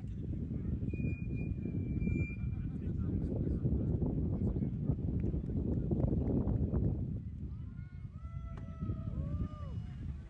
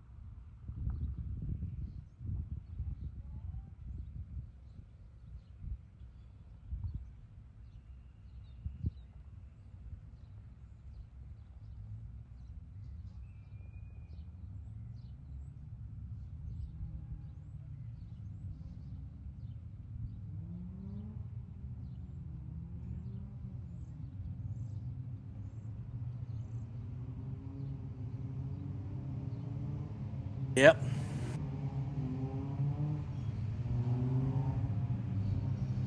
Welcome back to Mid-Ohio Sports Car Course for the Hoosier Racing Tire SCCA Super Tour. Brian Bielanski here. Tom Michaels is going to be with us for the last 3 races of the weekend. This one probably will be very boring, right? No excitement here? No, I don't think so. Okay. I think it's going to be very exciting. As a matter of fact, if it's anything like what we saw in the earlier Mazda race, it's going to be gangbusters. Yeah. That was sarcasm, by the way, folks. We had a great race yesterday, and we had to have a stoppage, and then we had a 2-lap shootout, and it was a fantastic finish here for Spec MX-5. We hope to not have the stoppage today, but I don't imagine that this will not be an exciting race. Let's get right to our starting lineups. Starting in row 16, Javier Sanchez, the number 79 car. Moving on to row number 15, on the inside, Brian Heitman. He is in the number 25 Spec MX-5 car. Next to him, Corbin Collins in car number 20. Then we've got Camden Reich in car number 04 and David Siufu in car number 74. Row number 13, Joe Eben, car number 14. Next to him, David Pinterick, who's going to go right from this race to the next one also. He is in car number 57. James Eben will start in row 12 in car 65. Car number 158, Jack Murchison, he will start on the outside of row 12. Row 11, Austin Hill, car number 08. That's on the inside of 11. Next to him, Aiden Coleman in car 60. Now to row 10, Bailey Cruz will be in the 01 car. Next to him, Parker DeLong in car 04. Now we go to row 9, Justin Mason in car number 15. On the inside, next to him, Josh Hansen in car 44. Row number 8, Will Robinson, Danger Will Robinson. He is in car number 115. On the outside of row 8 is Marcello Panizia in car 06. Then we've got Chase McIntyre in the 13 car on the inside of row 7, and next to him, Nico Bratz in car number 77. And row number 6, Will Lucas in car 134. Next to him, the 142 car of Michael Borden. Now to row 5, Ayrton Grimm, car number 55. On the inside, next to him, Elio Meza in car 27. Rocco Pasquarello will be on the inside of row number 4, driving the 195 car. Next to him, Matthew Novak in car number 11. Row number 3, Camden Gruber in the number 24 car. Next to him, Reed Sweeney in car 09. Now to row 2, Justin Atticanis. He is in car number 18. Next to him, Ethan Jacobs in the 199 car. And your front row. On the outside, Cam Eben, car number 56. And then your pole sitter, Camden Hibbett, in car number 32. All right, that's how they are going to start here. And I pulled up the wrong button. Here we go. Well, I was going to pull up the results from yesterday, but they're still not official, folks. That means we've got some protests going on from yesterday. And you know what, that row 5, I have a feeling that you've got some parents who are racing fans when you've got an Ayrton and an Elio. Yes. Both in the same row. Yes. Very possible. Either that or just happenstance. Okay, talk about a 1,000,000 to 1 shot. Exactly. All right, here comes the whole field through the keyhole. They're going to head downhill towards the start stand. And if the starter is happy with what they see, they will throw us a green flag, and we will get to racing here. The green flag is in the air really, really early before we even saw them peek out from behind the tire wall there. You've got all of those cars heading down towards turn 1, already single file up front, but some 3-wide action in the back. Camden Hibbett's kind of defending going into the turn 4 the first time, still side by side. Coming through now, 3 and 4 wide in the back. So far clean through 4. Let's see if they get through 5. Looking good so far through 5. Oh, there's a car that got sideways off into the grass. All by himself, though. No harm, no foul. Other than going to the back of the field. Now the field heads through turn 6. A little bit of puff of dust there. Still side by side. Positions 2 through 4 or 2 through 5. And everyone's crossing their fingers and their toes that they can get through these corners, get single file, but still side-by-side racing down towards the carousel. And coming up through the carousel now, this is actually coming around to complete lap number 1 as they came past the finish line. That's where they started the clock on the race. And there they go. And it's Cam Evan with the lead here. Anacondas is in second place, followed by Reed Sweeney and Camden Hibbett. Side-by-side argy-bargy going on through the carousel there. Here we've got the this would be the Ethan Jacobs car, 199, in 4th place right now. Right up behind, I believe that's the Planet Miata car of Camden Hibbett, right in front of him. Now we got a 4-car train, and I'm looking out the back window, and a lot of cars there. Oh, look at the waggle on that one. This is the Austin Hill car. Austin Hill right now is back in 19th place. He tries to get through this area without any side-by-side action. I don't know that there wasn't any side-by-side action. Elbows out. Ethan Jacobs back here. There's been a change of position in front of him. The 32 car is now Camden Hibbett right in front of him. That's the number 5th place car. That means Camden Gruber got around him and moved into 4th place. Up front, Cam Eben, Justin Adacanis, and Reed Sweeney. You can really see the ebb and flow of that up and down as you go through this change in elevation here at the Mid-Ohio Sports Car Course here, uphill going into turn number 11. You really, if you get to the outside there, you can really fall off and get yourself in trouble. Right now up in the carousel turn. You can see on the dashboard there is the Flagtronics unit. This is the only group this weekend where all the cars are required to use it. We put it to good use yesterday for a virtual safety car when we had to. You can see it's green now. That means that we're under green flag conditions. There is our leaders all the way through turn 1. No changes in position. And Justin Adacanis pulling away just a teeny weeny bit, but still well within striking distance of Cam Eben behind him. And here they come up through the chicane. Out through the chicane one more time. Actually, Adacanis has put himself a little bit more of an advantage than we might have expected at this point. But right there, Cam Eben and Reed Sweeney, they're going at it hammer and tong for second place. Yep, Camden Hibbert right there too as well, trying to make a move back to 4th place and get that position back. Here they come down towards still side by side for 4th place right there. That should be Hibbett on the outside and Gruber. Yep, that's Gruber on the outside there in the Planet Miata car. Right next to him is Camden Hibbett. So Camden Gruber on the left, Camden Hibbett on the right. So close. Barely put a piece of paper between those two cars. Yeah, I wouldn't want to have to live on the difference. I'm telling you right now. Up there into turn number 8 and 9. They come down there. They sometimes put the right side wheels up on those rumble strips. A little bit of a launch there. You can get really light coming over that hill. Right. And then no change at the front. Justin Adacanis up there in the number 1 position. While there's been no change at the front, all that little raciness has allowed those first 3 cars to start to pull away just a little bit.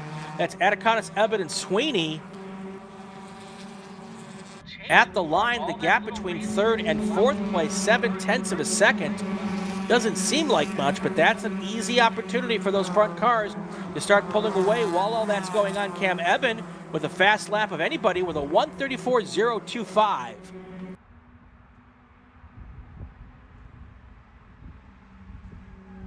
Car number 4 has gone to pit lane. That would be the Parker DeLong car. Also possibly car number 20, Corbin Collins. The rest of the field is good and trying to work single file, but look at the front 3 cars starting to pull away a little bit more. Now, as we saw in Spec Miata, if they decide to get racy, it won't take long for that 4th, 5th, 6th, 7th place group to catch up to them. But if they stay working together, they can slowly pull away.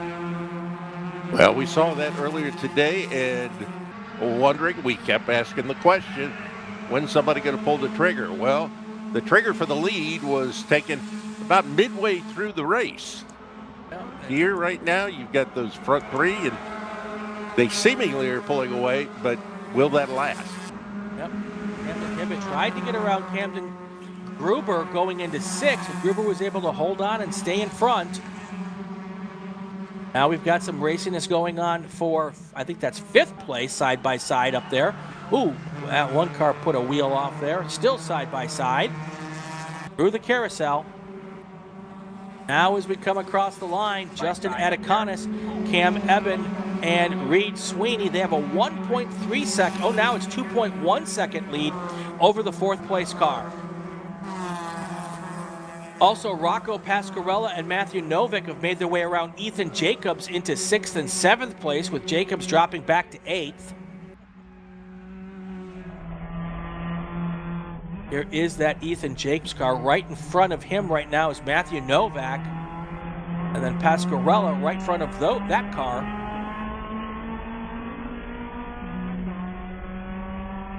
If I remember correctly I think Pasquarella was in Portland with us. That's that orange and white car right in front of us. Oh, there it is. Long stroll down to turn 4, and then it no longer becomes a stroll. Yeah, you just hope the brakes are there when you get to the end of that long straightaway. We watch them as they all come through. There's somebody who's gone a little bit wide, coming between 4 and 5, but back on the race course as they head down towards 6. Yeah, he's just practicing for the next Baja 1000. I don't think he even lifted once until he got back on the racetrack. Atticonis, Evans, Sweeney, your top 3. Then we've got Camden Gruber, Camden Hibbett, Pasquarella, Novak, Jacobs, Meza, and Grimm. That's your top 10 right now. Leaders in the carousel turn, still with that advantage.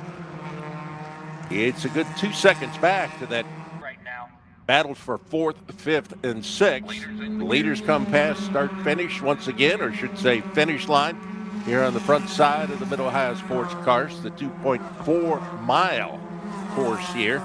The pro course is considered 2.25 miles. That's where you get rid of the chicane, which you're watching right now. The SCCA cars using this little right-left. Now, the one thing we should keep an eye on here, these cars have had to use the same tires through the entire race weekend, and the opportunity might happen here as we get later into this race. So that any driver who didn't manage their tires really well yesterday might run into some problems or might start to slow down a little bit, and that could change the dynamic here as we get deeper into this race. Of course, this race a lot longer than yesterday's race, and that is something we need to keep an eye on.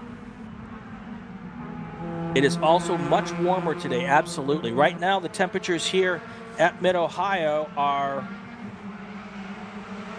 81 degrees if you look at one app, 82 degrees if you look at a different one. Here comes our leaders again now through turn 8 and 9. They've opened up a pretty decent gap to 3rd place, or to 4th place, I should say. And Eben and Sweeney just trying to make sure that Atticonis doesn't drive. Oh, that car's way off in the grass. Again, don't think he even lifted once. And right back into the mix. Yeah, up into the carousel turn. Onto the front straightaway. And once again, here they come with Justin Atticonis, who has turned another fast lap of the race. That one at a 142.261. And we got the Jacobs car on pit road here. You see it on the onboard. Yeah, I'm wondering if if he makes the left turn into pit lane, that will mean his day is done. And that is exactly what he's doing. He is pulled in behind the wall. That means he is done for the day. 14 laps to go. Not only am I sad to lose a car, I'm sad to lose an in-car camera. Anybody who wants to be part of our stream here with your in-car camera, let us know what you're streaming on, and we'd be happy to put it up there. It's it's supertourannouncers@gmail.com. Send us the info for Watkins Glen and for the sprints. On board here with Austin Hill, headed down into the portion of the race course we call Madness, the S's. I wonder why you call it man. Oh, car's off. Way ride there.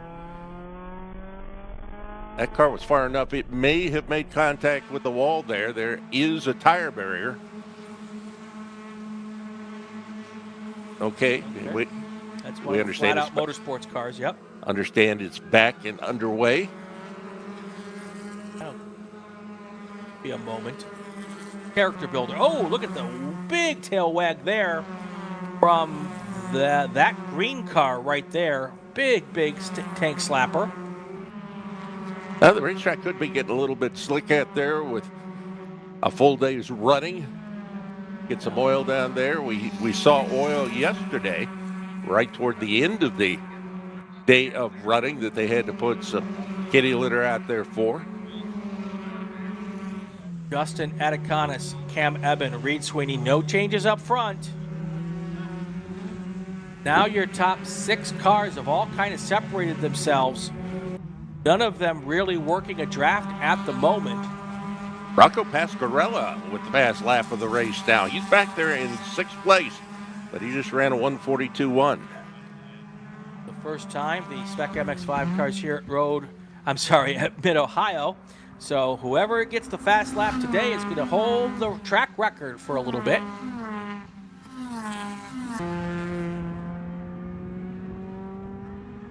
Looks like Atticanis is having just a nice, easy ride here. Not a lot of pressure from behind him. He's not able to pull away much, though, so he's not having the opportunity to really take it easy, but absolutely no pressure from the cars behind him.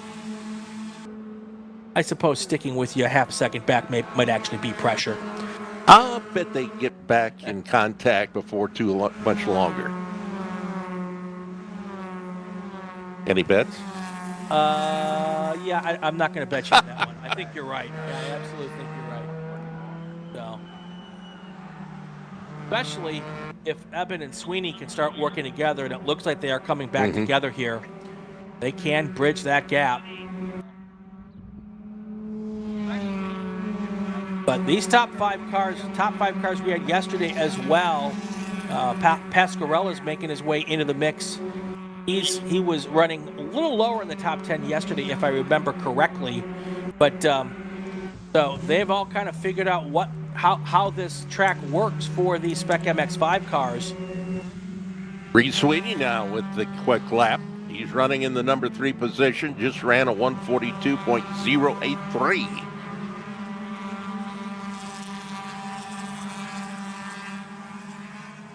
Coming up on 12 to go here. Battles here a little further in the field. Again, much like we talk about in Spec Racer Ford and Spec Miata. The fun part about this car, besides the fact, there's a pass coming out, possibly going into turn 4 here. Let's take a look at that. That looks like it's for about 10th position. Now they're side by side, not on the best spot to make the pass. I don't think that was Pasquarella. That might have been Elio Meza. There they go. What I was saying was, much like Spec Miata and Spec Racer Ford, there's always someone to race. You know, there's all these cars are very evenly matched, and even if you're not one of the faster drivers, there'll be somebody on the track that you can go and have fun with.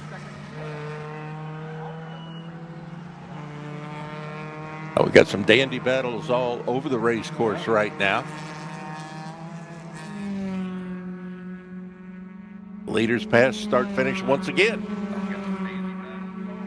Now Justin Atticanis with a 1.1 second lead. Has not changed much. Rocco Pasquarella just dropped another fast lap, 1:42.006. There's a big group of 5 cars coming past us now. And the in-car camera from Austin Hill.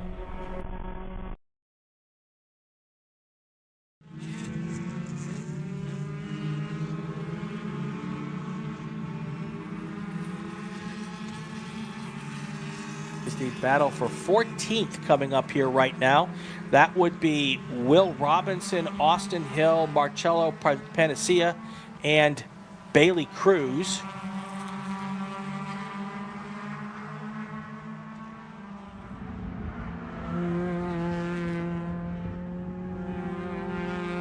11 laps to go, coming up at halfway here. Let's make a call to grid for the next race group.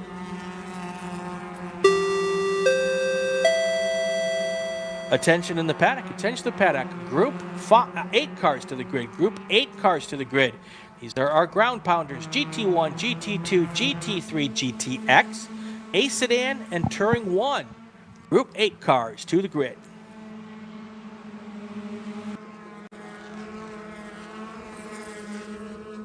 All right, so this is the portion of the race where kind of just settle in. Another 5 laps or so. If you've got cars around you, you can get a little racy towards the finish. Also the portion of the race where if you didn't take care of your tires yesterday, you might have a hard time keeping your car on the racetrack.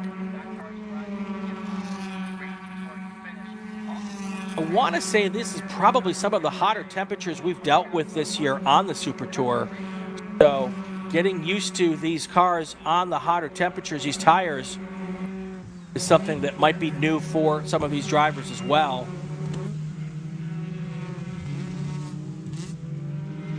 Everybody going smoothly through the chicane up there at the top of the keyhole. No problems at this point. The background there, you see the brand new was last year. Stands that are on the outside, which give you a great view of the action going down into the S's. All right. Very cool. Are these the ones right here we're looking at? Oh, yeah, on the left side. Okay. They used to have 2 separate sets there, maybe just a little bit further on down toward the corner, but those were put in last year, and they give you an excellent view if you are one of those who gets a seat for the races here. Let's run down the top 10 here at halfway. Justin Ataconis is in first place. Cam Evans second, then Reed Sweeney third. 4th through 10th, we've got Camden Gruber, Camden Hibbett, Rocco Pasquarella, Matthew Novak, Elio Mazza, Ayrton Grimm, and Rico Bratz.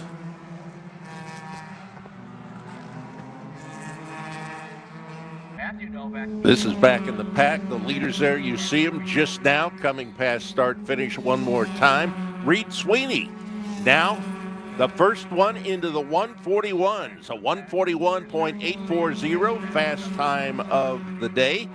And as well, he's in second place there and trying to get back within touch with Justin Ataconis. That 141.8 is 0.3 of a second faster than the Justin Ataconis time.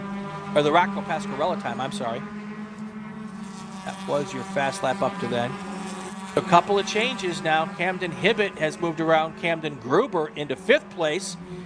And also, actually, Rocco Pasquarella also moved around both of them into 4th place. So a big move for Pasquarella there. All of that action, well, is happening. Ataconis pulling away a little bit. And Cam Eben and Rocco Pasquarella, they're battling there for 3rd place as they came through turn 5. Now turn 6.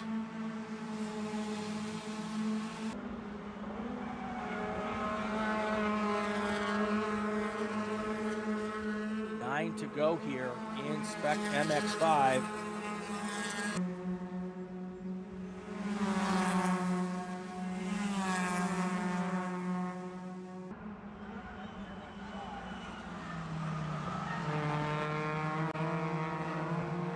Your top 5 right now: Ataconis, Sweeney, Eben, Pasquarella, and Hibbett.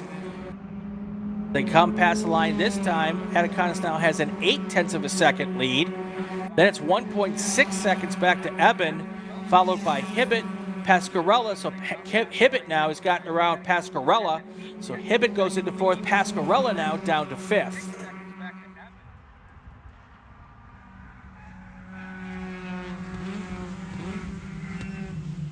Want to take just a second. The car, if you were watching earlier, we had a car go and take a pretty big tumble in the Formula V race. That car was driven by Bill Stasinski. Bill in the chat right now says, "Hey guys, Purple 21 FV, that's his car, heading home. The car is toast, but I'm okay. I will be sore. See you at the June sprints." That is fantastic news from Bill. We're glad that you're good and you're okay. Sad for the car, but the car can get put back together, hopefully. We were looking at it from quite a distance. It looked like the car held up pretty daggone well, and certainly it did what it needed to do to keep Bill safe there. Correct. Always build another race car, so that's great news. Bill's been involved with Formula V for, I'm going to guess, in excess of 40 years. So one of the long-time Formula V participants. Getting back to Spec MX-5 here, Anaconis up front, then you've got Sweeney, Eben, Hibbett, and then we said Pasquarella dropped down to 5th place on that last lap. There they go. First 4-5 cars here, no real drafting opportunities. They're all about half a second apart. Here they come across the line again. 7/10 between first and second. 1.6 seconds between second and third. Then 3 seconds back to 5 seconds back to fourth. Cam Gruber and Rocco Pasquarella, they're battling for 5th place, and they are nose to tail coming up through the keyhole turn. See what kind of a launch one of them gets off coming this time. So the Pasquarella can maybe make the pass coming down here to the end of the long straightaway.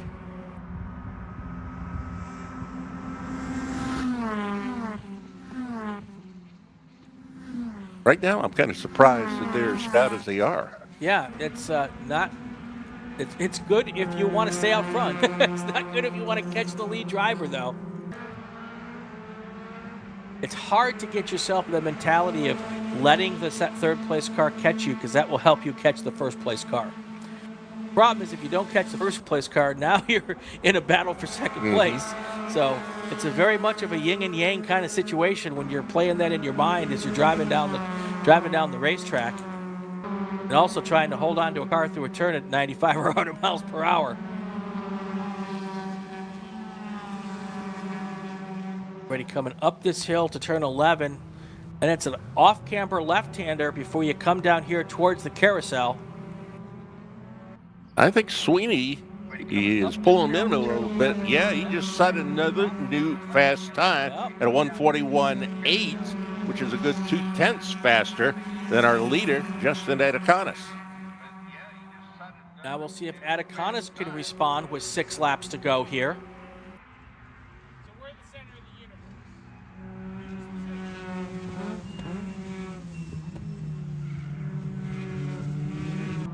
Get a little deeper in the field. Let's go through our running order 10 through 20. Michael Borden's in 10th, followed by Nico Bratz, Jack Murchison, Chase McIntyre, Will Robinson's 14th, and Bailey Cruz in 15th. Then we've got Marcello Panizia in 16th, Josh Hansen, Austin Hill, Justin Mason, and James Eben in 20th.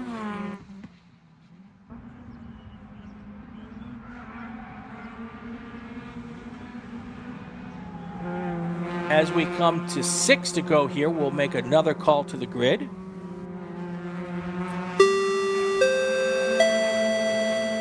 Attention to the paddock, Group 8 cars. This is your second call to the grid. GT1, GT2, GT3, GTX, A Sedan, and Touring 1. Group 8 cars to the grid.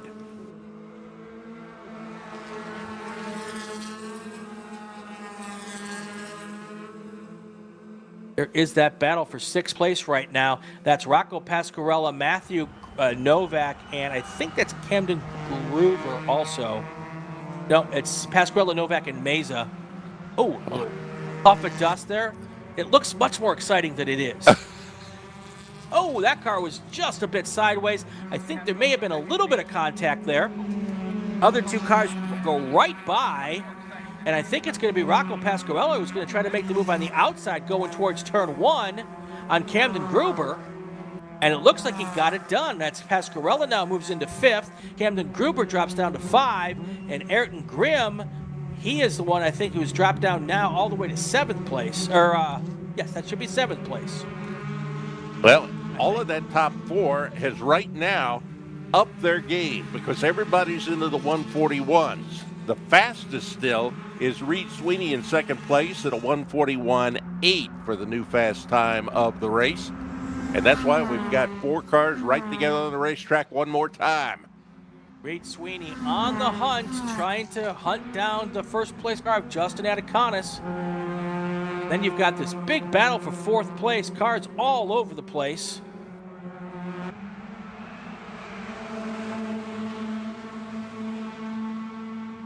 I also need to keep in mind the battle for 4th place becomes very interesting if we get late into this race and these top 3 cars have any issues. Then those cars in 4th, 5th, 6th, and 7th ready to pounce if possible.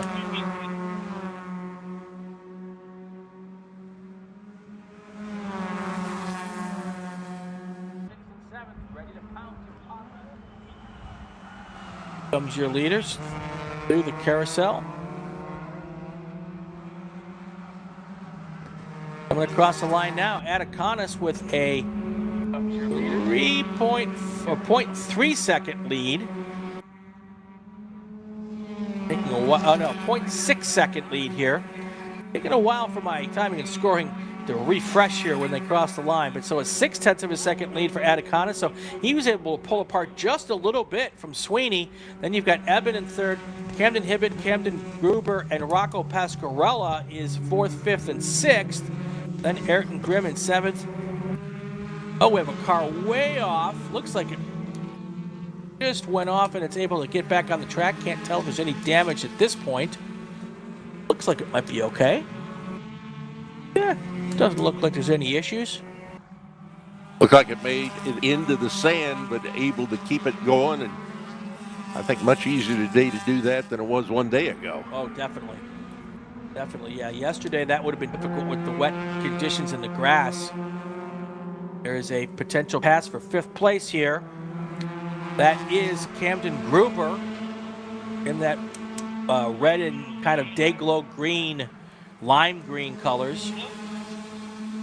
I don't know what official color they call that. I've got someone in the chat who might be able to tell me what color they call that. Look at the slide there for Gruber. Yeah, these tires start to get old on everybody's car. Yep. Only chance of them not being old is if you had a reason to go out early yesterday during the race. You'd have a little bit less action on those tires, but most everybody made it to the finish line yesterday. There is that battle.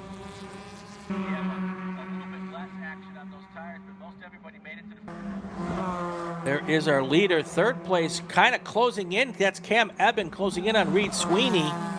Atticanis pulling away now, 1.1 seconds ahead of Sweeney and Eben.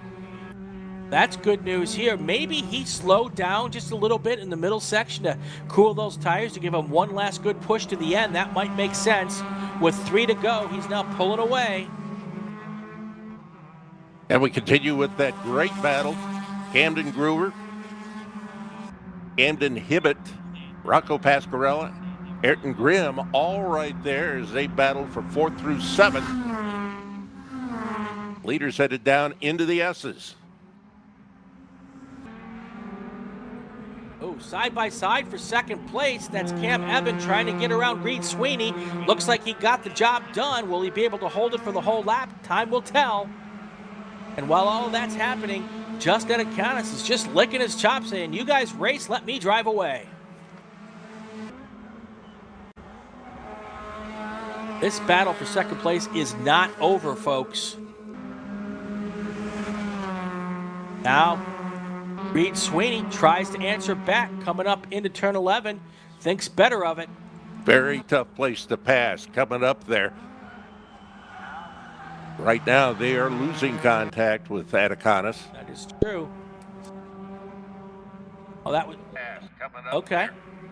Sweeney back in 2nd place now. At the line this time by, the gap between Atticanis and Sweeney, 1.1 seconds. Just found out from race control, next time by, 1 to go. So our timing pylon is absolutely correct. We'll get this in, looks like on time and on laps. Wow, there's a couple of cars that have gone way off at the exit of turn 1. Here comes one of them. Might be the same car, actually. That car seems to enjoy the agricultural racing. Comes your leader. Boy, that is an insurmountable lead right now. Anaconis is going to have it in hand if he doesn't have any issues. Now they're side by side again going into turn 2. Looks like Sweeney was able to hold him off again. No, actually, it looks like Evans been able to drive around Sweeney. He's now in second place. It's still Sweeney. Huh. Now Evan tries to put his nose in one more time. Still no good. Sweeney comes out a little wide. Coming up on the white flag this time by. Evan lost a little bit of momentum as he came off of that turn 9 as he tried to look for an inside move. It wasn't there. So he about a car length and a half behind the second place machine. White flag. White flag is in the air. Here they come down for the final time.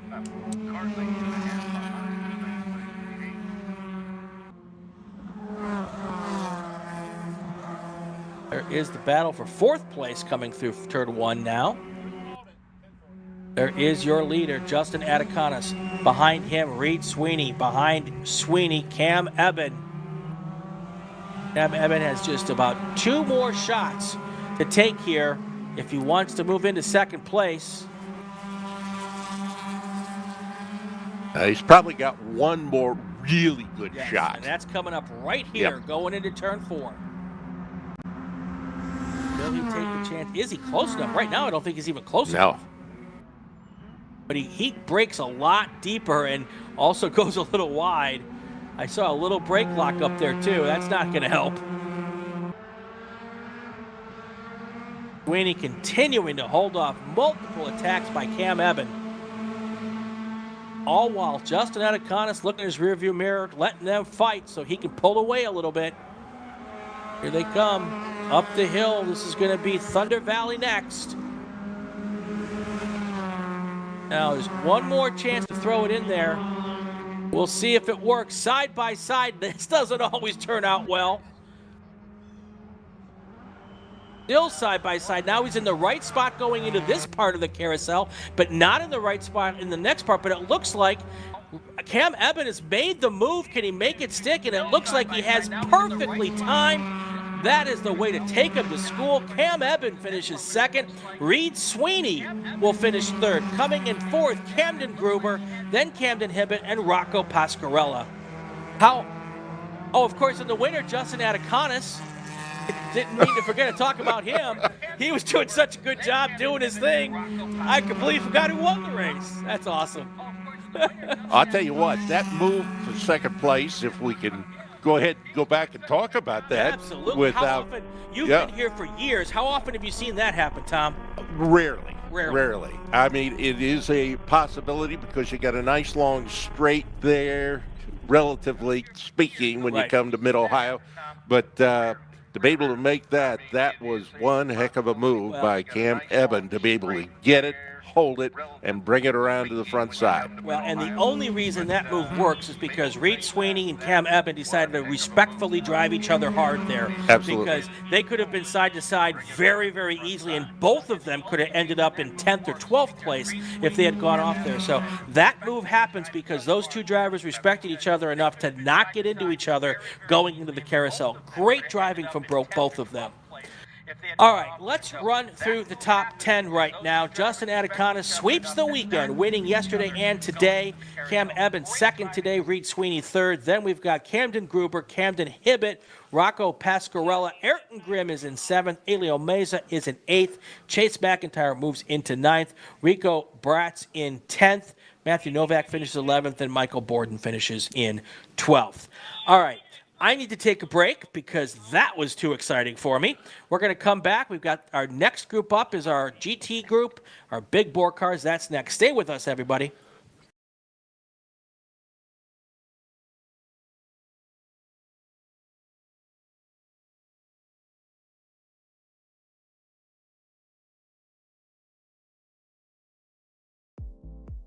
My name is Joshua Smith, Business Development Manager for Mazda Motorsports. We're happy to be supporting the SCCA and Mazda racers here. So our team support program offers a couple of tiers of support, parts support, technical support. All of this is done through our MazdaMotorsports.com parts store website. It's basically like signing up for an Amazon account. Simple information, prove that you're a racer. It gets you access to our 800 hotline that you can call and speak to one of our parts representatives 5 days a week.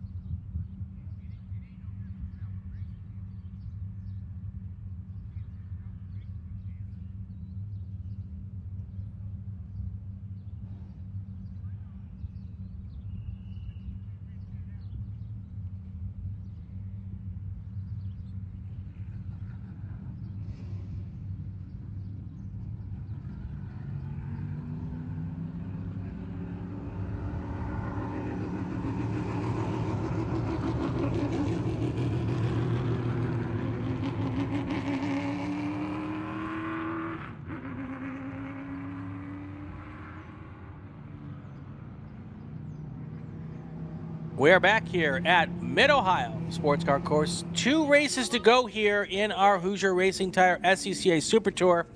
This is one of the better ones, folks. Well, they're all good ones, but one of our big bore groups. I say better only because I think race cars should be loud and obnoxious, and this is where we get loud and obnoxious, Tom. That's what people have called me for years. I can't. That's why I like these guys. I know. I don't believe that for a second. All right, here comes your cars here. We've got, do we have a split start in this group? Let me look here. Yeah, so our GT1, 2, and 3 cars are going to start out front. Our A Sedan, Touring 1, and GTX cars are going to start in the back. Let's go through our starting grid. In row number 6, James Stevens in the car number 92 A Sedan Camaro. Next to him is going to be Paul Brabeck in the number 63 A Sedan Firebird. Row number 5, Philip Smith in the 54 A Sedan Mustang. Next to him is going to be James Jost in the 14 A Sedan Mustang. Now we move to row number 4, Dan Spear in the 59 GTX Camaro. Next to him, Don Van Nortwick in the car number 08 Touring 1 Ford Mustang. Now we go to row number 3, Jonathan Vasquez in the 127 car. That's a T1 BMW M3. And then we have on the outside of row 3, Gregory Eaton. Car number 21, that's an A Sedan Mustang. Row number 2, Clark Nunez, car number 07 T1 in the Camaro. Next to him, the BMW M3. Car number 42 in Touring 1, Brian Goodman. Now your pole sitter for the second pack, Hugh Stewart on the inside of row number 1, Touring 1, BMW M3, and a number 23 on that car. Next to him, Bill Back. Car number 39, Touring 1, Chevrolet Camaro. Now to our first group, row number 10, Armin McGregorian. He is in a Miata. That's a GT3 car, number 12. Now to row number 9. On the inside, Jack Stanford. That's a GT2 Mustang, car number 15. And then next to him, the other Ford in this row, a Probe. Don't see those very often. It's car number 79 GT3, Paul Young. Now row number 8, Michael Lewis in car number 32. I think he's actually in the 32 car today. This is the GT3 Mazda RX-7. On the outside of row number 8, it'll be Ken Nelson in the number 91 GT3 Nissan 200SX. Moving up to row number 7, Patrick Paul on the inside, GT2 Ford Mustang number 34. On the outside, William Moore in the car number 10 GT2 Chevrolet Camaro. Now we go to row number 6, Aaron Quine in the Porsche 991 GT3 Cup car. That is car number 69. Next to him, Ann Doherty, also in a Porsche 911 GT3 Cup car, the 04 car. That's Ann Doherty. Row number 5, Tiger Tom Patton in the number 82 GT2 Ford Mustang. And then you've got Thad Berger on the outside, number 60. That is the GT2 Porsche 911 GT3 Cup car. Now we move to row number 7. We've got Simon Asselin in the number 81 car. That's a Porsche. And I don't think Tiger Tom's in 2 cars here, so we'll skip over that one. Moving up to row number 3, we've got Barry Bowes on the inside, the 131 GT2 Ford Mustang. On the outside, Gian Buffamante in the number 17 car. That is also a Mustang. Row number 2. And we've got Michael McAleenan in the GT1 Lamborghini Huracan, number 3. Michael Lewis shouldn't be here in this Jaguar, so we're going to catch that up. Now our front row, David Pinteric on the pole in the Mustang, number 57.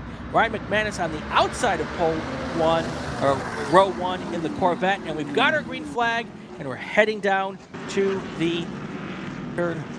Heading down to turn 4 for the first time. And it looks like Pinteric is slotting in right behind Ryan McManus here early on.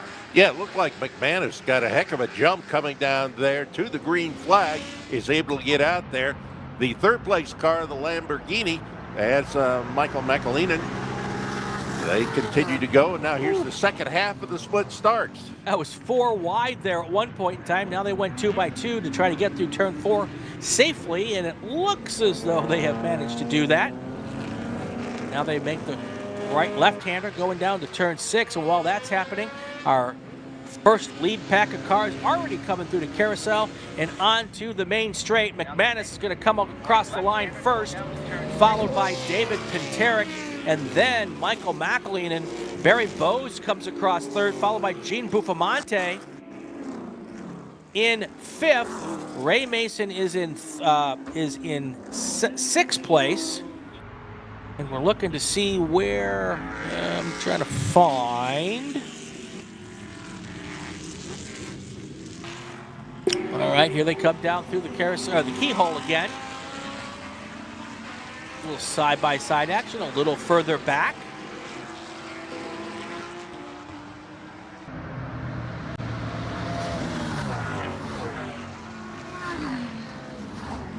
And I don't think we've got Tom Patton out there. He had the problem yesterday, mechanical problem with that Sunbeam Tiger. So maybe packed it up and decided to go on home. Right now, lead of the race being held by Ryan McManus. He's driving a Chevrolet Corvette. He's out of Seville, Ohio, not that far away. And also not that far away, David Pinterick. He's from Canfield, Ohio, in the Ford Mustang number 57. One thing to watch out for, Michael Lewis started at the back of the field in that Mazda RX-7. He's also turned the fastest lap of anybody in the race so far at a 1:51. So we'll watch him drive up through the field here, see how close he can get to the front, starting from the back. Here they come across the line again this time.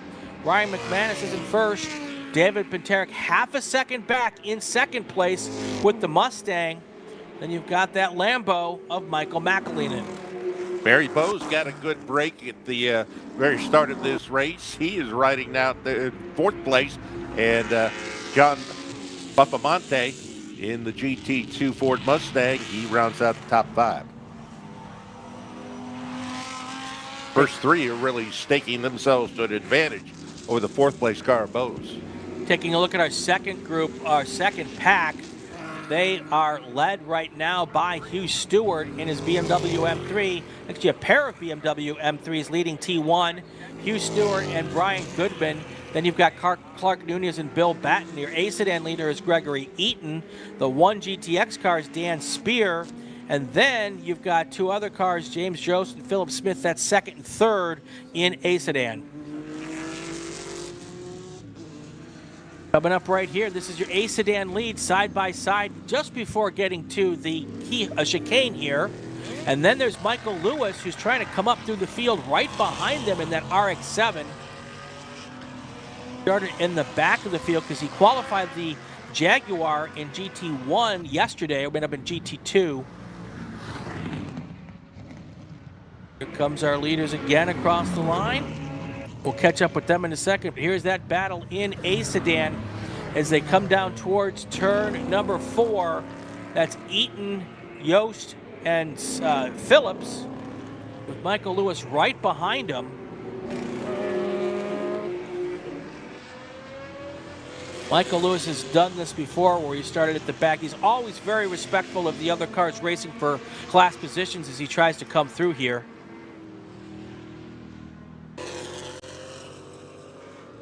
And that car's definitely faster than those A sedan cars. He could get around him if he wanted to and really push the deal here.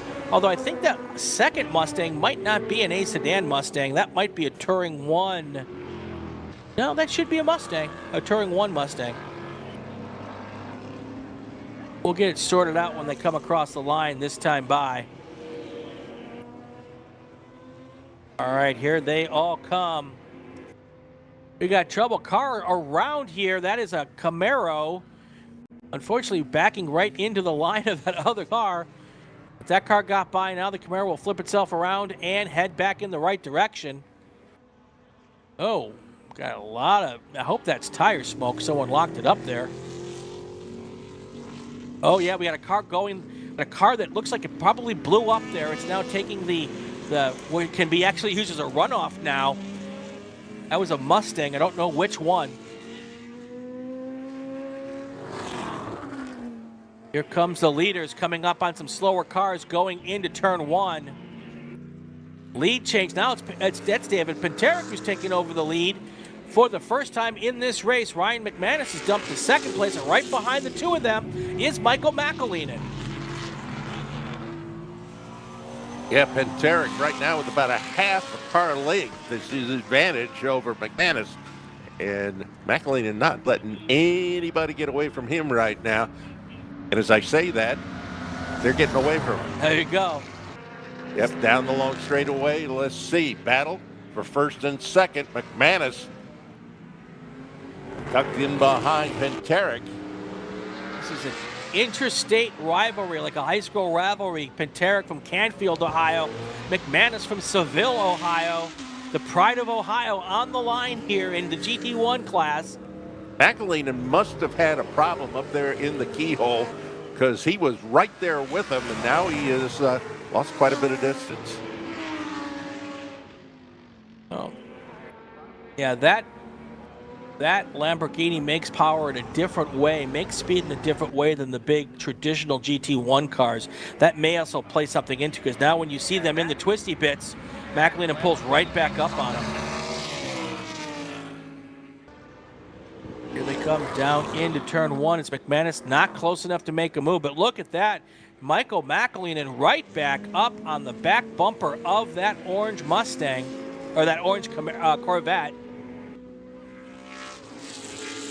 So, as I said yesterday, this is not your grandpa's GT1 class anymore. We've got Mustang, Corvette, and Lamborghini. Wouldn't have seen that 20 years ago.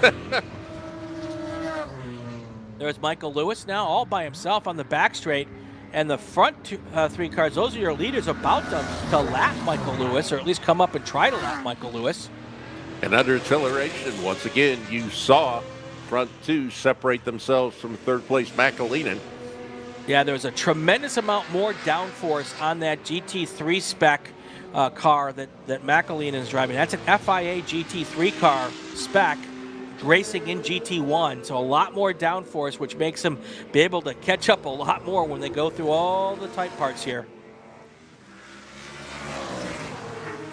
Joy Roger Racing, I've seen that Mustang in Trans Am before. You absolutely have. Dave Penteric, a regular on the Trans Am series as well. Also would have seen that car hanging from the roof at PRI if we went there last year, 2 years ago. Now our leaders starting to get two slower cars. We'll see how they negotiate around them. The good news is they have a lot more power than just about every class that's out there. So if they can hit them at the right time, they shouldn't have any problems getting around. All three of them get around that slower car, the blue car. That's Michael Lewis. Now they're coming up on some A sedan cars. Side by side. On the inside, it's Penteric. On the outside, it's McManus. And Michael McEleenan right there trying to take advantage of both that situation. We'll see if he can get around. There is no change in position. They sorted it all up. That looked a little hairy there for a minute, Tom. Well, that actually helped the Lamborghini because it is hanging on at the end of the straightaway where it hadn't been able to do that because of what were you talking about a little bit earlier in this race. Yep. Now let's see if he can use that downforce to get around a car this time rather than just catch back up to the back bumper. But more slower cars coming up in this queue. They're easily dispatching one of them. And you can see that car moving out of the way, knowing that the leaders are coming through. Very well done as they come into the carousel. They should be able to get past this car on the front straight without any problems. Well, coming through that part of the course, that is very, very tricky to try and deal with slower traffic as you come onto the front straightaway. Yeah, McManus, I think, was thinking about trying to get around Penteric there, but Penteric was able to use that car as a bit of a pick, and now he's opened up a little bit of a two-car length lead there, but that should come together pretty quickly.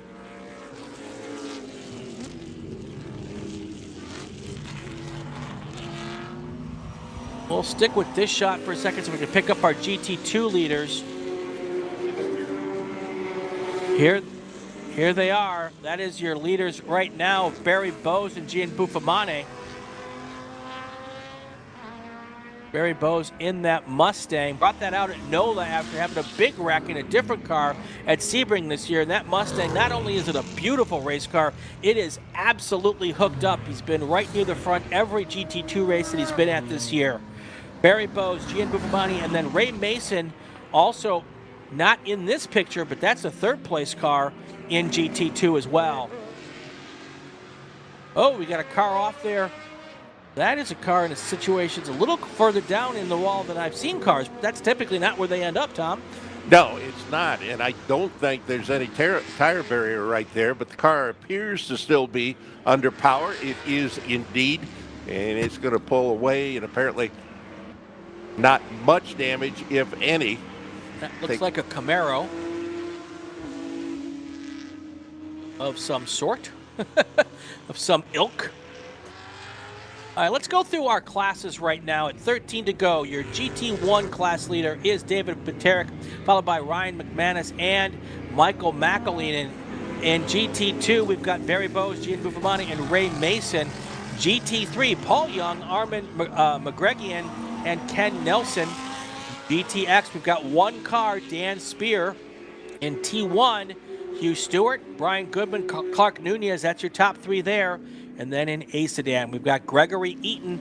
James Yost just got into second place. Phil Brabeck is now down to third.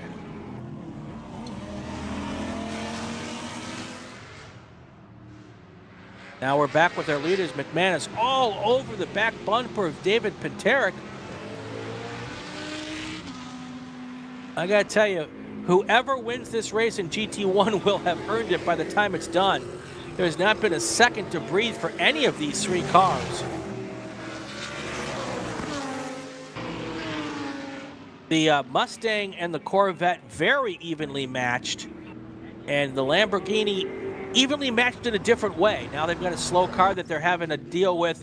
That is going to be really, really tight. Look at McAleen and try to get underneath McManus, but then McManus gives a little hit of the gas and is able to get up and past them. Yeah, negotiating these slower cars is definitely an art. There's also a little luck involved in that too, Tom. It may be an art, but sometimes you wind up with your art hung on the wall. Exactly. Exactly. And with that slower car, David Peterick's been able to open up a 2 or 3 car length lead here.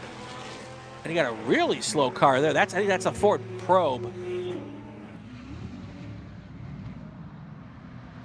Wow, that's the biggest lead Peterick's had all day, Tom. Absolutely.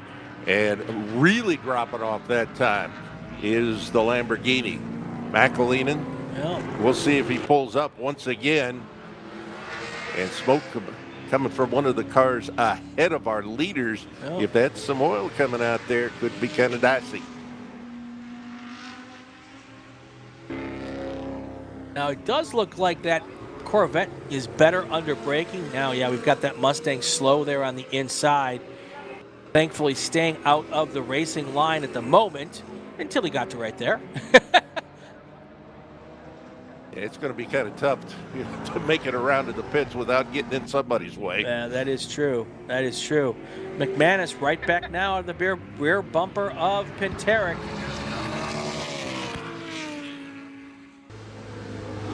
Coming up on 11 laps to go here. Let me make a call to the grid. Attention to the paddock, attention to the paddock. Group 9 cars to the grid. Group 9 cars, Formula Atlantic and Formula Continental to the grid for your race. McManus right there, Tom. I love this kind of racing, and we watch it as McManus pulls right under the rear deck lid of the Mustang of Peterick. Down the long straightaway they come, under hard acceleration. The Lamborghini falls off on this part of the track. Not so. Peterick and McManus down into turn number 4 once again. Car length separating first and second. And let's not forget, Peterick just did 20 laps in a Spec MX-5 car, side by side, coming through 5, now down to 6. McManus got a nose in front there. Can he make it stick? Or can Peterick answer back? And he has made it stick. Now we've got McManus up front, Peterick second, and McAleenan in third. Classic pass right there by McManus on Peterick. Here comes the leaders up on this really slow-moving vehicle here. 2 slow-moving cars. One's really slow. The other one's just a slower race car. And that probe's going to make it back to pit lane. I have no idea how. That has been going a long ways to get there. But here are your leaders across the line. McManus, Pieterek, McElheen, and down towards turn 1. This is as spicy gets. This is like ghost pepper spicy. Oh, yeah. Here they come around another car. McManus first, then Pieterek. Corvette, Mustang, Lamborghini, 1, 2, 3, and GT1. Well, making the move mid-part of the race. That's McManus. He did it coming through the S's, set it up beautifully, and came up alongside in turn 5, down to 6, takes the lead. Now let's see whether there is a charge being remounted here by David Pieterek. Right now, no. Let's talk about our other classes just for a couple of seconds, get everybody caught up. Hugh Stewart, he's got a 4.7-second lead over Brian Goodman. Clark Nunez, another 16 seconds back in third place in T1. Looking at A Sedan, 12-second lead, Gregory Eaton over James Jost. In GT2, Barry Bowes, that's a pretty tight battle still with Gian Buffalmante. 0.4 of a second between Bowes and Buffalmante. Ray Mason is in third. In GT3, Armin Megarian has now taken the lead in GT3. He's got an 0.8 of a second lead over Ken Nelson. Michael Lewis, 22 seconds back in that RX-7. And then we've got one car in GTX, Dan Spear. See if we can pick up that GT2 battle for a little bit here. We're looking for the Ford Mustang of Bowes and the Ford Mustang of Gian Buffalmante. You can follow them for a quick lap or two. There is Bowes right there. Buffalmante right behind him. I believe that's the right battle. That looks right. See a better shot of this car coming through here. No, that is not the Barry Bowes car. That's okay. There's a lot of Mustangs out there. A lot of Mustangs out there. Jordan's doing a great job helping us follow along. Well, here comes our leaders. There's McManus. And Pieterek's back in front. Yep.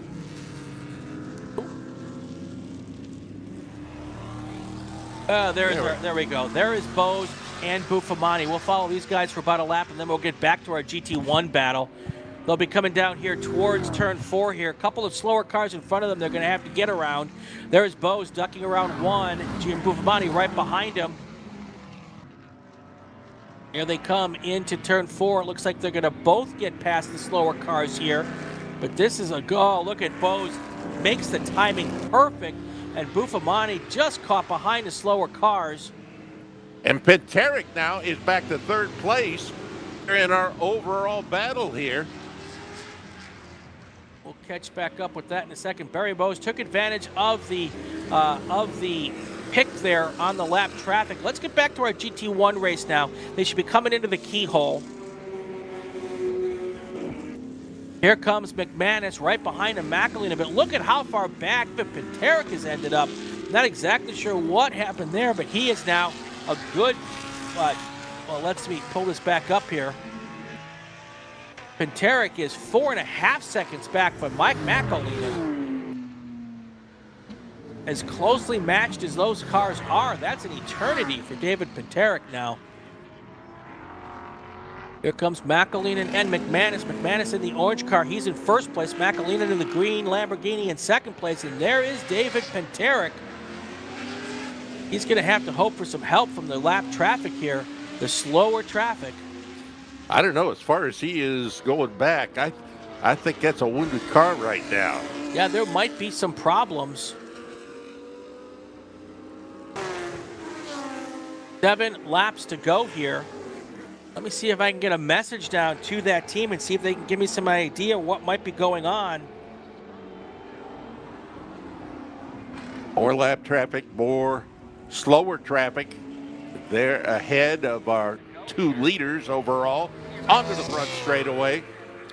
And the difference between first and second is now about 2 seconds. Well, we now know Pieterek definitely having problems. He just went on to pit lane.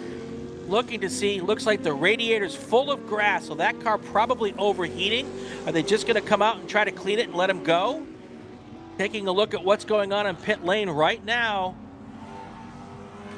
Doing a quick check on the front of the car. So he went off somewhere.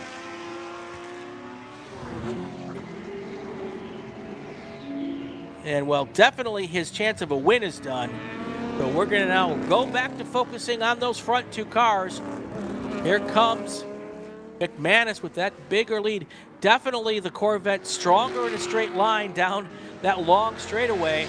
But McElhennon's still faster in the corners.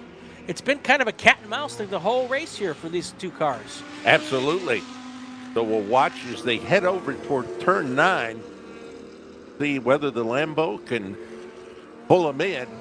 Not really on this lap. We have seen previously that the big distance down there going into turn number 4. Here already coming around to the front straightaway, not able to pull up, but there is slower traffic ahead. That's what you get when you get a large field like this. You almost never have a clear path in front of you. Attention in the paddock, attention to the paddock. Group 9 cars to the grid. Group 9 cars, Formula Atlantic and Formula Continental to the bridge. Michael McElhennon in the Lamborghini. He now sets fast time at a 1:27.3. And let's take a quick look to see if that's a new track record here. GT1 track record has been a 1:26.1. That's not still 2 seconds off the lap record here. There is McManus working around slower cars. McElhennon trying to do the same thing. This is actually about as close as McElhennon has been at the end of this straightaway. So that's helped out. If he can get around this Mustang, this is going to be a good chance to make up some time on this lap. I think the Mustang held him up just a little bit there.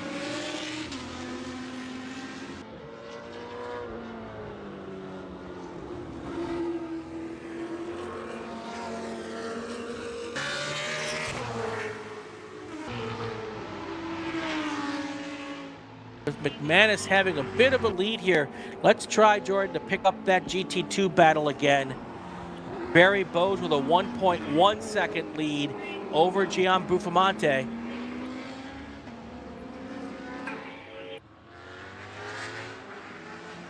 Let's see if this is them. This does look like, yep, that is Barry Bowes and Gian Buffamante coming through turn 6.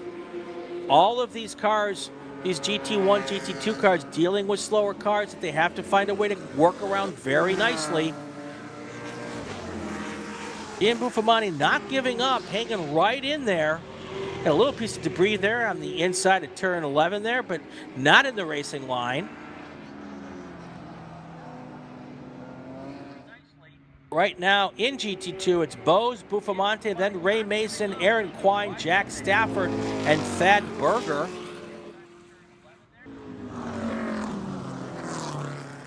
There they are going into turn 1. That's a slower car that Bowes is going around. Buffamante is going to try to do the same thing now as they head into the chicane. Worked out pretty well there. It does appear, though, that Bowes has just a little bit of something to be able to keep out in front of Buffamante here. Pretty much the same lap times. Buffamante is actually a little faster that lap. Not fast enough to catch him. Let me look at some of the other classes here to see if there's anything else we're missing. Actually, GT3, if you can find the Mazda Miata of Armin McGregor, and he only has a 1 second lead over Ken Nelson. Oh, we've got a potential move for the lead as McElhennon right there pulling out next to and trying to get by going into turn 1. Is he going to have enough? No, he's not. Boy, this has not been for the faint of heart here, Tom. No, not at all. This thing is far from over. We've got less than 3 laps to go. But right now, this battle for the lead with slower traffic ahead, that is going to play into this big time as they head down into turn 4 once again. Now, this is where that Corvette has the advantage normally. There you see it. Yep. But the back part of the race course, or technical part of the race course, is where we'll see the Lamborghini close up once again. That is as close as that car has been at all here, and this is the part where the Lamborghini shines. This is where that arrow is so important for that car through these next sets of corners here. A little advantage probably down Thunder Valley for the Corvette. But look at that. There is McAleenan right there. Will he be able to take advantage as they go into the carousel? With only 3 to go, this could be one of the best chances Michael McAleenan has. They push down the front straightaway. No, it looks as though that Corvette's going to be able to pull away again. Coming into turn 1, just a little bit of an advantage for that Corvette.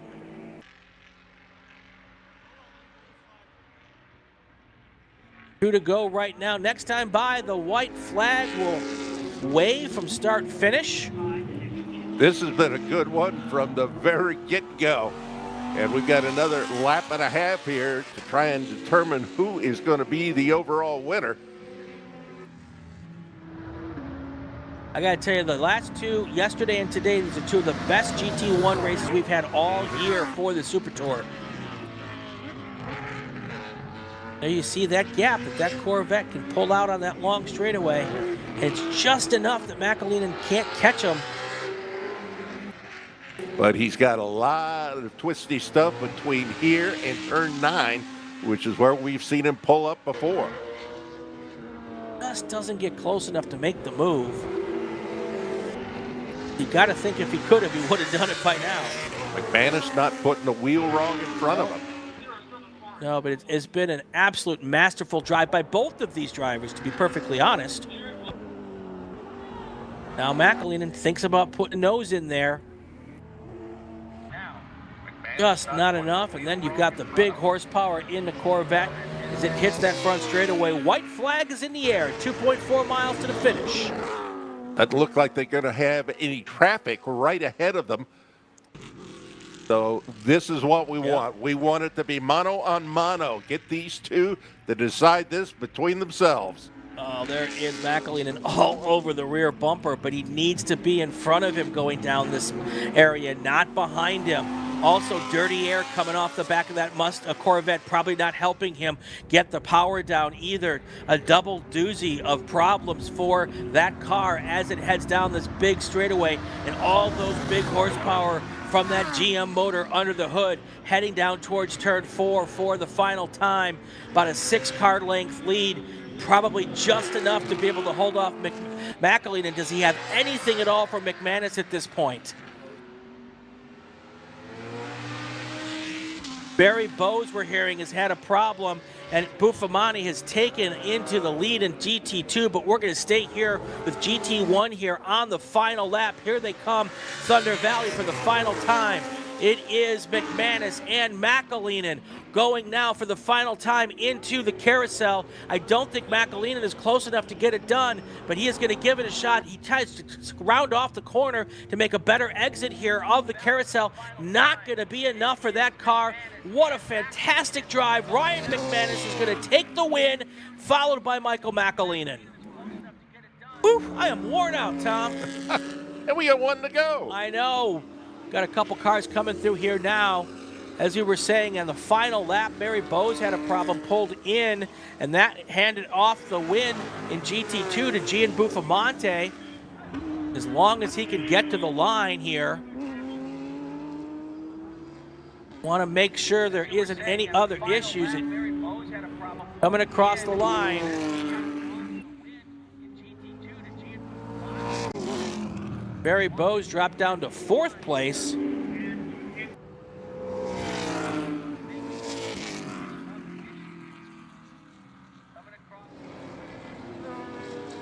A few more of these cars start circulating here and getting across the line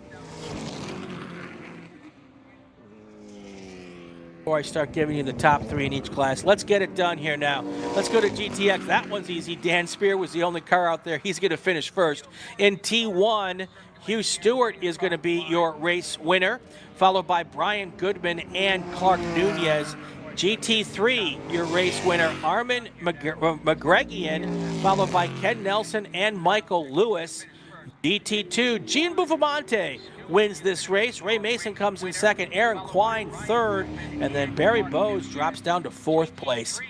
DT1, we've been talking about this one. Ryan McManus wins it. Michael McAleenan comes in third. David Pinteric, definitely enough laps in the books to be a finisher. He will finish third in that race. And then A Sedan. Gregory Eaton's your winner. James Joe second. And Phil Brabeck is in third. Whew. We're going to take a short break. When we come back, our last race of the day. Formula Atlantic, Formula Continental. Stay with us, everybody. We'll be right back. Finished third in that race. And then A Sedan. Gregory Eaton's your winner. James Joe second. And Phil Brabeck is in third. Whew. We're going to take a My customer experience with Mazda has been absolutely fantastic. I'm probably not the richest person out here, and they're extremely reasonably priced, and you can buy parts easily, and it's a class that fits both what I want from a racing standpoint and what I can afford. We got into Mazdas largely just because it's a fantastic platform, and Mazda Motorsports has some of the best support for the grassroots racer in parts and technical advice and everything else, so they make it easy for us to run these cars.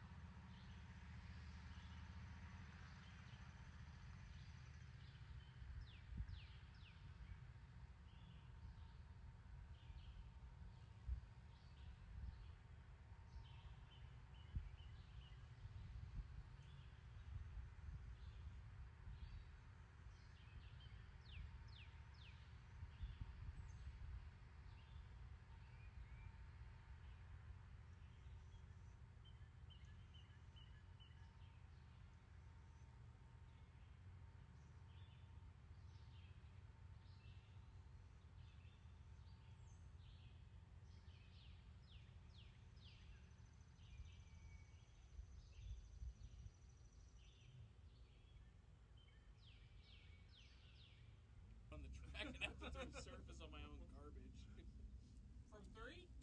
I'm joking, but yeah. I was gonna say there's a catch fence between it once you get it behind the. You've never seen me fuck up, have you? I thought I was impressive, but I didn't see a way to fuck that up that bad. Wait a minute. I'd walk to the back and try and drop it in. Yeah. That's a good move. So it was already behind it. Granted, I always had to go down and pick them up when I was down in the bathroom. It's releasing. Shit. No, I already did that once today. Shit. I gotta move. It's double yellow. You're alright. Cars are coming to pit lane. We got time. Oh, okay. Cars just coming pit lane. We're down to 43%. What's the radio battery at? Yes. Actually, like 75%. Ah, we Gucci. I'm on the last race, so. Oh, holy shit. Excuse me. Sorry, stream. Grid clear. Last car 7-2 black.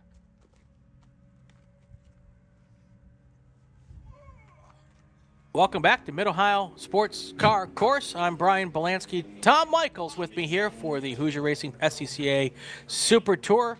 Our last race of the weekend, round 16, almost in the books.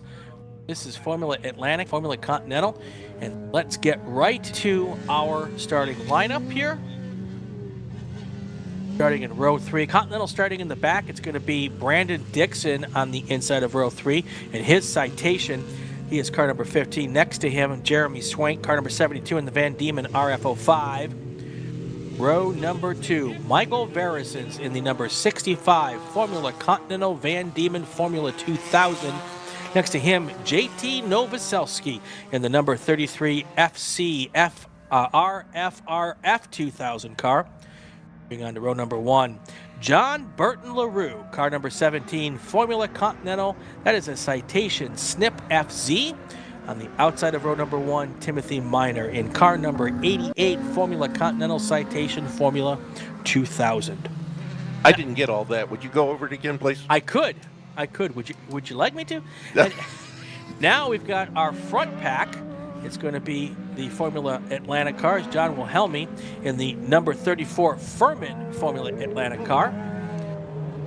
Next up on row number 2 is going to be Ashen Yelkin on the inside. That is a Swift 014, number 79 Formula Atlantic. On the outside of row number 2, Carlos Franca in the 05 Formula Atlantic Swift 014. Now to row number 1. On the outside, Nico Vargas in the 08 Formula Atlantic JDR Formula 1000.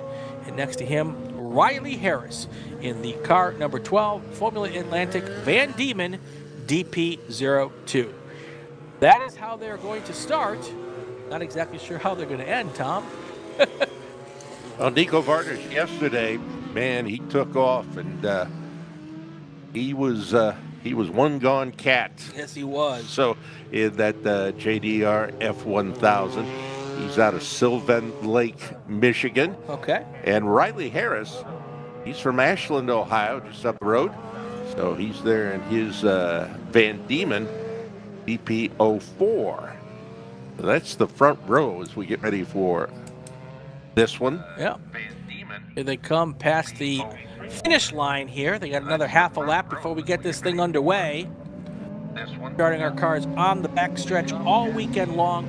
Take this opportunity while we're waiting for them to get there to thank a whole bunch of people. Our track workers here, both the Mid-Ohio folks who've been taking people out of the sand traps and getting them to safety. Big thank you to them, as well as these SCCA volunteer workers here.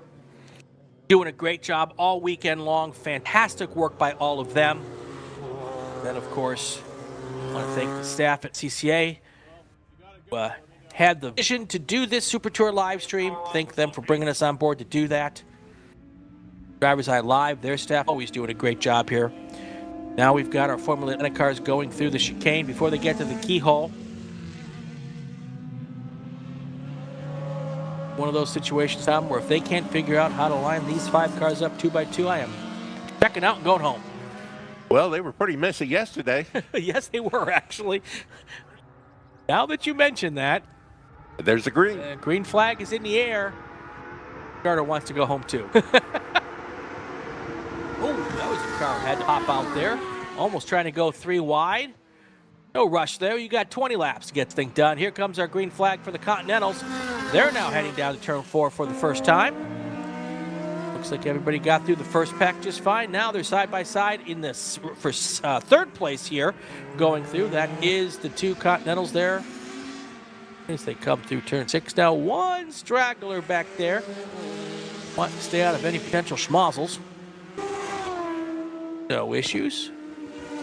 Already starting to stretch these cars out a little bit.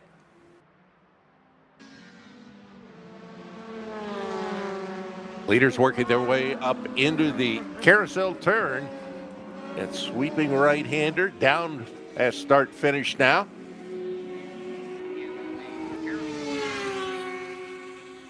Coming across the line for the first time, Nico Vardis, then Ashen Yelkin. Riley Harris in 3rd, Carlos Franca 4th, John Wilhelmi in 5th. That is how the Formula Atlantics are right now. Then the Continentals, Timothy Miner in 1st, John Burton LaRue 2nd, JT Novoselsky is in 3rd, followed by Michael Verisons, Brandon Dixon, and Jeremy Swank.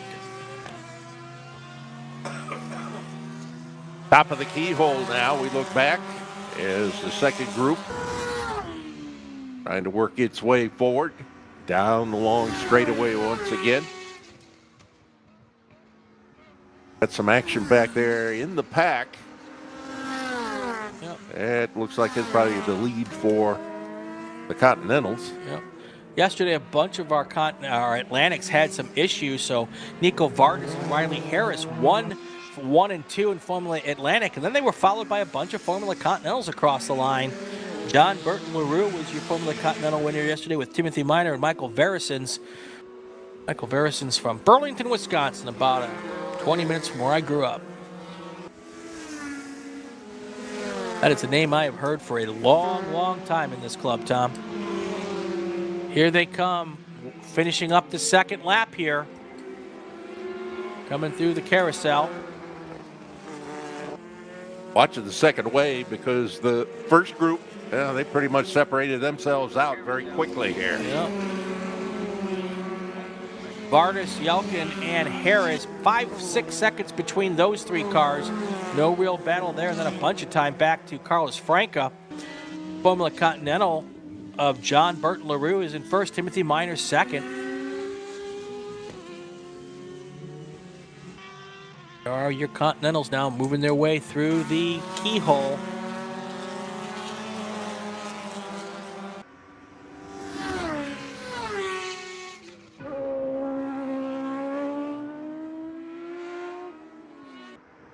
One thing we will be looking out for to see if any of these cars get track records. The Formula Atlantic track record here at Mid-Ohio is a 1:19.3. Right now, Nico Vardis a long ways away. Now, that was probably set in the old days of Formula Atlantic where those Toyotas were not, had no restrictor plates on it. So I think there's a very good chance that that record may hold forever. Mm-hmm. Yep. Yeah, certainly with this configuration of the track.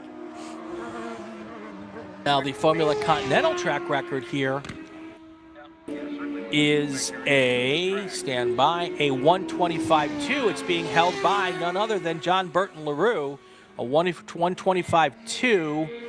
And LaRue right now is still 4 seconds off of that, 3 seconds off. He's now also, by the way, popped into 4th place overall. He's passed Carlos Franca here. That Formula Atlanta car is dropping through the order. Also, John Wilhelmi dropping through the order. He finished way back yesterday as well. That car either underpowered or some other issue with it.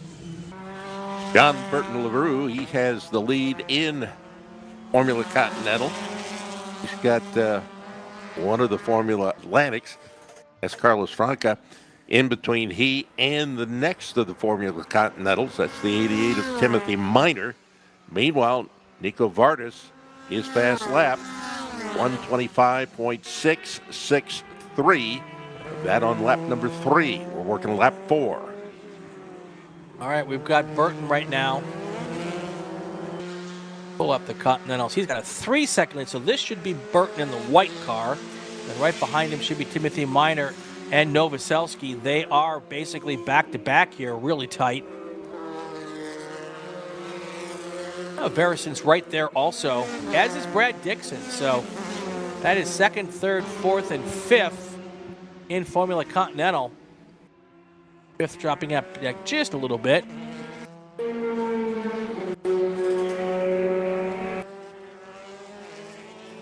That was John Burton LaRue across the line with the fast lap for him today, a 127.851. And you had the 4 cars of Minor, Verisons, Novoselsky, and Dixon. Right there are those 4 cars.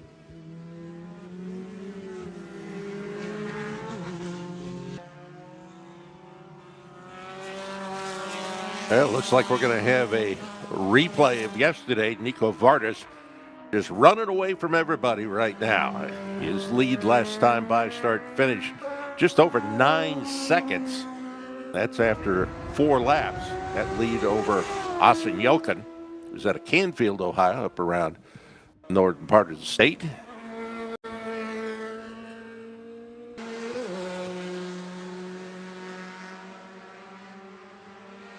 He's Formula Atlantic, Nico Vardis. One of our faster cars here this weekend, so he is clipping off his laps. Zipping through this race. We would very likely finish this ahead of time with our time clock, our 35-minute time clock. 15 to go here.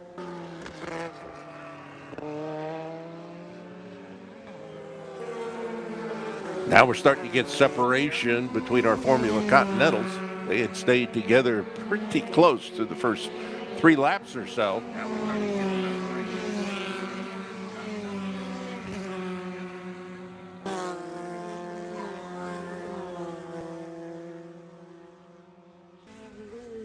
John Burt LaRue up there into 3rd place overall.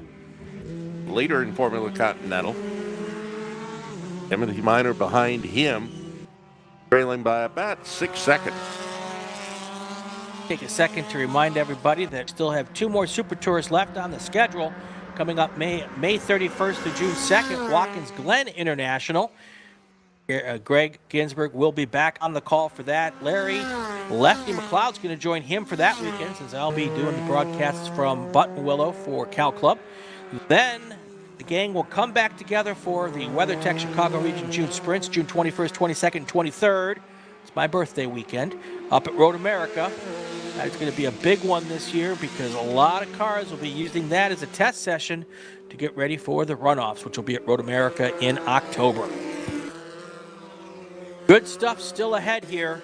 Lots of action, lots of Super Tour championships still on the line, and a lot of cars still need to get some points to qualify for the runoff. So both those events are always very, very popular. Looking forward to those.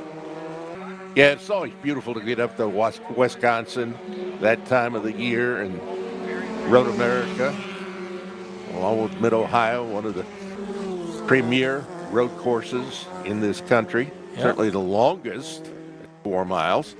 Yep. And if you think Road America's nice at the end of June, it'll be beautiful in October with the colors changing. Oh, yeah. In the Kettle Moraine Forest.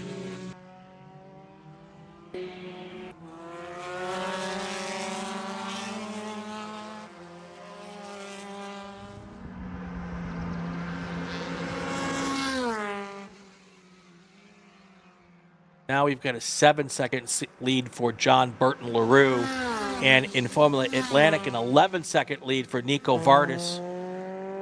Absolutely no battles going on in Formula Atlantic. A little tighter in Formula Continental. Yeah, that's been rejoined there after having broken off for quite some time, and that looks to be the battle between Timothy Minor, I believe, and Michael Verisons. Yep. Our Time Trials National Tour is at NCM this weekend. We also have opportunities for you to take your street car out on the racetrack. Track Night in America, you can find out all about that on SCCA.com. They're coming up doing an event at Road Atlanta and at New Jersey Motorsports Park. So cool stuff going on all around the club for you to check out here. SCCA.com is the place to go for all of that. And if you want to come out and volunteer with us at the racetrack, best seat in the house that doesn't include a seat belt. Come stand in our corners, help our grid workers, any of a bunch of different ways to get to the racetrack and get involved. SCCA.com to find out who your local region is. There's a little battle there in Formula Continental. Who is that? I think that is the battle for second place. Minor, Verisons, and Novoselsky. That right there is John Burton LaRue. He's taken off. Yep, he is good, gone. Here are your 3 cars in Formula Atlantic. The first one Minor, then Verisons, then Novoselsky.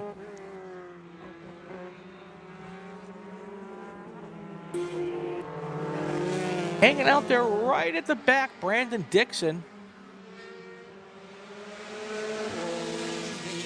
Coming up on 13 to go here.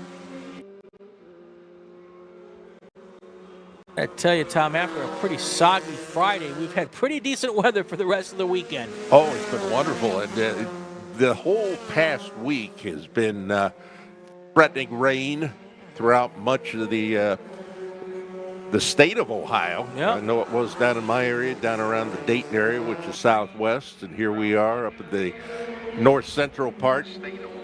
Lots and lots of rain. But yesterday, it was just... thankfully, the only thing we saw yesterday was dew and fog. That's right. That's right. There are a couple of little sprinkles during this race yesterday, but never enough to make a difference on anything. It was more you felt it before, and it didn't really. The track had enough heat in it that nothing really made the track change. I think it was alarmist. I don't think it was really that bad ever. No, I don't think it was bad at all. No, absolutely, absolutely. But you know, I mean, oh my gosh, is that a raindrop? Yep. No, not a raindrop. As long as I'm in here, I don't do that. But if I'm out in the S's, yeah, I'll probably be an alarmist. That Nico Vardis we're looking at, Jordan? As long as I'm in here, I don't do that. I believe that was Nico Vardis coming across the line there to complete lap number 9, 11 to go here. And then Austin Yelkin, that is our race leader overall, and you can see second place, nowhere in that shot. Nico Vardis has put on an absolute clinic this weekend. Tends to do that. Yeah. I want to know where Yelkin went because there's a lot of time before. Supposed to be only 12 seconds. That certainly looked a lot more than 12 seconds.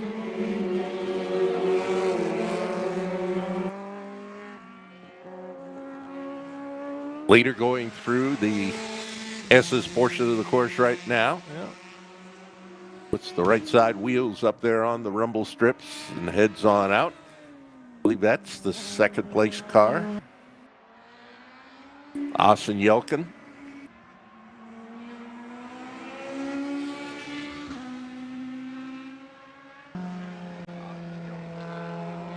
These are such cool cars. I love these things. But they tend to not have the most competitive races, to be quite honest. There you go. Yeah, part of the problem is that the different way they balance the power in these cars is really hard to get them close. So, all right, we are 10 to go. That's the halfway point. Let's take our final break of the weekend, and when we come back, we will get you to the finish of this race and the finish of our weekend. Stay with us, everybody. We'll be right back. Hoosier Racing Tire is proud to be the presenting sponsor of SCCA Super Tour. Hoosier's mission is to be the dominant customer-driven provider of tires to race teams domestically and internationally. At Hoosier, we know that our success is dependent on how well we meet our customers' expectations by providing the safest, most reliable, high-quality race tires that put you in the winner's circle. For more information, see our trackside support personnel or the local Hoosier Racing Tire dealer near you. Or contact us at HoosierTire.com. Hoosier Racing Tires, truly tires designed for champions. Haggerty is the official and exclusive insurance partner for SCCA and provides affordable off-track insurance protection for motorsports vehicles while in the paddock, in transit, in storage, and at the shop. Haggerty also provides guaranteed value coverage and even has protection for your trailer. Did you know that SCCA members can save 5% on insurance through Haggerty? Haggerty, let's drive together. Learn more at Haggerty.com. Get more bang for your buck at SummitRacing.com. Choose from millions of in-stock parts from over 1,500 name brands. Parts for racing, street performance, trucks, plus tools, accessories, and more. Shop anytime, anywhere with the Summit Racing app.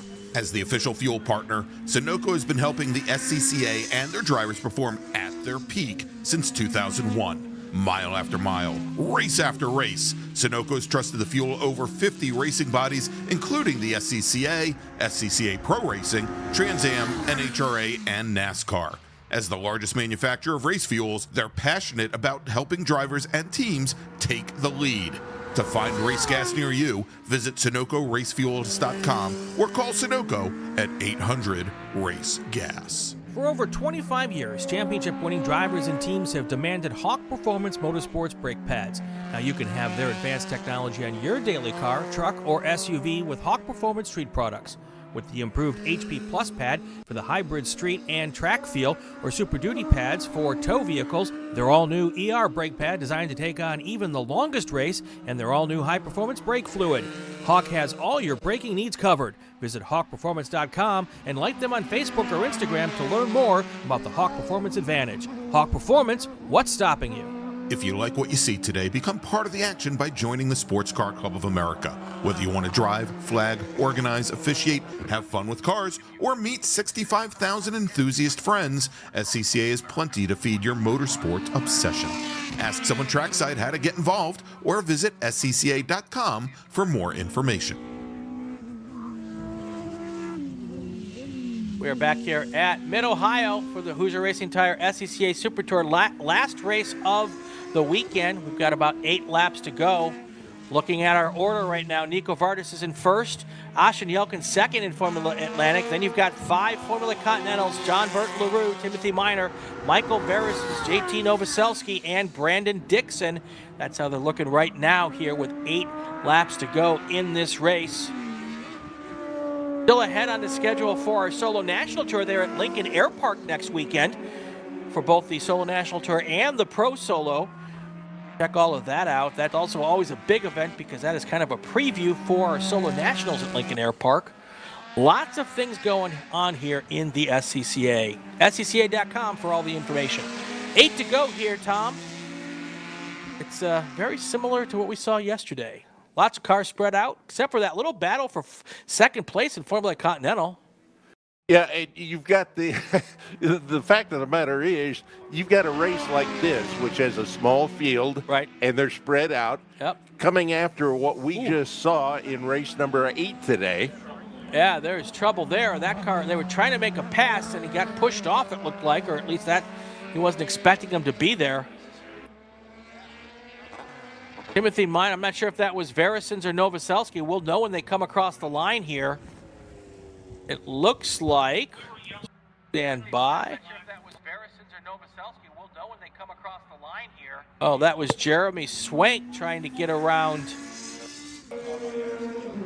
Yeah, he was, Aston Yelkin was trying to make a pass on a slower car, and he was 17 seconds behind Nico Vardis when he put it in there. Exactly sure what the thought process was there, but Yelkin continues on. Swank drops all the way back to 10th place now.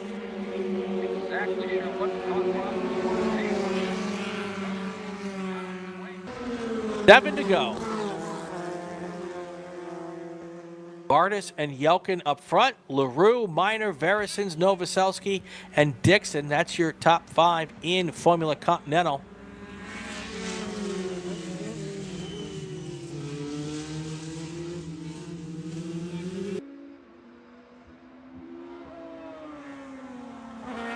Corner workers out there at turn 9. Big thank you to all of them here this weekend.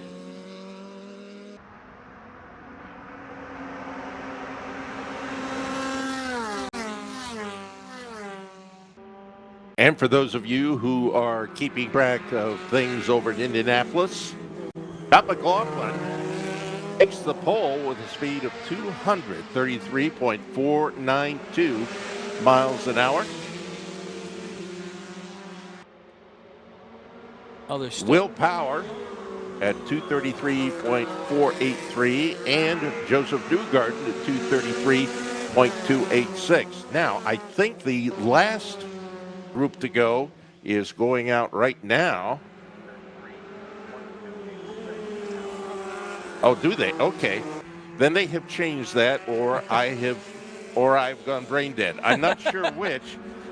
still some more running to go in Indy, let's just say that. Yeah, and here's the thing. They're trying to get those final row in there. Yep. Of course, local product Graham Rahal is going to have to take a run there once again.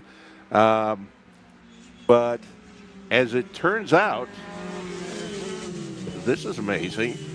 Marcus Ericsson apparently had problems on his last lap because he is 9 miles an hour slower than Nolan Siegel, who everybody thought had no chance of making it into the race. So now we wait for Catherine Legg and Graham Rahal as far as that's concerned. Back here at Mid-Ohio, just had a move from JT Novoselsky, got around Michael Verisons here to move into third. Wait, hold on. Let me pull it up, make sure I'm right. To move into third place overall here third place in Formula Continental with 5 laps to go.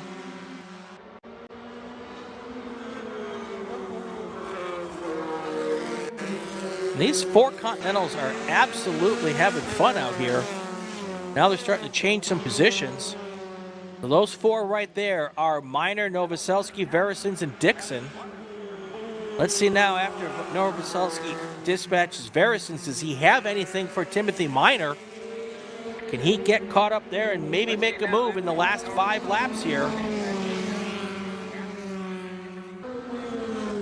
A. Vincent Design, Nico Vardis is a machine. That seems to be the way of the world here this weekend. Nobody has anything for that car, that Formula 1000 car. LaRue, Miner, Verisons, Novoselsky, Dixon. Looks like Jeremy Swank may have come in after that little incident that he had with Yelkin. And I see where I made my mistake. It used to be, I think, the Fast 9. Now they've made it the Fast 12. You get rid of the slowest 6, or they will start 7th through 12th. And now they will do it again for 1 through 6. There we go. So you guys are absolutely right. And I am absolutely wrong. Well, there you go. Not the first time, long away from the last. 4 to go here at Mid-Ohio. I want to give a big thank you to all of our associate producers in the chat. We've got to pick one this weekend to be our associate producer of the weekend. And I am scrolling through here to see who we've got. Pick one this weekend to be our any votes here, Brendan? See if there's anybody that caught your eye this weekend. Absolutely. That is the perfect associate producer of the weekend. Goes upside down, tumbles nose over tail a couple of times, ends up on his roof, goes to medical. Everything's good with him, although I think he'll be sold tomorrow. But he comes in at the end and gives us an update on his condition in the chat. Good call. Very good call. Now I got to get something to both Bill and Brian Stasinski because they both wanted this there. That's good stuff. Good stuff. All right, we're real glad he's doing well. Hopefully they can get that car back together for the June sprints. There you go. All right, let's check it out here. Formula Atlantic is a 26-second lead. Vardis over Yelkin. Carlos Franca is in second. Continental still tight here for second place. John Burton LaRue, he's checked out, but this race for second place is what we're looking at right here. That is Miner. Verisons has gotten back around Novoselsky, so he's back into third place overall. But that is the battle for second and third on the podium in Formula Continental with 3 to go. Here they come across the line again. LaRue, Minor, Barrisons, Novoselsky, Dixon. That's the way they stand right now. Barrisons in Formula Continental. He is in third place right now. He has 22 runoff starts, 7 wins, 3 seconds, and 2 thirds. That's not too bad. Multiple national champion. Next time by, we're going to get the white flag.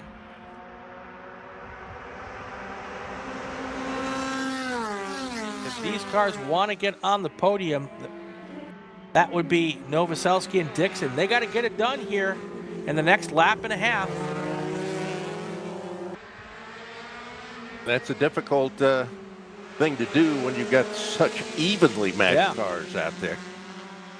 Yeah, they're all right in the 147.4. As a matter of fact, last time by, these 4 cars were 127.4, 127.6, 127.4, and 127.3. That is pretty much identical. They come through the carousel, second to last time. That is pretty much identical. Actually, they may get one more lap. We're still waiting on the leader to come by, so I think these guys are going to get 2 more laps here. Here comes our leader. He's going to get the one to go now, unless this is going to be one more, 2 laps for those Continentals to determine who's going to be our second, third, fourth place cars. Now we're on the final lap. White flag is in the air. Here comes, I believe that is LaRue. It's hard to tell now. Got a couple of those cars just... Okay, here is our... Are these the 4 cars? Are there no longer 4 cars? Yeah, we've lost one of our 4 cars. Not sure which one. We'll know in a second.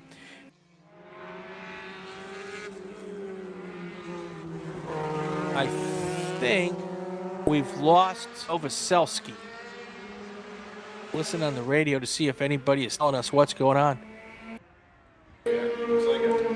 Yeah, there's the red one. I believe that's Novoselsky. That's not a good time to have a problem.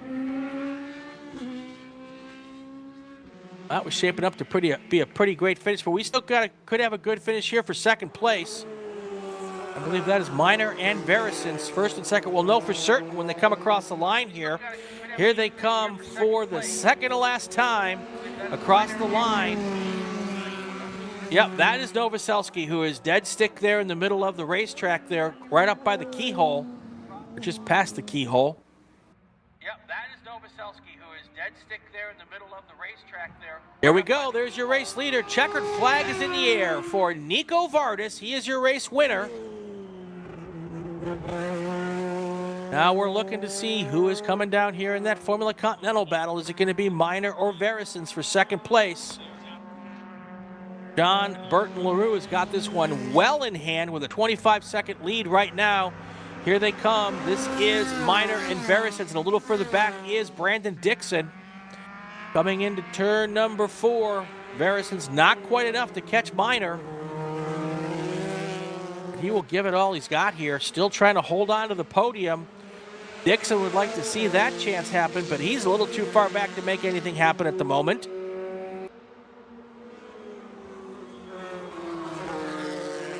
Now they come through turn 8 and 9. Here comes your Formula Continental race winner across the line. That is John Burton right there. John Burton LaRue. And now your second place battle. Looks like Minor's going to have just a little too much for them to catch it, but Brandon Dixon almost caught Barrisons at the line, but not quite. So it's going to be LaRue, Minor, Barrisons on the podium in Formula Continental.